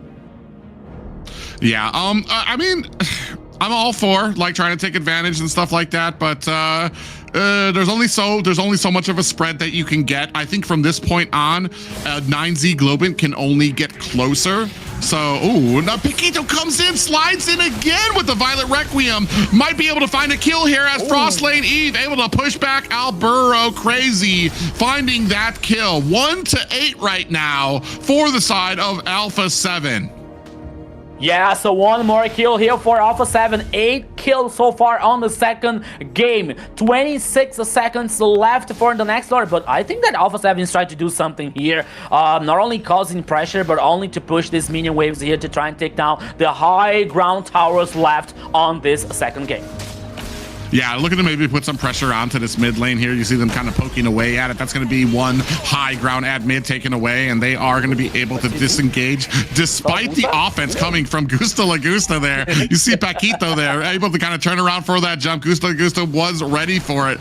Tries to put on the offense as much as he can, but it's just not enough yet. Now, kind of dancing around this turtle. Still don't think that 9Z Globant is in a position, still 13K behind as they try to clean up these lanes. And a flank on the backside when it comes to Hesu there. Maybe looking for an open target if he's going to be able to find it there. I think they find it. They do find Hesu on the back end there. You see Gusta Lagusta trying to put some pressure onto him. Lord picked up by the side of Alpha 7. Paquito in trouble. Oh, and a Winter Crown actually blocks the Appraiser's Wrath coming out from Luisino. Down goes Chino. The rest of the team scrambling to try to find themselves and escape as in comes the flank on the back end. Gusta Lagusta being chased, able to get back to the core, thankfully, to be able to get his health up. They only lose Chino in that exchange.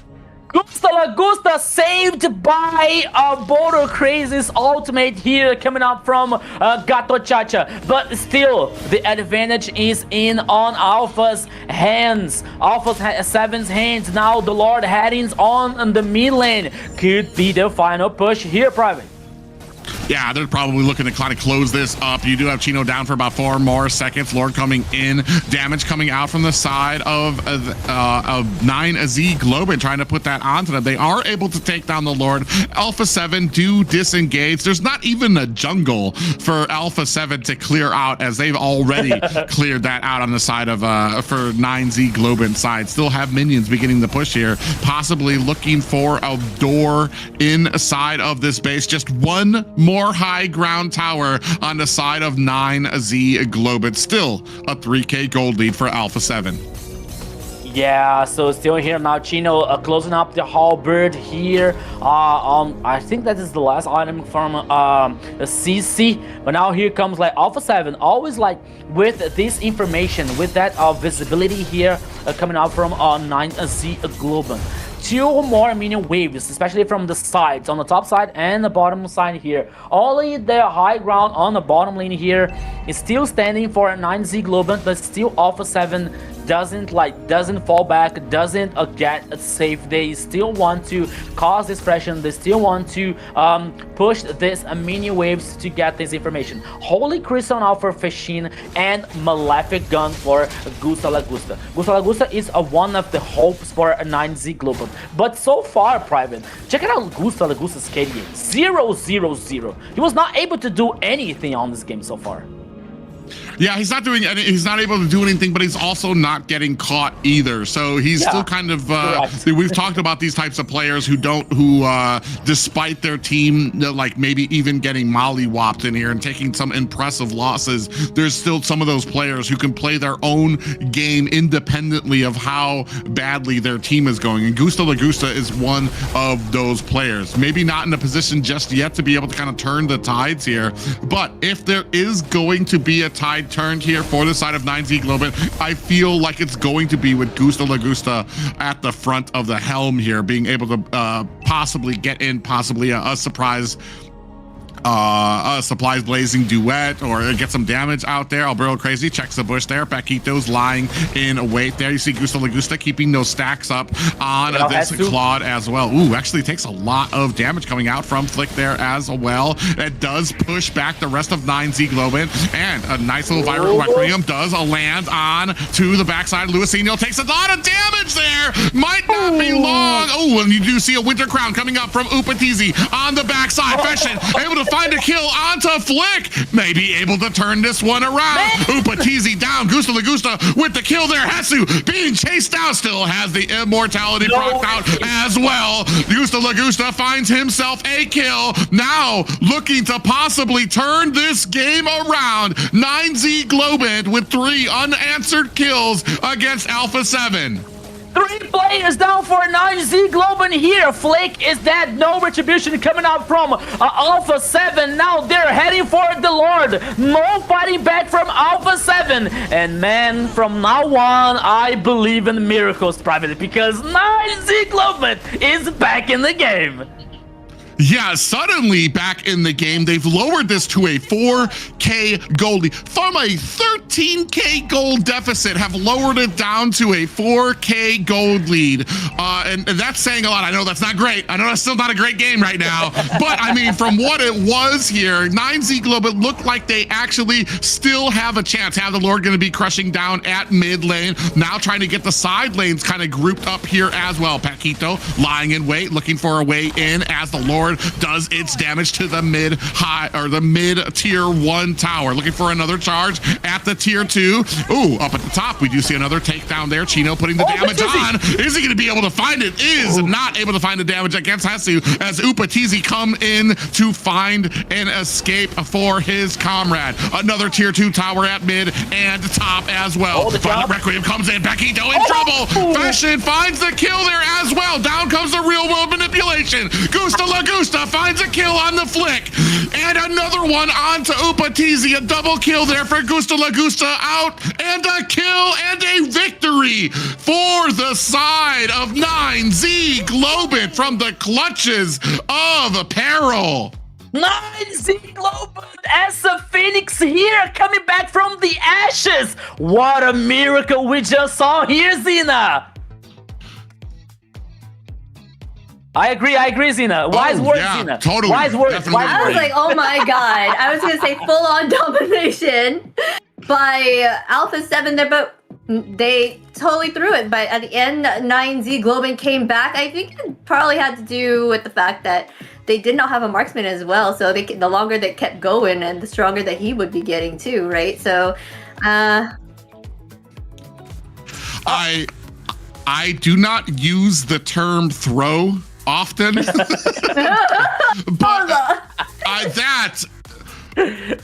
I feel like, man, first of all, let's just focus on 9Z Globant. The ability, we were talking about Gusta Lagusta. If this was going to be a turnaround, it was going to come onto the back of Gusta Lagusta coming in here. You see 4, 0, and 3. Not just that, but Fashion was able to find the great real world manipulations and the damage himself there, coming in at 4, 1, and 5, picking up the game where Luisinho was on his back. Chino, Alberto Crazy on their backs, not able to really find that momentum there. These two damage damage dealers on the side. You can see there 100% team fight participation by Fashion, 78% on the side of Gusta Lagusta. When we were talking about all these kills that were on the side of Alpha 7, it wasn't Fashion, it wasn't Gusta Lagusta. They were still maintaining that distance, still maintaining that discipline that they needed to be able to turn this around.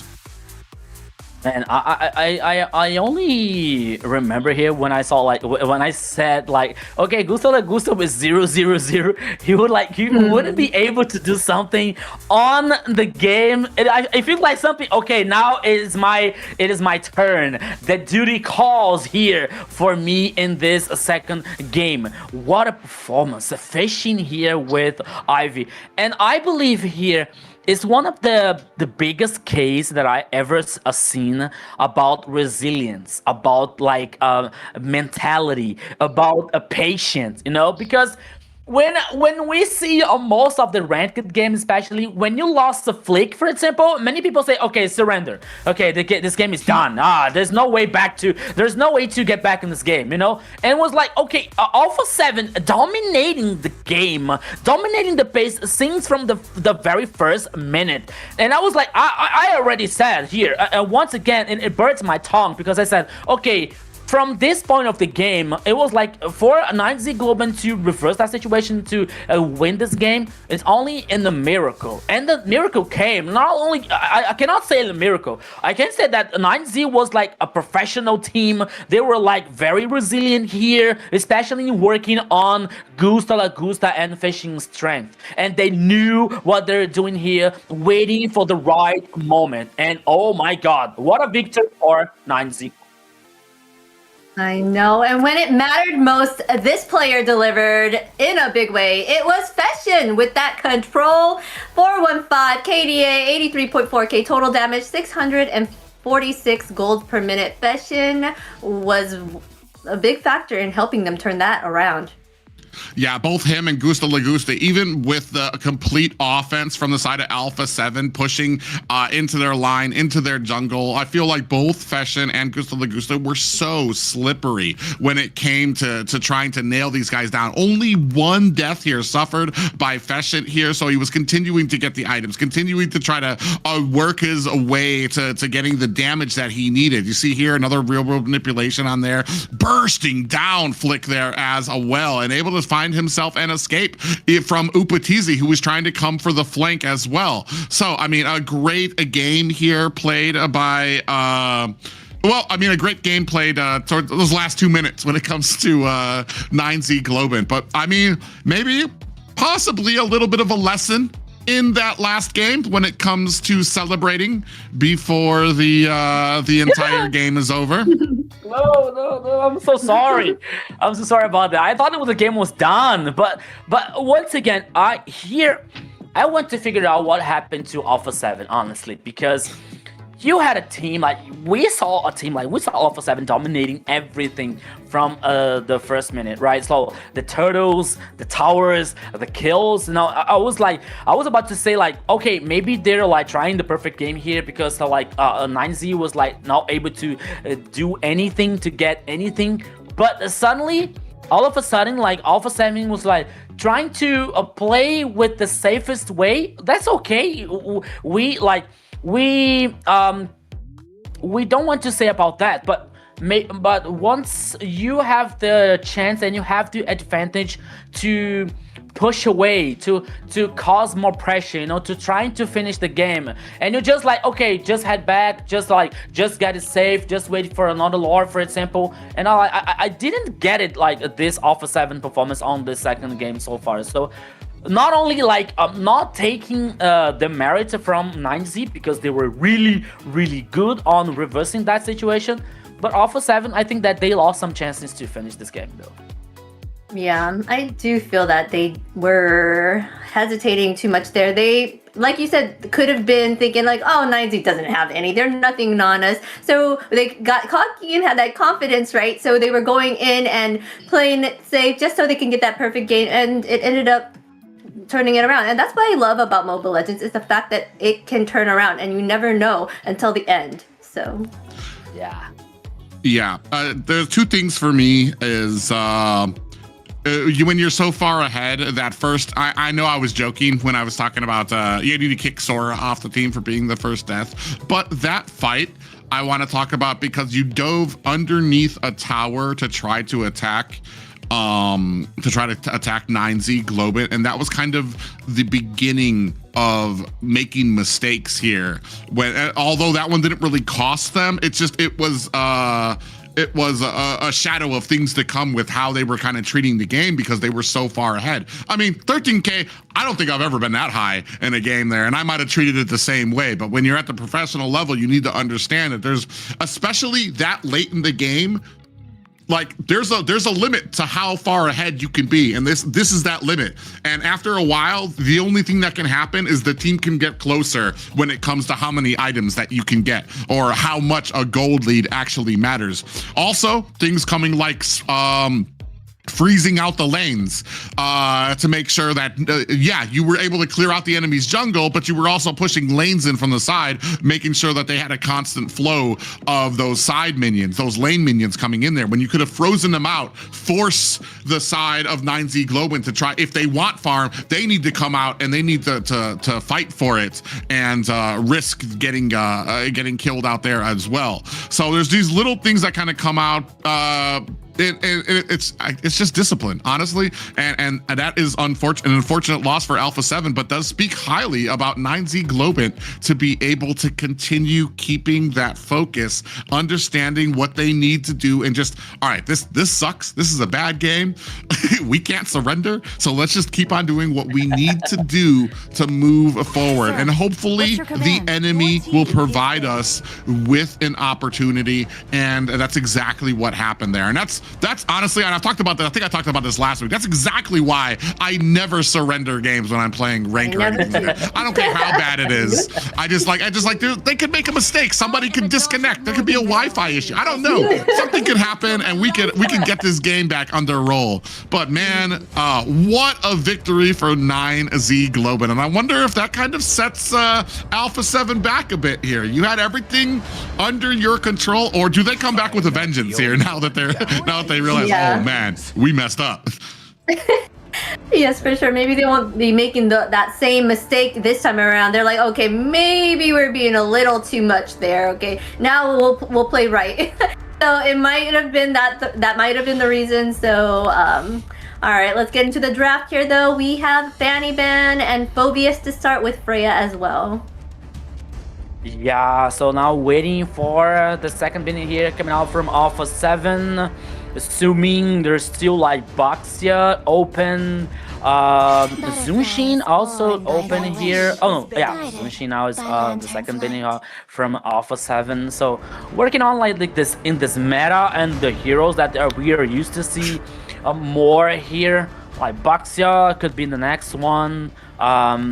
Phobius from Alpha 7, because they're allowed to use Phobius, not 9Z Globant, can be a very good one. So there's so many options here, so many heroes that we can discuss here. So I'll just wait for it. I mean, Baxia is going to be that big one. Aether, I think we're going to kind of off ban here. Maybe you go with the Uranus so that you can pick up the Harley. Oh no, you're going to go with the Eve again here. So you've got the choice of Marcel, Baxia here. Suyo, which hasn't really been a priority pickup, especially because 9Z Globant can't pick it up, and it's still an option for the side of Alpha 7, so I don't think they go with the Suyo ban here. I'm assuming it's going to be the Baxia. It's been the priority for a lot of these teams for the most part when it comes to these final bans out here. And then I don't even know what you go with the pickup if you're 9Z. The last time they went with the Claude, I mean, and as much as I was kind of like a little bit of questionable about the Claude being your first pickup, it ended up being one of the saving graces of their last match as well, is to get Gusta La Gusta on something comfortable, something that's going to be able to dominate. And maybe that's where you kind of go here. Maybe that's where your focus lies, is getting Gusta La Gusta on something that he's good on. Yeah, it seems like they're gonna go ahead and ban out that Harith here, trying to take out, any ammunition that Gusta La Gusta may have. Yeah, so they're target banning that for sure. Yeah, that's exactly what was like what I was thinking about. Like if they couldn't ban a Harriet here, I think that would be the first choice here for 9Z Globant. But now when it comes to the goal lane here, like with Harriet banned, no Claude, no carry here, so maybe there is still some choices left, like Moskov or Bruno, for example. But the first choice here for 9Z Globant is going to be Baxia. And then here, if you're on the side of Alpha 7, do you go with, I thought they picked Valentina. Oh yeah, they did pick Valentina last game. So, I mean, Marcel is an option. However, you still have Valentina as an option on the side of 9Z Globant, so they can answer that back immediately. Maybe that's something that you save the roam for the next pick here. Go maybe in for a mid and a marksman pickup possibly, and then try to shut down marksmans on your second banning phase if you're decided Alpha 7. It could go anywhere. I'm honestly, I just kind of want to know. I want to know what the conversation is like over on the side of Alpha 7. If they're, I mean, they're from a lot of what we've seen, they're a good group of guys who have like an outstanding amount of respect for each other. So I know for a fact that there's not going to be any blaming going on there. I think they all can pretty much be like, all right, yeah, we messed up, boys. let's clean ourselves up and let's try to close this one out here. Cho and Moskov, an early Cho pick, which is really interesting to me here. Possibly to what? Get the Way of the Dragon onto the Boxia to be able to kind of shut him down a bit? Or they're trying to scare any possibilities of anything that Cho can counter. So they're probably like, oh, we're gonna put this out here so you can't choose it. Let's see what else you choose. I don't know, maybe that could be their strategy there with that. Moskov is, like we've seen before, he's really great with getting around the map pretty quickly. Oh, there's the Marcel though on the side of 9Z and Valentina as well, so they aren't able to counter it on Alpha 7 side. Interesting. Yeah. I'm thinking about like a Cho's pick here, maybe to force a 9Z Globant to use some mid lane with some kind of mobility, maybe Valentina or Kimi, for example. Because if 9Z was like thinking about Gord or Valier, for example, with no escape, with no mobility, it could be a good situation for the show here to use the Way of the Dragon to isolate someone here to get a specific pick off before an objective, for example. But now here, seeing that Alpha 7 guaranteeing an X-Borg, and it brings a possibility to X-Borg being in a jungler or in an XP lane, more to the jungle to be honest, but it has the possibility to head on XP lane. Yeah, I feel like it's gonna fit more into the jungler way. And I was trying to think, I'm pretty sure Last Insanity gets frozen by the golden hour, correct? So what happens after that? After the golden hour ends, does the Last Insanity finally explode, or is it negated entirely because it would have exploded in the golden hour? I assume that the damage just comes after after the golden hour. So yeah, so that's gonna be very interesting to kind of play into too. Is that you see the golden hour go off, all the damage that's gonna come out here. There's a possibility of what? Do you go Beatrix on the side of 9Z Globant, which has been a big I want to say it's been a big one of those big contenders with Marcel to come out with that. I forgot what the machine gun is called though, but it does a lot of damage. That's really kind of puts a huge amount of AOE spread onto the opponents. Both teams are taking their sweet time with these bans. They're making sure. They're like, are we sure we want to ban this? Are you sure?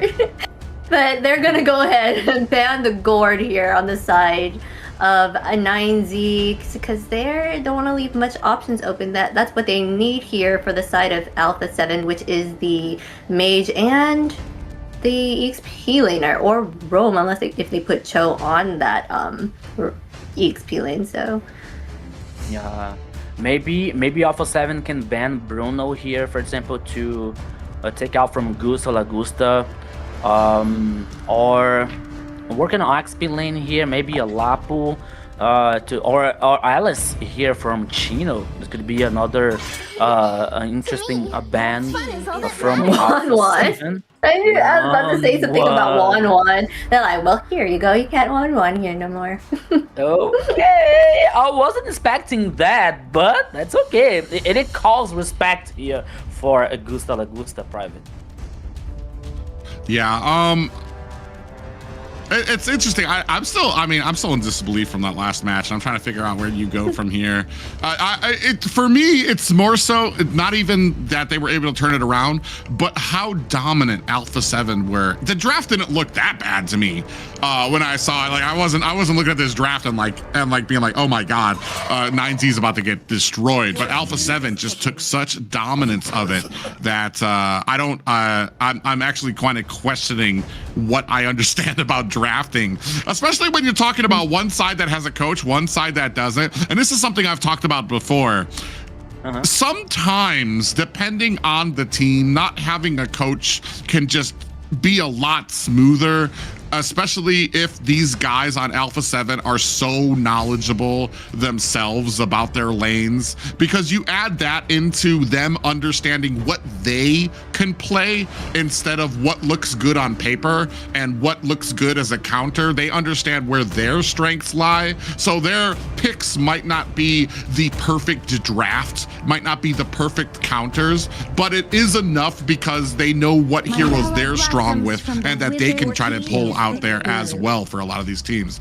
Ooh, very interesting, as we do have a Lunox pickup out there. That, if it's able to get close enough to the Boxia, can possibly be able to burst it down there. And I think it kind of offsets the possibility of a lot more of a tankier composition coming out from 9Z Globant.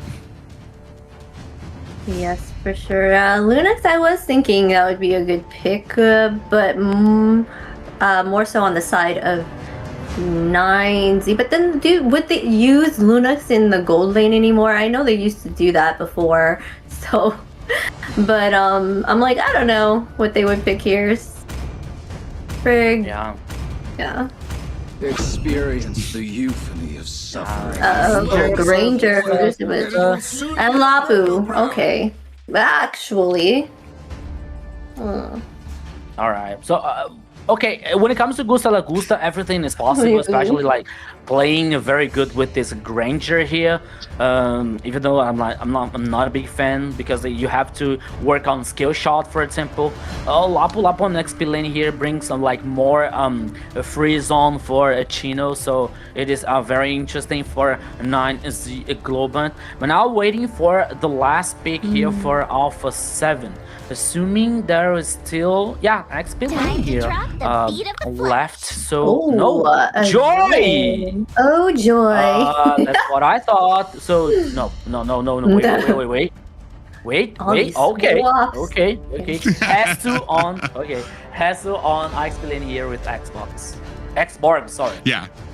Yeah, so the drafts are locked in for here. My only question sometimes kind of comes out, Lapu, diving into the back line, who is your target? Who are you going to be able to take down here? He's going to be able to be tanky, hopefully create some type of separation between Alpha 7's back line and the front line that will allow 9Z Globant to be able to facilitate a lot of those objective pushes. We'll see. Yeah, we'll see. I'm thinking why I'm eating my bread here. So, when it comes to, especially with Alpha 7 composition, sorry, with Flick with Joy here, it's a great finisher. Frost with a very late game hero, and Upatizi with the split push situation. That could be very interesting, because this composition from Alpha 7 has a lot of damage, you know, when it comes to execution. With the high burst, when the last insanity, Joy with the rhythm, and Lunox with the true damage here. So I think at Alpha 7, it's they are like compensating the lack of like resistance that could be on this composition so far. But now, ladies and gentlemen, welcome to the Land of Dawn one more time. This is the game number 3. 9Z Globant versus Alpha 7. Everything is tied up here, Private. Yeah, I want to say, ooh, Joyce tried to sneak in there to find themselves a little wanderer, but it was secured up by 9Z Globant. Speaking of which, actually, Luisinho looking to try to go ahead and invade early already. Paquito actually very low on the backside here, taking a little bit of damage there. A little Albero Crazy does use that flicker to get out of harm's way. Flick already down to about half health, and Luisinho trying to continue on the pressure into enemy territory. 9Z Globant trying to cause this pressure on the Alpha 7 jungler so far here in the very first minute. Playing aggressive, playing forward here to trying to deny this farm so far. As we're seeing now the emblems that, oh my goodness, pure rage for Baxia, Valentina. Oh, in the mid lane here it comes.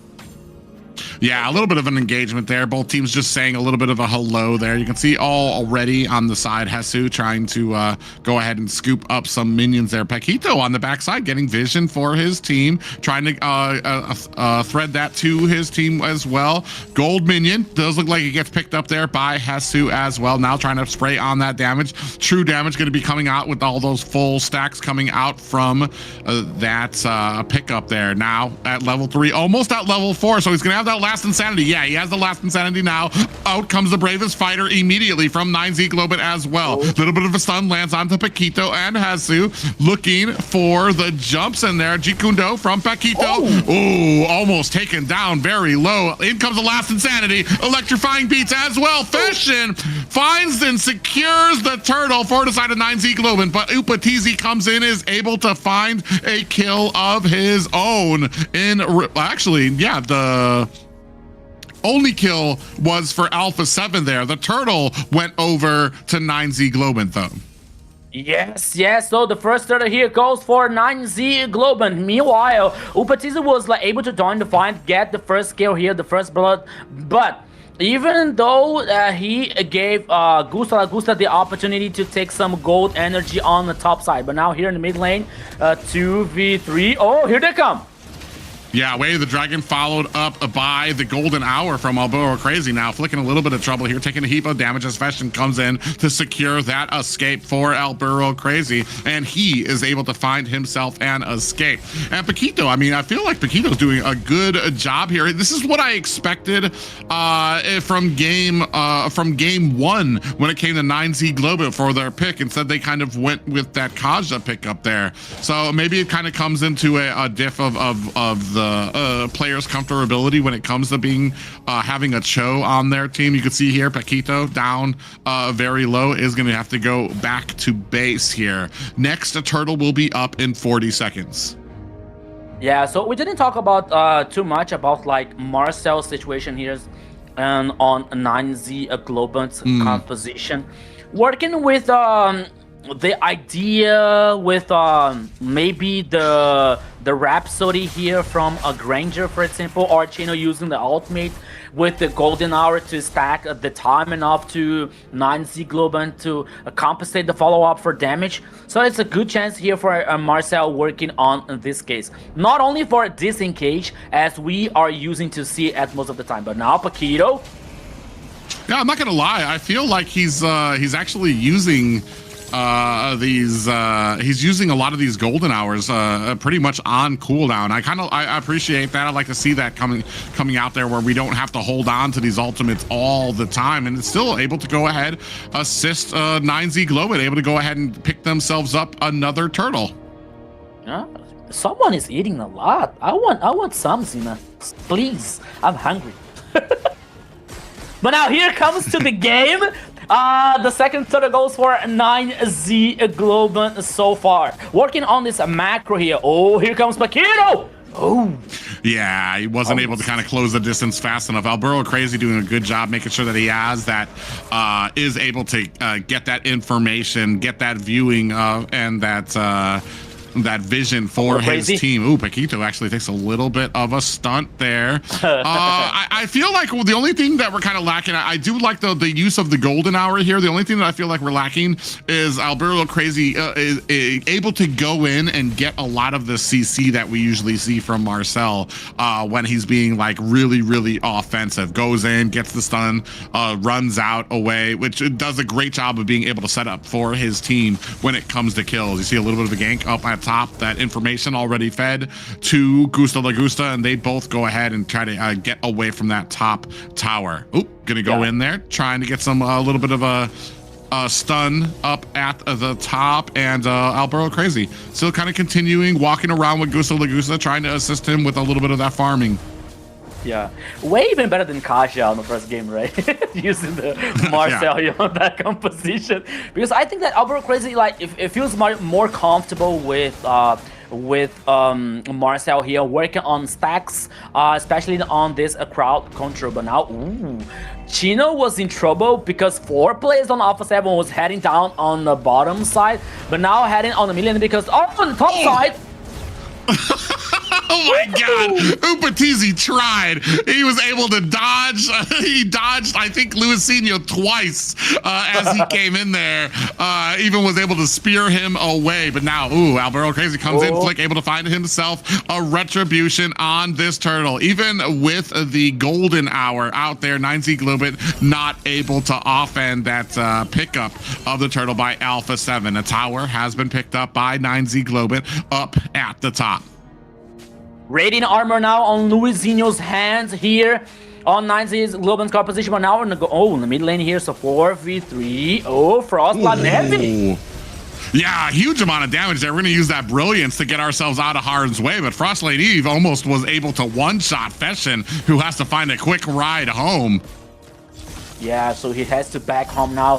Hessel with no Faragher armor so far, but still interesting situation for 9Z Globant, because they are taken down the tower number 1 on the top side so far. We see the items here now. Gusta Lagusta with the Hunter Strike and Sky Pierce here. So confident to get the second item here to stack this possible kills on this team fight. Scorpion Sight and Golden Staff for Moskov, as we know that he's working on split push, especially with the Globot, with ultimate, like the global presence of the ultimate. In the jungle! Yeah, I see that Faraga armor comes off of Hess, who's going to have to use that flicker to get himself away. Stun came down there from a Chino, but he does not connect. He's not going to have that that ultimate for another, I believe it's like 33 seconds at this point in the match. 1-1 right now. 9Z Globant taking on Alpha 7 here. A little bit of an engagement at bottom. Drop. 5-man push. Paquito sees it coming. Is going to try to disengage from this tower. Golden hour is out. Rest of the team looking to be able to capitalize. And Paquito still able to get away. Gusta Lagusta able to go ahead and get the finishing touches on that tower. Out comes the stun. But the Faraga armor came online just in time. Yeah, meanwhile, you've seen Flick on the tower number 2 on the top side. Alpha 7 working so well on the macro, but now he can be chasing down. Oh, yeah, you can see Flick on the other side being chased down by the entirety of Alpha 7. Is he going to be able to get away? He's going to turn around there. Electrifying beats us out. He gets away as the team realizes that the Lord is up, and maybe they need to turn their attention to that, because you know Flick would have taken them through the trenches to try to elongate that fight so that Alpha 7 and Hesu might have been able to pick up a sneaky Lord from 9Z Globant. So a great read by this team. Speed Racer, is that you? Even though the flicker from Albero Crazy. Oh my goodness, I saw the Spear of Destruction. I thought that he was able to steal this. It's the Lord, right? It's the Lord? Yes, the Lord from 9Z Globant. But no. Meanwhile, here now, Alpha 7 trying to take down the tower. Yeah, Chino gets away with the dragon out there. Golden hour is out as well. Paquito in trouble. Are they going to be able to find that escape? He is able to find his, he just walks away. I was going to say he Jeet Kundo, but he just walked away out of that. Feshin finds a kill onto Hesu here. This game not looking terrible for the side of 9Z Globant. Not terrible at all here now with the Lord heading on the top side here, with no tower number 1, but now here they still focusing on the mid lane. Here we go. Yeah, Feshin goes in underneath the tower. Flick comes in as well, looking for, he was going to look for an engagement there, but the IMU brilliance from Feshin kept him out of harm's way. Very low on this mid tower. You know, 9Z is looking for a way to be able to take that down early. Now going to go ahead and force their will up at the top. It's just Hesu up there. Does have the Faraga armor, gets frozen, and he has the last insanity, gets back underneath his tower, and a flicker does not save him as Luisino is right there to take advantage. Upatizi comes in, finds a kill on Gusta Lagusta on the back end, still laying down the damage as Flick finds a kill onto Feshin. Chino able to answer back, 3 down for the side of 9Z Globant. Chino not long as Paquito with the way of the dragon finds an answer for him. It was a disaster now for 9Z Globant. At least they took down the tower number 2 on the top side. They were too deep to get this Hesu kill here, and the price was too high for them. They lost 4 players in the process. They lost the tower number 1 here on the mid lane. I was about to ask because they were doing the proxy among the tower number 1 and 2 on the mid lane, and they didn't take him down. They choose to head to the top side and get the kill on Hesu and destroy the tower number 2. Well, the life is about choices here, so the choices were taken by 9Z Globant. They have to deal with the consequences. Yeah, that's unfortunate too. When you think about priority of towers, even though the top was a tier 2 tower, I feel that mid, we've talked about it before, mid tower, when that goes down, it just opens up your side of the map for the enemy so well that it has to be protected and it has to be a priority. Being able to open that up on the side of Alpha 7 would have given 9Z Globant just a huge advantage. And here you can see it kind of coming back and swinging back for Alpha 7. They're able to kind of, they've got a lot of momentum behind them. Next Lord is up though. Yeah, next Lord here immediately started by Alpha 7, Hesu. 9Z Globant has the knowledge here. Yeah, they're trying to come in. Bro Crazy does find himself a little bit of a stun. Brilliance comes out from the mage. Paquito in trouble is going to use a little bit of a jump to get himself underneath his tower. Neither team really looking to start the lore just yet. You see a lot of baiting coming out from Hesu and Luisino. Luisino, I feel like 9Z Globant, they want this lord. They want to get the breathing room that it offers. On the backside, Flick looking to go find himself a flank on his side there. Luisino taking some damage there. Paquito, Jeet Kundo looking to get the jump on the Feshin. Does not find it. Very low on the Lord just yet as Luisino able to find the retribution there as well. Alpha 7 now looking for the kills on the back end. Flick does find Gusta Lagusta. Frost Lane E finds a kill onto her opponent in the mid lane as well. That's Feshin down for the count as Chino finally able to take down Alpha 7's jungler. Flick is down for the count. That's going to be the first one down for Alpha 7, and the rest of them going to go ahead and lay waste to this Lord before it even reaches the first tower. Yeah, 9Z Globant here got the Lord, but it was for nothing because the Lord here is already melted down by Alpha 7. They lost 2 plays in the process again. Meanwhile, Flick was taken down by Alpha 7's side here. So, when we look on the game after 14 minutes so far here, like, the game is, for me, it's very close. It's tied up. As we've seen the items here so far, Hallbeard and Malefic again. Oh, here comes a little crazy. Yeah, Paquito in a little bit of trouble there. They do use that golden hour to cut off his escape. Gusta Lagusta is able to find himself a kill there. His first one of the game, sitting at 1, 2, and 5. The entire score 6-7 with nary almost a 1K gold lead by Alpha 7. So very much still tied for both of these teams. Very tight here for both teams. Oh, there's so much longer for the next Lord, actually. So now both teams are working on this macro. Both teams are working on this situation here. Now, 9Z Globant heading for the bottom lane here to trying to focus, but now they're trying to get back. They're holding back here, especially to the base, because they know that there was a big mini waves coming up on the top side here. So Chino was there to avoid, to clean this mini waves, and now the focus is on the river. Paquito is more aggressive. Oh. On the Granger side, Gusta Lagusta is building. I believe we saw the golden rose gold meteor out there. Ooh, Hesu gets caught out there. Faraga armor bursted down. Now we have a big fight here as Paquito gets very low. Golden hour in the midway. Alberto crazy, very low. Has the concealed play there as Flick looking for the kill. Hesu goes down, but Flick able to find the kill onto Alberto crazy. Gusta Lagusta able to reply in kind. It's going to be 2 down for the side of Alpha 7. Luisinho looking for possibly an engagement, does not find it, but 2 down for the side of Alpha 7. Only 1 goes down for 9Z Globant. 8 and 8 apiece.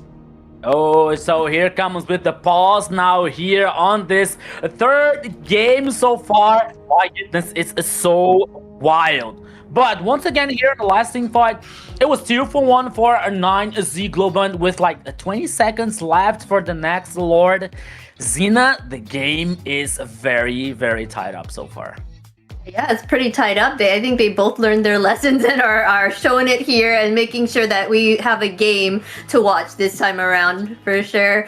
I noticed that even with each Lord that they got, 9Z was not able to do much with it, right? So Alpha 7 was able to take it down quickly.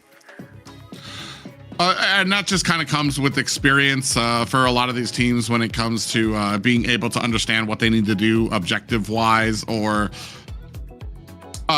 not getting a Lord, understanding the cost of things. Like they'll be in a position and they'll be like, all right, do we want to go for Lord right now? We got 2 people out of position here fighting in the back. We should probably go help them. And that's kind of what you get from teams like Alpha 7 or Entity 7 when it comes to fighting for this. On the other hand, sometimes you do see those kind of mistakes come out. 9Z Globant, they got themselves a Lord, got themselves turtles, and sometimes take 2 or 3 deaths because of it, because they were so focused on one aspect of the game that they didn't see what would happen with their disengagements there. So that just kind of comes into with experience and macro, being able to take these objectives and being able to push them to get towers. I believe right now Alpha 7, I think they're 2 towers up on 9Z Globant, but otherwise still a very tied game for both of them. And I feel like Alpha 7 is a bit more organized when it comes to understanding what they need to do, how they need to manage these fights. But man, I gotta say that 9Z Globant, they're kind of a wild card for me when it comes to these things. I feel like there's a lot of fights that probably should go to Alpha 7 that 9Z Globant just somehow out of nowhere is able to really find the advantage and turn things around.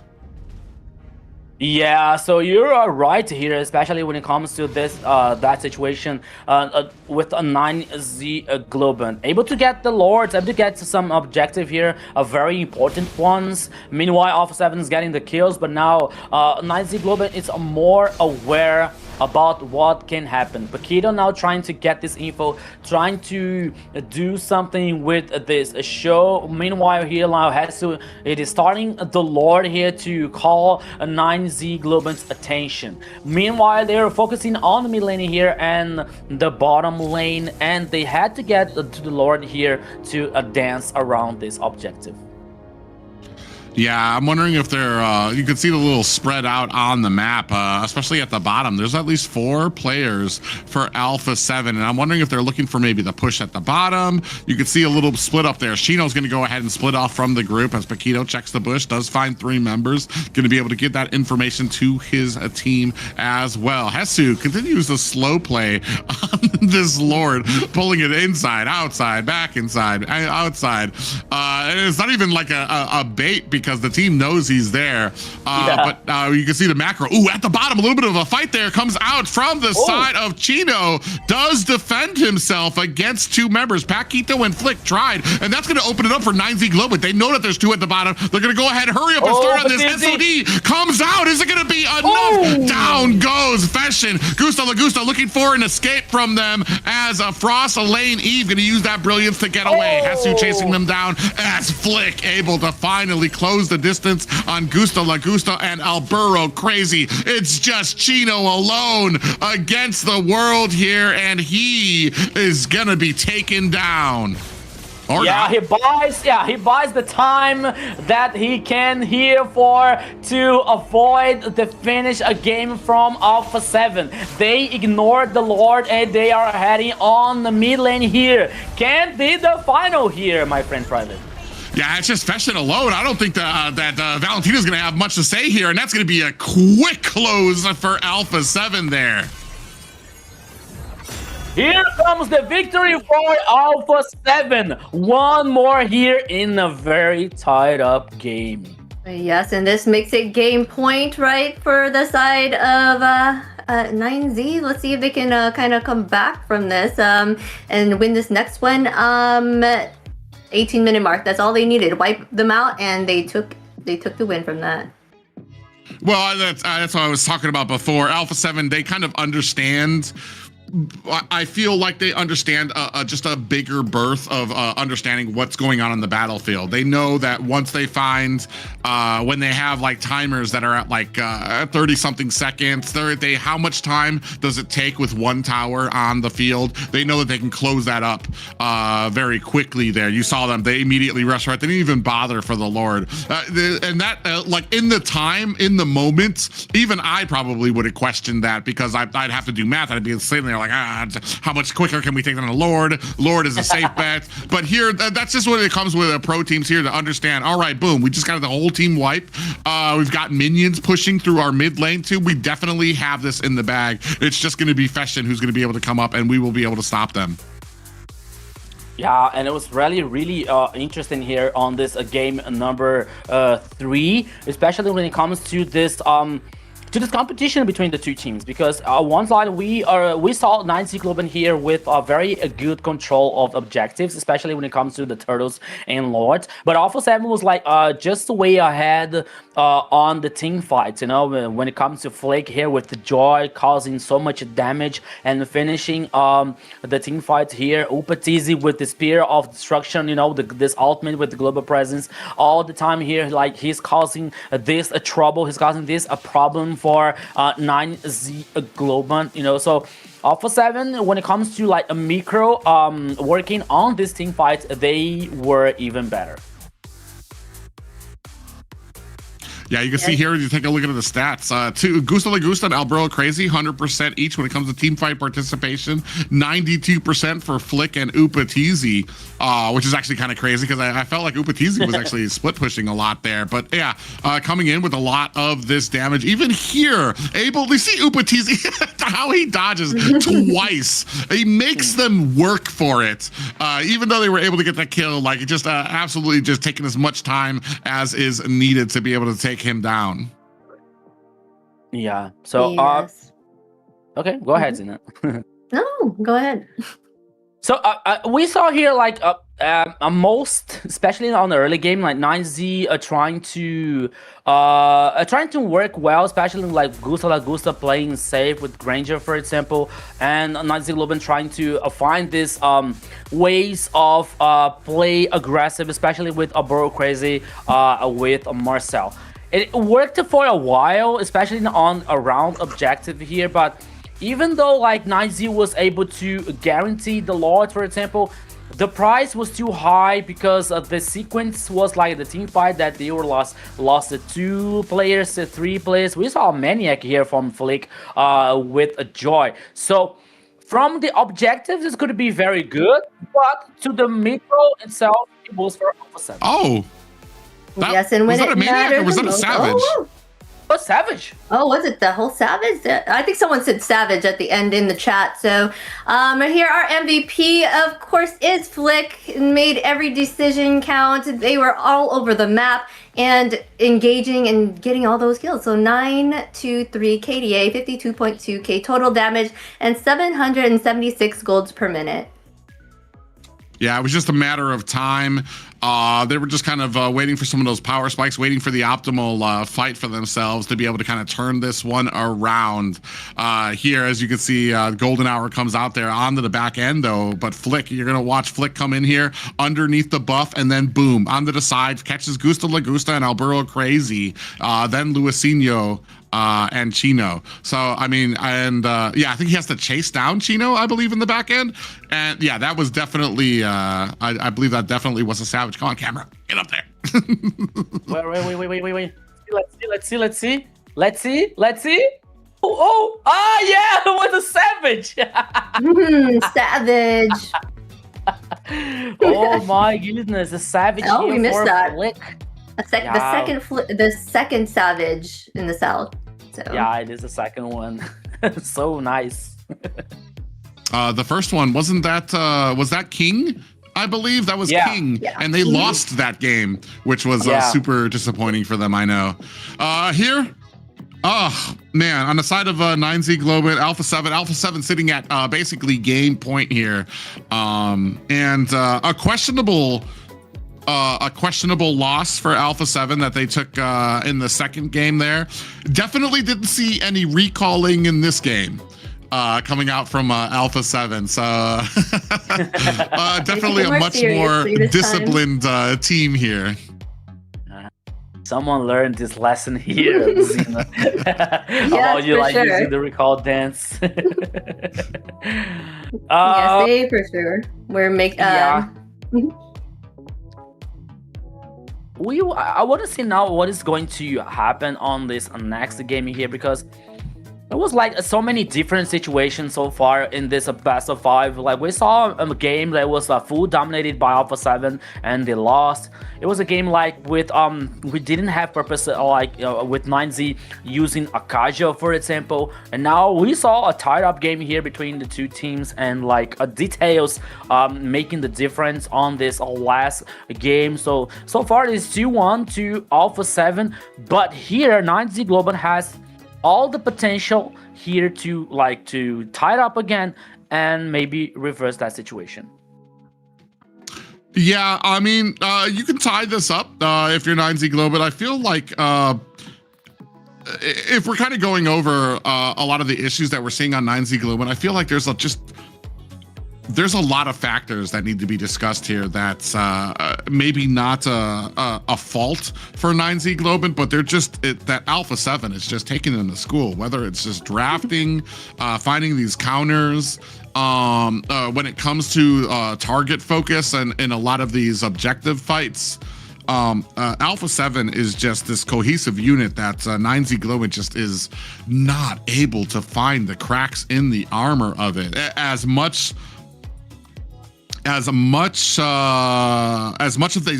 they've grown, as much as they've gotten a lot better here throughout the switch stage and to this point here, Alpha 7 just remains that wall that they cannot pass, unfortunately, here. I mean, even though we can give all respect for that second game, but that was basically Alpha 7's to lose, and unfortunately it felt like they kind of they let that one slip through their hands. So if I'm 9Z Globant, I don't even know where you go from here, because I mean they've shut down a lot of our strong players too. Even Gusta Lagusta has had trouble really kind of breaking through, getting comfortable on a lot of these picks that he has, and Alpha 7 just seemed to have the answers in spades. Yeah, like you were saying, Alpha 7 has that synergy, right? They just speak so highly of each other. They played together for a while now, and they just understand and have that bond. So I feel like this has to do a lot with their gameplay and just being able to even enjoy themselves in these tournaments, I'm sure. So it kind of lightens the stress. So yeah, maybe I'm being too crazy but when it comes to Alpha 7's lineup, when we see like two players from abroad our region, two imports, like it is Flake and Hasu, and you have Paquito from the Latin America, and Frost and Upachiza are the Brazilian ones, So when I think about Alpha 7's lineup here, I think that, okay, it is not to be to write on the same page always like we talk about 9Z Globant, right? So for the first day, I used to say, okay, 9Z Globant is good, but so many personalities, different personalities here, different ways of different play styles or something, you know. But I think that when it comes to Alpha 7, Flick and Hasto, for example, from Philippines, they have one way of thinking the game, even the micro and the macro. It is totally different from Brazilian way, for example. It is totally different from Latin America, for example. You know, the regions are different here. Okay, maybe you can follow the meta. Okay, but that personality, not on. I don't want to say this word again. Not personality, but the way that these guys think the game, you know, like maybe in my opinion, Hasu and Flick has a concept of the game, and Upatizi and Frost has another concept, and Paquito has one concept, you know. So I think when it comes to this situation, when it comes to this lineup, they have to be on the same page, but it's not that easy, because it's not about personality, it's about like culture, it's about like concept of the game so far. For me, maybe it depends on, we're talking about Flick and Hasu being imports. I'm not sure if they have a history in the Philippines or something like that with playing here. Perhaps when it comes, especially in North America, I can only speak on North America, when you get a lot of players with big history who have been on the main stage, you got a lot of heads butting together because you've got a lot of ego there. People think that they know what is best. Possibly when you have the possibility of imports without like a coach in there, maybe it's just easier for Upatizi, Paquito, Frostlane to just accept, like, all right, these guys are imports, they know what they're doing. Maybe it's better because they're able to kind of absorb better. They don't really have the egos because they know that these guys have come from a different play style and are trying to absorb that play style a little easier than sometimes maybe you get with 9Z, who all might have at the beginning been clashing with what to do. Because I know for me, and this is probably why I'm not a pro player, but if I'm on a team and we get like an import that's like that we know that has had success in the Philippines or something like that, I'm going to be doing nothing but listening to what he has to say about stuff. Not that I'm going to be completely unquestioning, but like I mean, why not take the opportunity to try to absorb that type of knowledge from players like that? Yes, for sure. They all have different play styles. They all come from a different background, different countries, different ways of playing. All the countries play differently, right? So they brought that here to the south, and it seems to be working well for them.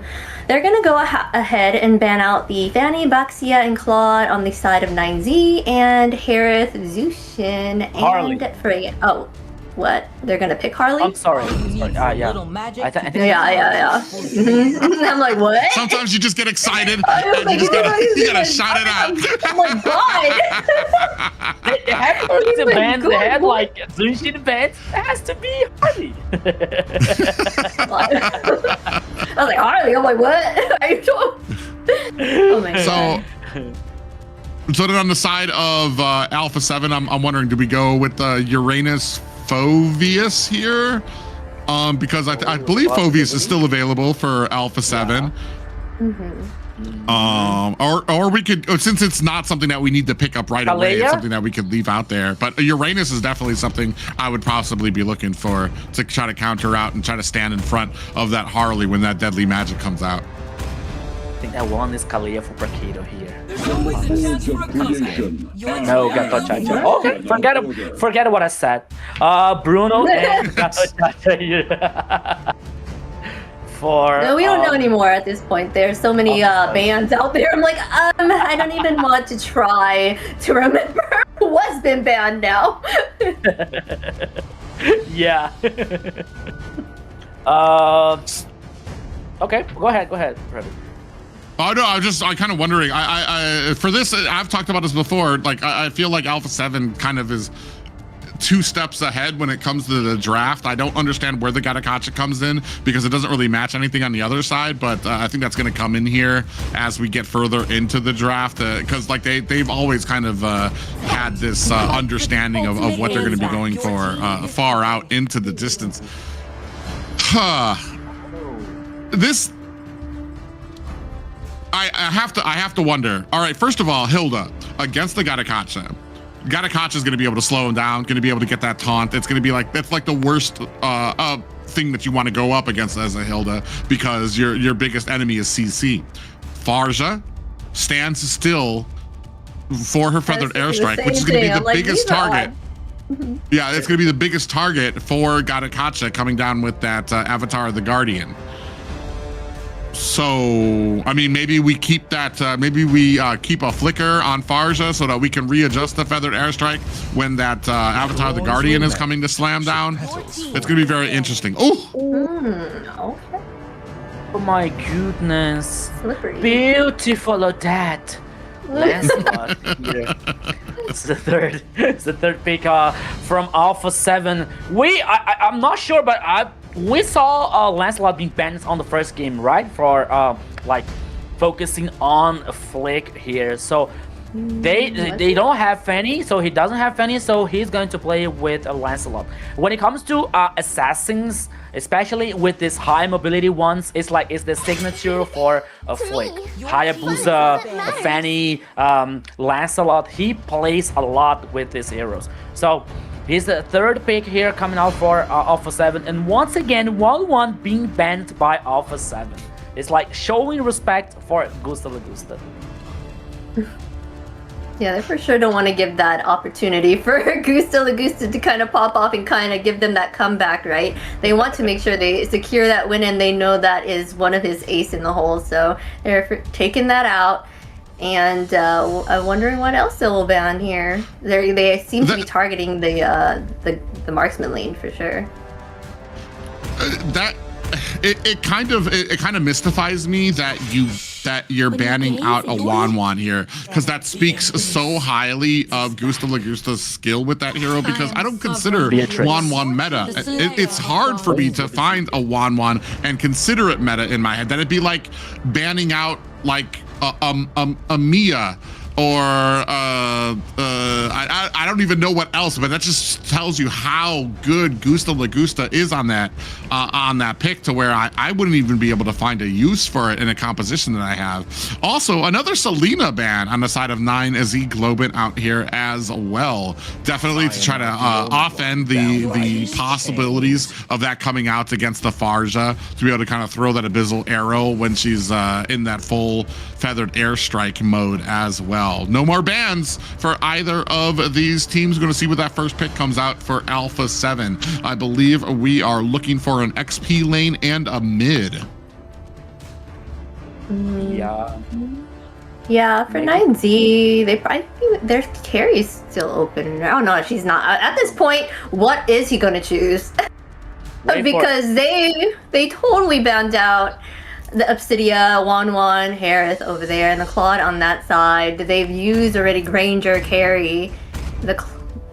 With me here, Beatrix. With me. Beatrix. For Alpha 7, Gord here has been the choice for Frost La Neve. I have to be honest, I was expecting a Kimi, for example, that it has more mobility, maybe when it comes to Hilda on the other side, and maybe to avoid some kind of XP lane with the control. But now we were waiting to see the final, the finishing composition for 9Z Globant. Assuming there is a still XP lane, Chino likes to play with Alice a lot. I think that we didn't see Alice on this match here on this best of 5. Maybe an Alice and Beatrix, it could be, or Moskov, but I don't see. Maybe Beatrix could be better for Gusta Lagusta, especially when we are talking about his comfort zone. So they're cooking very well here. Okay. Nothing what I said, nothing that what I was expecting here. Yuzong and In Sun Shin in the gold lane. I do like the Yuzong here, especially to offend a Gord pickup. Gord definitely not known for his movement abilities, so you'll be able to kind of close the distance on him, especially because he's kind of sitting there trying to camp the Farja. He wants to wait for that feather airstrike to come out so that he can throw out his own stun, and the Kalea pickup here for the side of Alpha 7. I have to ask a question. What happened to Khalid? Did he get a nerf or a kick in the butt at some point in the last 2 weeks? That's a good question. I don't think I've kind of favored Khalid over the Hilda just because I feel like Khalid offers a little bit more in the team fight aspect of a setting potential when it comes with the Raging Sandstorm, whereas Hilda can only lock on the one person and get that stun. It's going to be very interesting to see how this composition shapes out. Yeah, I think that from Khalid here, I think that most of the teams likes to play with more pressure on the river and mid lane. Maybe, for example, Khalid with Zunshin. That could be very hard and very strong. Khalid, Zunshin, and Fulvius is going to be the Exodia from any team here composition so far. But here, my friend Private, let's go to the next game. Everybody, once again, welcome to the Land of Dawn. This is the game number 4. 9Z Globant versus Alpha 7. Alpha 7 versus 9Z Globant. Could be the last one here, Private. Yeah, Alpha 7 sitting at game point with 2 wins here. 9Z Globant looking to even the odds against their opponents. Will they be able to find a way like they were in game 2, or will Alpha 7 reign victorious in their 3rd matchup? I want to say this is the 3rd matchup of 9Z Globant taking on Alpha 7. Alpha 7 has been victorious in 2 of those. Maybe we have ourselves a little bit of an upset in mind for this next series. Yeah, so here now we're seeing both teams concerning on reach the level 4 as faster as they can. So we're seeing like a mobilization here from Fashin and Abura Crazy, but Frostlanevi is really aware about what is happening on this bush here on the mid lane. So now the Grasshopper here dominated and guaranteed by 9Z Globant. Now we're seeing Luizinho heading for the orange buff so far at this point of the game. Yeah, really interesting here, taking a look at some of the emblems there. Frostlane Eve, they don't even, they get so confident with the Gord and the composition here and what they need to do. They don't even get like any type of movement speed for the Gord. They just want him to sit in the back. Ooh, a little bit of a pound comes out there from the side of Alpha 7. Paquito's going to go ahead and get a little bit of a slam there onto Alburo Crazy. No worse for wear. 4 men at the bottom for Alpha 7. Chino sees it, is going to try to back off there. Little bit of damage comes out from Luizinho. Flick comes in. Almost looking for a thorned rose there, does not find it, as Luizinho doing a good job when it comes to these teleports, trying to not make himself a target. But starting on this first turtle on the backside, Alburo Crazy trying to look for an angle to get in. Fashion finds 3 members of Alpha 7 on the backside there, so gonna go ahead and try to create some distance there. Gusto Lagusta comes in, rains down some damage. Luizinho back onto this turtle. Both teams jumping around on this turtle. Oh, locks on with the tsunami slam, and Frostlane Eve able to find the kill. What a combination coming out from Alpha 7. Hesu in trouble, takes down to 20% damage, comes in, gets petrified as Fashion finds the kill there. But the initial combination, the tsunami slam, then the Avatar, the Guardian, and then the Mystic Gush coming off from Frostlane Eve. I mean, I have a question. Was Luizinho grabbed from the Tsunami Slam?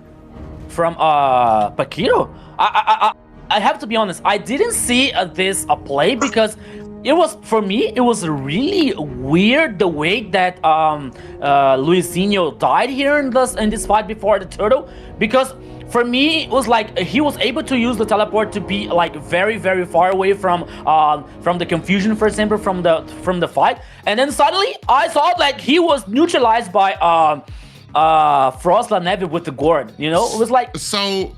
I didn't get it. Paquito locked on with the tsunami slam as he was teleporting away. So you saw Luisino going and then being chased by Paquito. As soon as the teleportation ended, snatched them up and then came in with the tsunami slam. That was really odd for me too. I didn't realize you could do that. The way that locks on there. I thought that if you locked on, it would stop the teleport. But I feel like there was a cute little balance there between it, where you saw Luisino being chased all the way across the map because he got locked on by that tsunami slam.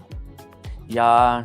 I sorry, Zina. I saw here on the delay, you know, it was a tsunami slam. He didn't use the teleport. It was a tsunami slam. So he was brought to the next to the team. It was the avatar of the Guardian here, and plus the ultimate from Guard to blow him up and letting nothing left of him here on the the first kill.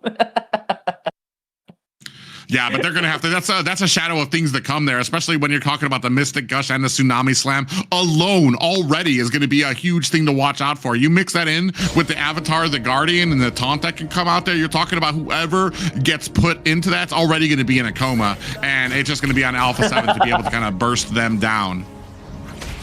Yeah, so we're seeing here now after 3 minutes on this game. 1-1 here, but the goal lead here letting just a little bit ahead for Alpha 7 so far. So once again, Lizino has to take care about this specific pick-off or potentially pick-off here, especially coming up from Tsunami Slam with the Avatar of the Guardian, because it is so much control. Now we're seeing Hunter Strike. Oh, Lizino from Hassel.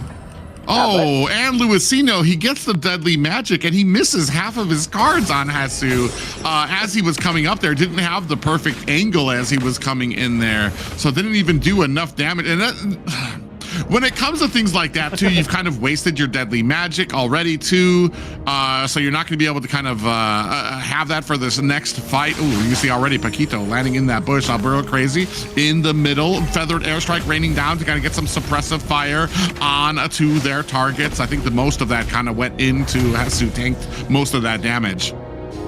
Yeah, so if you have the ultimate from Harriet with a follow-up with some damage, it can be from Fashion, for example. It is okay because the high potential of getting the kill is high. Oh, the turtle.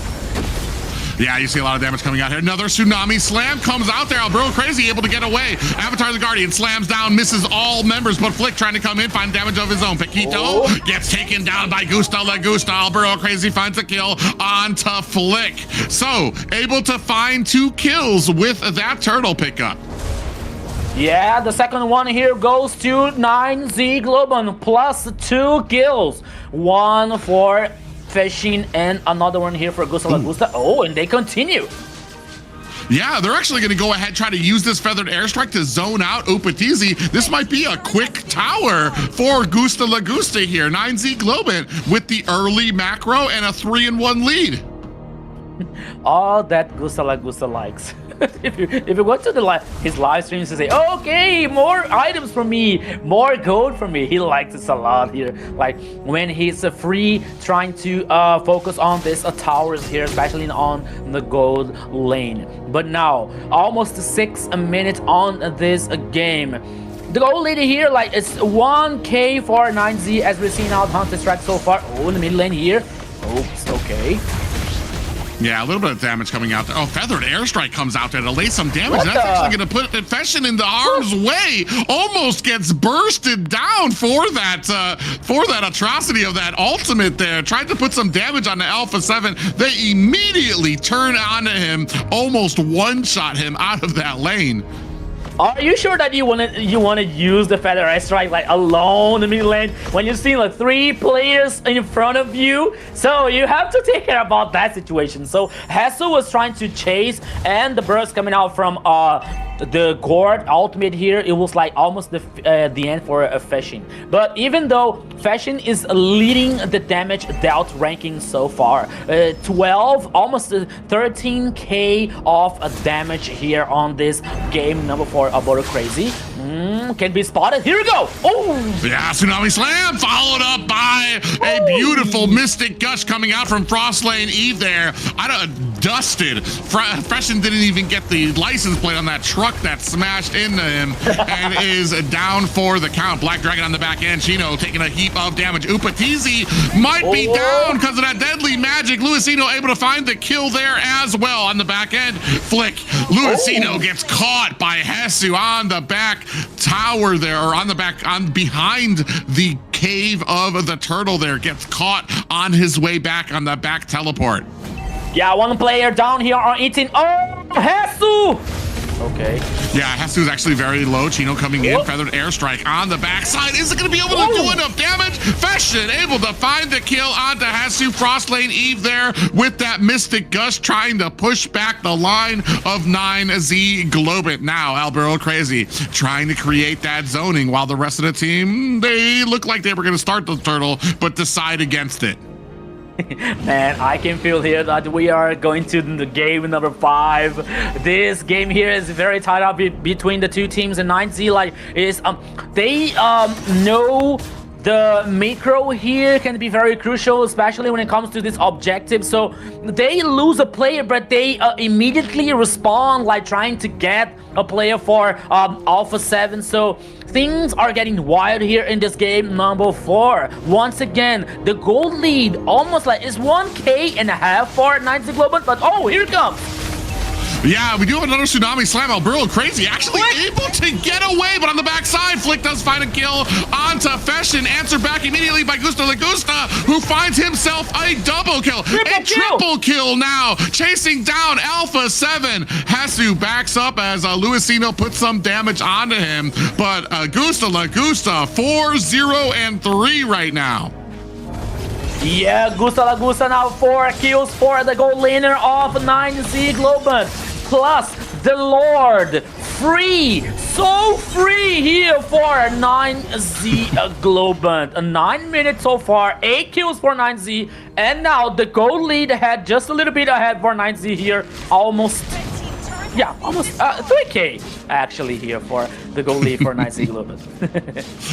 I feel like we're kind of running into the same problem that 9Z Globant had in the first match, where you were trying to grab the Hylos and trying to burst him down, but when you don't burst him down, what you have is a tank that's still alive, your team, which doesn't have any more of your spells and ultimates because you just wasted it trying to burst on a tank, and now the enemy is coming for you. And that's exactly what we just had here when they grabbed Albero Crazy on this Hilda, brought him back. Even with the entirety of the Mystic Gush, Albero Crazy was still able to escape. Oh, not this time. It's not the, you do have the Tsunami Slam coming out there and a Feathered Airstrike raining down damage as they push through the mid tower and mid lane. 9Z Globant sitting at 8-4 against Alpha 7. You nailed that. You nailed once again here, Private. They focus was on Albero Crazy. Might be not the best one here to focus, especially using the Tsunami Slam. And now 9Z Globant is heading on the top side because the focus can be the tower number 2 here. And both teams are heading on the way. Yeah, and now you've got pressure here. This is probably the most dominant game that we've seen from 9Z Globant here against Alpha 7. Lord up at the top. You can see at the mid lane, Gusta Lagusta trying to cut off this lane. And here comes the Feathered Airstrike, but they're going to go ahead and dance behind it. Paquito might be caught. Tsunami Slam immediately catches them. Chino comes in with a kill of his own, but immediately gets answered by Upatizi. 9-5 right now in favor of 9Z Globant. 1 down for 9Z, 1 down for Alpha 7. The damage here coming out from 9Z, it's a very, very high, especially when you have Luisinho fishing here and Gusta Lagusta. This damage is a very, very high for Alpha 7 to stand to resist somehow. And now only the high ground towers for Alpha 7. 9Z Globant, full dominance on the map so far. They didn't lose a single tower. I'm actually very confused on that last what happened. Fashion didn't even use their Purify, but as soon as the Feathered Airstrike came down, Paquito jumped in to get the Tsunami Slam, but I think it went onto Chino instead on accident and pulled Chino into them instead of who they wanted, which was Fashion, because Fashion would have been bursted down in a second, so didn't eat that Tsunami Slam, so was able to get away. But I do like that Alpha 7, they do have a plan in mind when that Feathered Airstrike comes down, which means that Fashion is going to need to be just that much more careful when he's loading these things up, especially if you still have an ultimate from Paquito. Yeah, so once again, Lord is on the pit on the downside of the river, but both teams are heading on the top side here to surprise someone. Oh, Hesu, he was suppressed here now, but he's able to head back, and now 9Z Globant with a better position for the Lord. Both, okay, at one point, Alpha 7 is going to fight back on this Lord, right? So Hesu is here, Frost, Laneve are coming down, and the Lord was reset. Yeah, you can see them kind of waiting, jockeying for a little bit of a position here, trying to see where they can find a target. I don't think they want Alburo Crazy here. You can see that Immortality is on him. Hesu coming around, looking for possibly to find himself a charge or a taunt there. As Gusta Lagusta baiting out this Lord. Alburo Crazy from the backside, trying to find, he does find Paquito, does find Hesu. Now the rest of the team out there. Feathered Airstrike and the Black Dragon deep onto the back line. Might be a little too far. They're forcing 9Z to chase this all the way on the back end. Too far. Down goes Chino. Down goes Alburo Crazy. Oh, actually, Alburo Crazy on that Hilda. So tanky. Still able to get away. They do lose a one. Thankfully, 9Z Globant able to find the disengagement before they lose more. That could be worse for 9Z Globant, Private. They only lost Chino in the process, but Alburo Crazy was so lucky he was able to survive. And now Alpha 7 has this advantage on the numbers to try to guarantee this Lord. Yeah, you can see Fashion on the back end. Oh, Feathered Airstrike again misses. There's nobody home for that. They're going to go ahead and latch on to Alburo Crazy, who does have the Immortality. Mystic Gush is out. Luisinho is down. That's going to be a Retribution down for 9Z Globant. Next is Gusta Lagusta, which means a huge amount of damage for 9Z Globant is off of the books. They're now trying to chase down Fashion at the bottom lane. He's going to use that Wings by Wings to get away from there while still focusing up on this next Lord. Alpha 7 in prime position for a push at mid. Yeah, prime position now to get the Lord here and push the minion waves. The question is, we'll be able to see a similar movie as we saw on the second game here when it comes to Alpha 7 and this struggling to finish the game. Now heading down the tower number 2 on the bottom lane. The Lord heading and marching on the mid lane here, while we still have the tower number 2 for 9Z Globant. So let's see what is going to happen on the next few minutes. Yeah, Lord starting to push in at mid. Unfortunately for 9Z Globant, I've seen 2 Feathered Airstrikes that didn't hit anybody on the side of Alpha 7, which I feel like cost 9Z Globant a lot of priority in this. Flick going to be able to find himself a tier 2 tower up at top, which means we are down to only high ground towers for both of these teams. Actually, yeah, 9Z Globant did a good job in that early game. They're down to 2, so both of these teams only have the high ground towers out as well. Black Dragon now as the rest of the team peels back away from these towers. Alpha 7 doing a good job of trying to kite out these situations as well. Minions taken out. Out comes the Feathered Airstrike that puts some damage onto Hesu. Yeah, the good thing about 9Z Globant here is that they have a very interesting and clean minion wave cleansing. Oh, Hesu. Oh, Hesu. Yeah, it takes a little bit of a deadly magic. Oh, Tsunami Slam is out there. It's on the Chino, though. Is that going to be enough damage? The Mystic Gush is out there as well. Down goes Paquito on the back end. Alburo Crazy trying to chase them down. Here comes the Feathered Airstrike again. Only catches 2 members with 1 shot, so not entirely wasted from the side of Fashion. 11-9, 9Z Globant's win.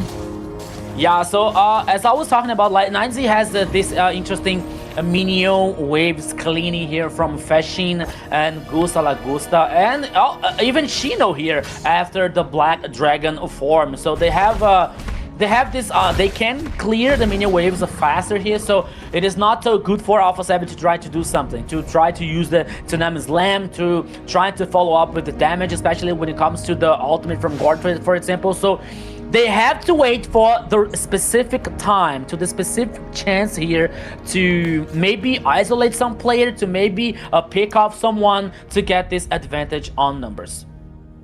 Well, the problem is they can't get a good position to try to see where Fashion is, because whenever they even get close, a Black Dragon comes out, which forces Alpha 7 backwards. So they're not going to be able to press forward to get the lock on to who they want, which is going to be Fashion. It's going to be Gusta Lagusta. Those are the targets that they're looking for. Oh, and here, a little bit of a stun lands on the Hashu. There's the rest of the team disengaging from that on the front line. Alburo crazy, tanking as much as he can. All the while, Alpha 7 trying to focus up on to this lore, taken down to about a third of health. Luisinho on the backside, looking for an angle. They see him out there. Are they gonna be able to find it? Flick finds himself a retribution onto this lord. Now they're trying to chase. Out comes the Avatar of the Guardian. Down comes the feathered airstrike as well. Hesu in a little bit of trouble here, taking a lot of damage. Gusta Lagusta gonna be able to make short work of him. Immortality has been procced.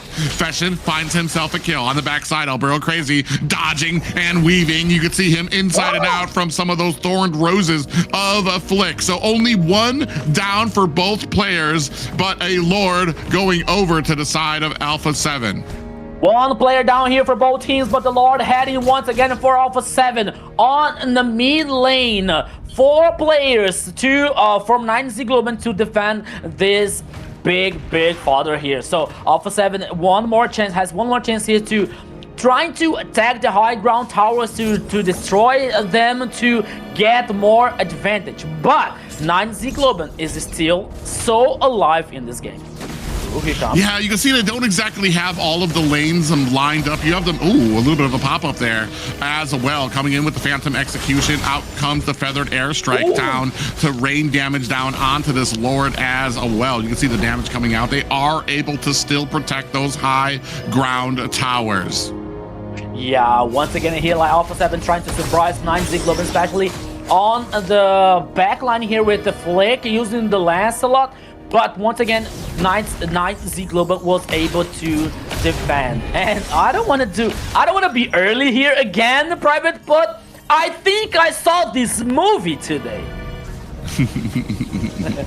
I mean, we'll see if they have enough to kind of come back here. Both of our marksmen are sitting at max items here, so they're just kind of rotating out certain things. You see the Wind of Nature on Opatizi there as well. So, I mean, he'll be able to negate some of this damage, at least some of the physical damage coming out from the side of 9Z Globant. But Alpha 7, unfortunately, I feel like have just not been able to make full use of this, the Kalea / Gord combination that they have here. I mean, they've just Alburo crazy's too tanky. I assume he's already got probably radiant armor, maybe even has Athena shield as well at this point. So they're not able to burst him down. Chino's kind of in the same line too. And then once you throw Chino onto the back line, he's just going to come out with that Black Dragon and try to find some of your squishies that are all it's already going to be out there. Frost Lane is going to give himself away as soon as that Tsunami Slam lands, because he wants to get the burst with the Mystic Gush.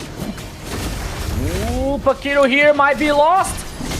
Yeah, a lot of damage raining down onto him there. You see with that Feathered Airstrike on the backside. Oh, Tsunami Slam fakes down Luisinho. That's going to be a jungler down for 9Z Globant, especially with only 1 second left for this Lord. That could be detrimental for 9Z Globant. Luisinho tried to get a nice flank onto the backside of Alpha 7, ran into the entirety of Alpha 7 on the back end there, who did a great job of closing ranks around their member to protect him. Flick, give me a surprise! Oh, Flick! Oh, what a Phantom Execution, but in comes Gusta Lagusta! And another Phantom Execution comes out there. Gusta Lagusta is down! Hesu with the pickup there! Still trying to chase down Flick, who's doing an amazing job with these dashes. Fashion is down for the count. It's just Chino who needs to find a way to elongate this job, or it's going to be game over Chino, for by the his way. team. Chino back and forth. Look at how much he's trying to survive here. Gets eventually taken down. It's just Luisino by himself trying to put down the damage. And ladies and gentlemen, that is the game for Alpha 7. After a miracle play here coming up from Flick, he was able to survive with that surprising on the bush. But now here, Alpha 7 guaranteed 3-1 victory, Zena. What a game that was. There was a lot of back and forth there, but ultimately, in the end, we've got our winner, Alpha 7. And some great pickoffs there too, because I felt like that kind of 9Z Global was in a great position with a lot of those engagements. The only problem I feel like is that Fashion. I feel like Fashion. I feel like there were a lot of these feathered airstrikes that were just out of range of a lot of these fights. And I feel like that's going to be half Alpha 7 creating that dangerous zone that Fashion couldn't get close enough. And also Fashion maybe might have wanted to hold on to those just a little bit longer to just be a little bit more of a use during a lot of these teams fights. But I want to say a lot of his feathered airstrikes were the reason Alpha 7 was finding a lot of trouble when it came to trying to push into the base. Yeah, I agree with you, Private, especially when it comes to the 9Z's composition. They didn't have this control, this effective control, you know, like this stun. Hilda doesn't have it, Harley doesn't have it, Insunshin, maybe Chino with his own just a little bit, but it is not even enough to guarantee Fashion to use the feather airstrikes so effectively here to hit the players, to hit the enemies, to guarantee this damage in a good way for a 9Z Globant. So when you don't have this situation, you have to trust your skill shot. So it's not that easy when you use the feather airstrike here to cause this burst on the enemies.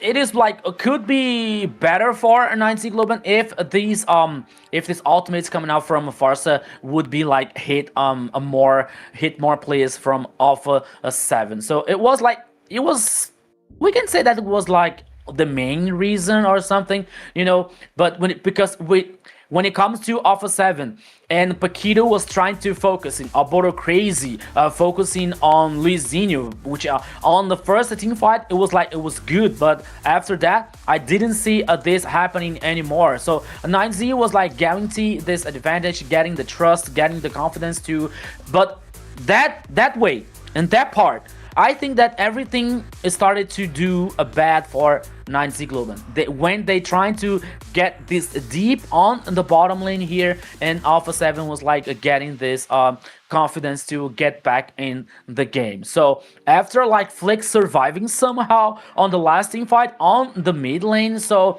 Alpha 7 was confident to push away to cause a damage on a 9Z Globant's composition, especially with Opatizi on the last team fight. Well, I think that he got triple kill or something, so it was good for Alpha 7. Yeah, I mean, and when it comes to like the entirety of the series, it just felt like Alpha 7 just had a firmer grasp on the games, whether it was the macro or the draft or understanding what they needed to do. Whereas on the backside, it felt, dare I say, a little bit more desperate on the side of a 9Z Globant. Yes, and here's our MVP. Cool under pressure and unstoppable when it mattered. We have Upatizi on the Bruno, 722 KDA, 71.3k total damage, 725 golds per minute. Did an amazing job to back his team up. Yeah, with this fearless Bruno here, Upatizi was able to be the MVP on this last game here, especially with his good position on the team fight.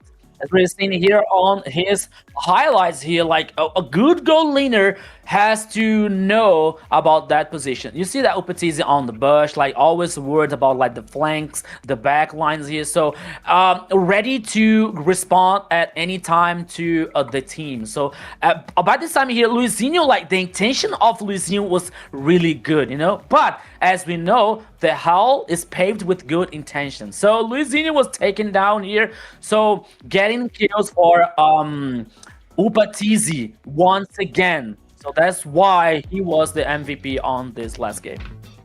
Yeah, even through those highlights, you could see Upatizi was doing such a great job of just maximizing his distance and his range. He was never closer than the maximum range of his of what he could shoot out there.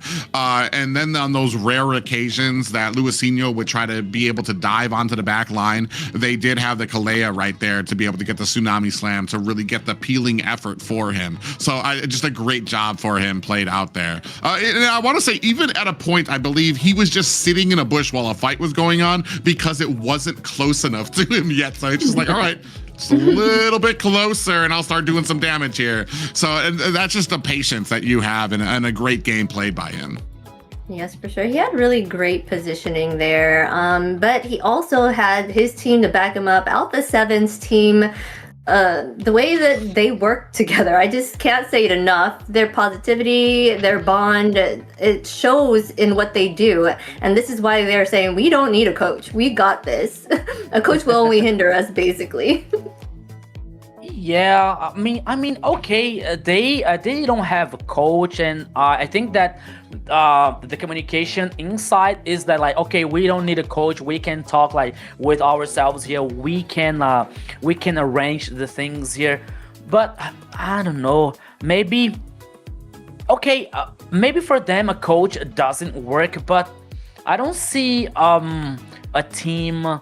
Okay, I wonder like if sorry. If Alpha 7 gets to get the spot to the MSC, for example, to the EWC, will they go to this tournament without a coach? I mean, I don't see this happening. I've always been of the mind that if you have like a wine bottle, you know how you have the thin top and you got like the wide body at the bottom. The bottom is where you fit things like macro, strategy, expertise. And the coach fills that little bit in the neck of the wine bottle there so that that it gives you just that little bit of oomph. But you have to have the basis at the bottom, because if you don't have strategy, if you don't have macro, and you've still got this wide body at the bottom, that little bit that the coach offers does not do a lot for your team. It's not gonna raise you up to a significant amount of level where these other teams that have that already established for them might. Here, I feel like Alpha 7 is a team that has the entire body of what they need, that those little things that a coach might.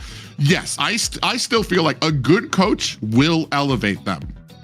I don't think, but it's going to need to be a good coach, especially for the type of communication that they have. And if we get an interview with them, I'm sure they'll tell you how good that they're able to talk with each other. And it's rarer than a lot of people think when it comes to a team of 5 members, especially like we said, 2 of them are imports as well, from the Philippines as well. And to have that level of communication with players from all these distinct different backgrounds is saying something great about this team, something very unique that you don't really usually get with a lot of team members.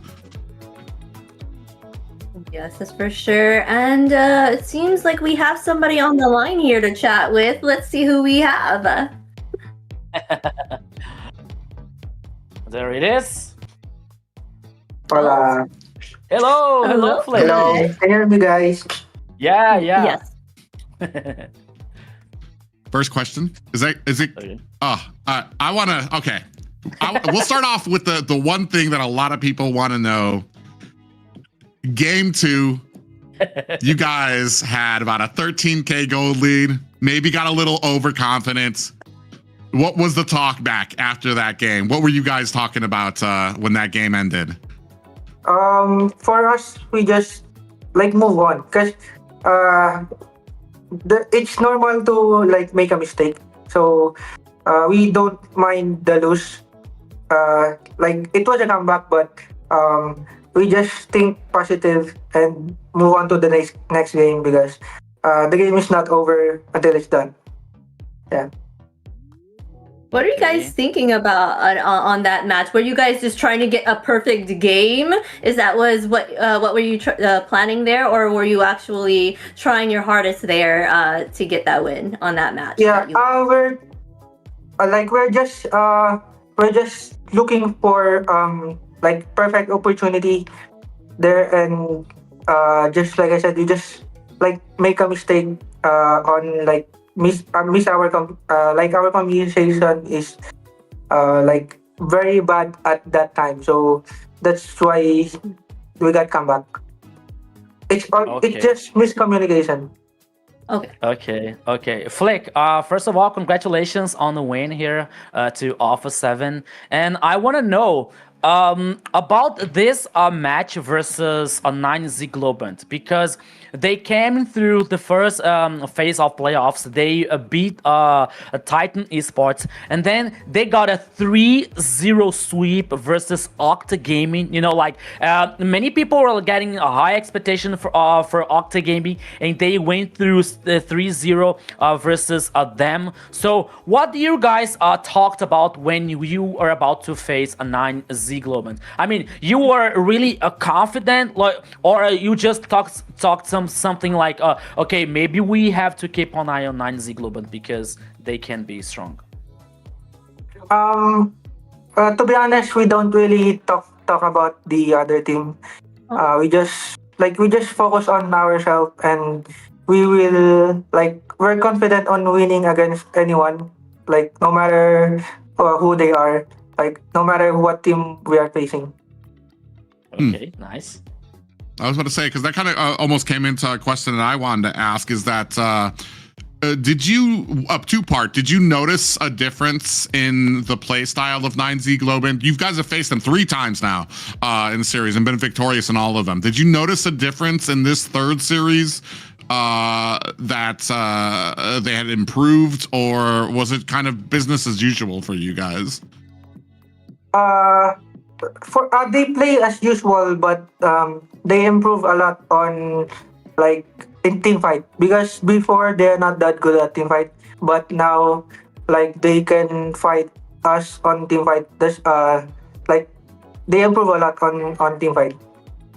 Oh, okay, that's good.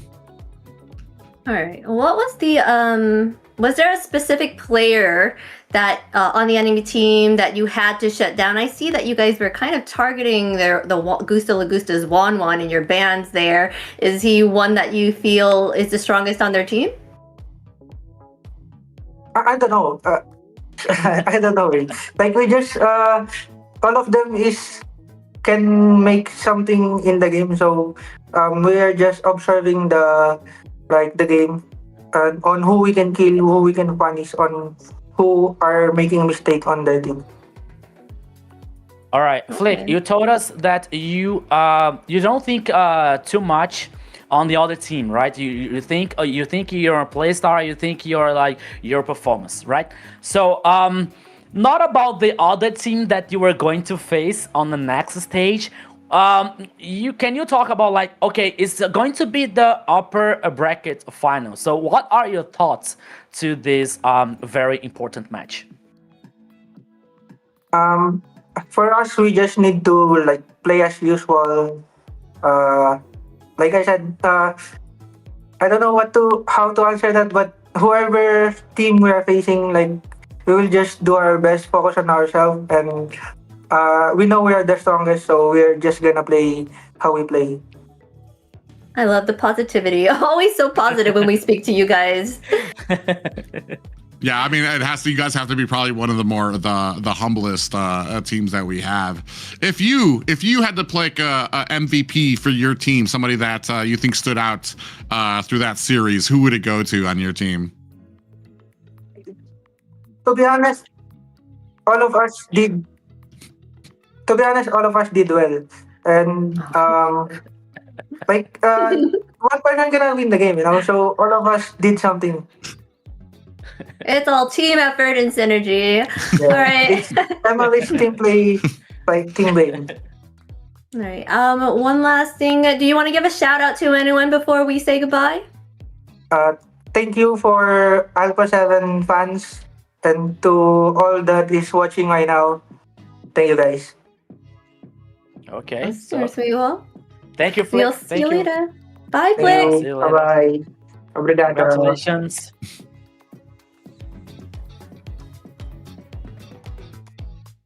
Their team is just so positive, and they don't ever want to speak bad on anyone on any team. That may be the reason that they get through this all the way. Well, I mean, I feel like that's an underrated thing for players that are that good, that have that type of respect for each other, and I feel like that's part of the reason of why they've been so successful, and that kind of leads into any type of fallacies or any type of hiccups that they might have. I'm sure that same type of respect is paid when somebody's, hey man, I noticed some issues with the last game, like maybe we can work on this or maybe we can work on that, which I'm sure probably goes over a lot better in their team than it does probably a lot others. So I mean, an amazing thing for them to be able to accomplish, to get here to the finals for the upper bracket here in the South, and then also to do that without a coach, to kind of be relying on their own backs, especially with the global bans. I can't even think of like how you keep all of these picks in line for yourself of what you've picked, what's the possibility of something else being picked, and then having to worry about the getting in the game and playing some of those picks there as well. Yes, I can't give them enough kudos for all that work. They're doing the coach's work and they're playing at the same time. But we want to also give a shout out to our sponsor, runestone.gg. Runestone has been an amazing place that you can go to kind of get the data and analytics you need to be on the level of these players here in this tournament. Yeah, so you want to have the chance to play like Flick. So not only you practicing every day, you got to count here on Runestone also to improve your gameplay level and check your stats here on Runestone. Thank you so much, Runestone, to make this thing happen. Yeah, information is king, especially even when it comes to casting and stuff like that, for us to be able to get all the information that we need when it comes to games, counters, and picks and stuff like that. Runestone.gg is where it's at. All right, and that was our thanks to our sponsor. And now let's go take a look at this bracket and see where we're at now.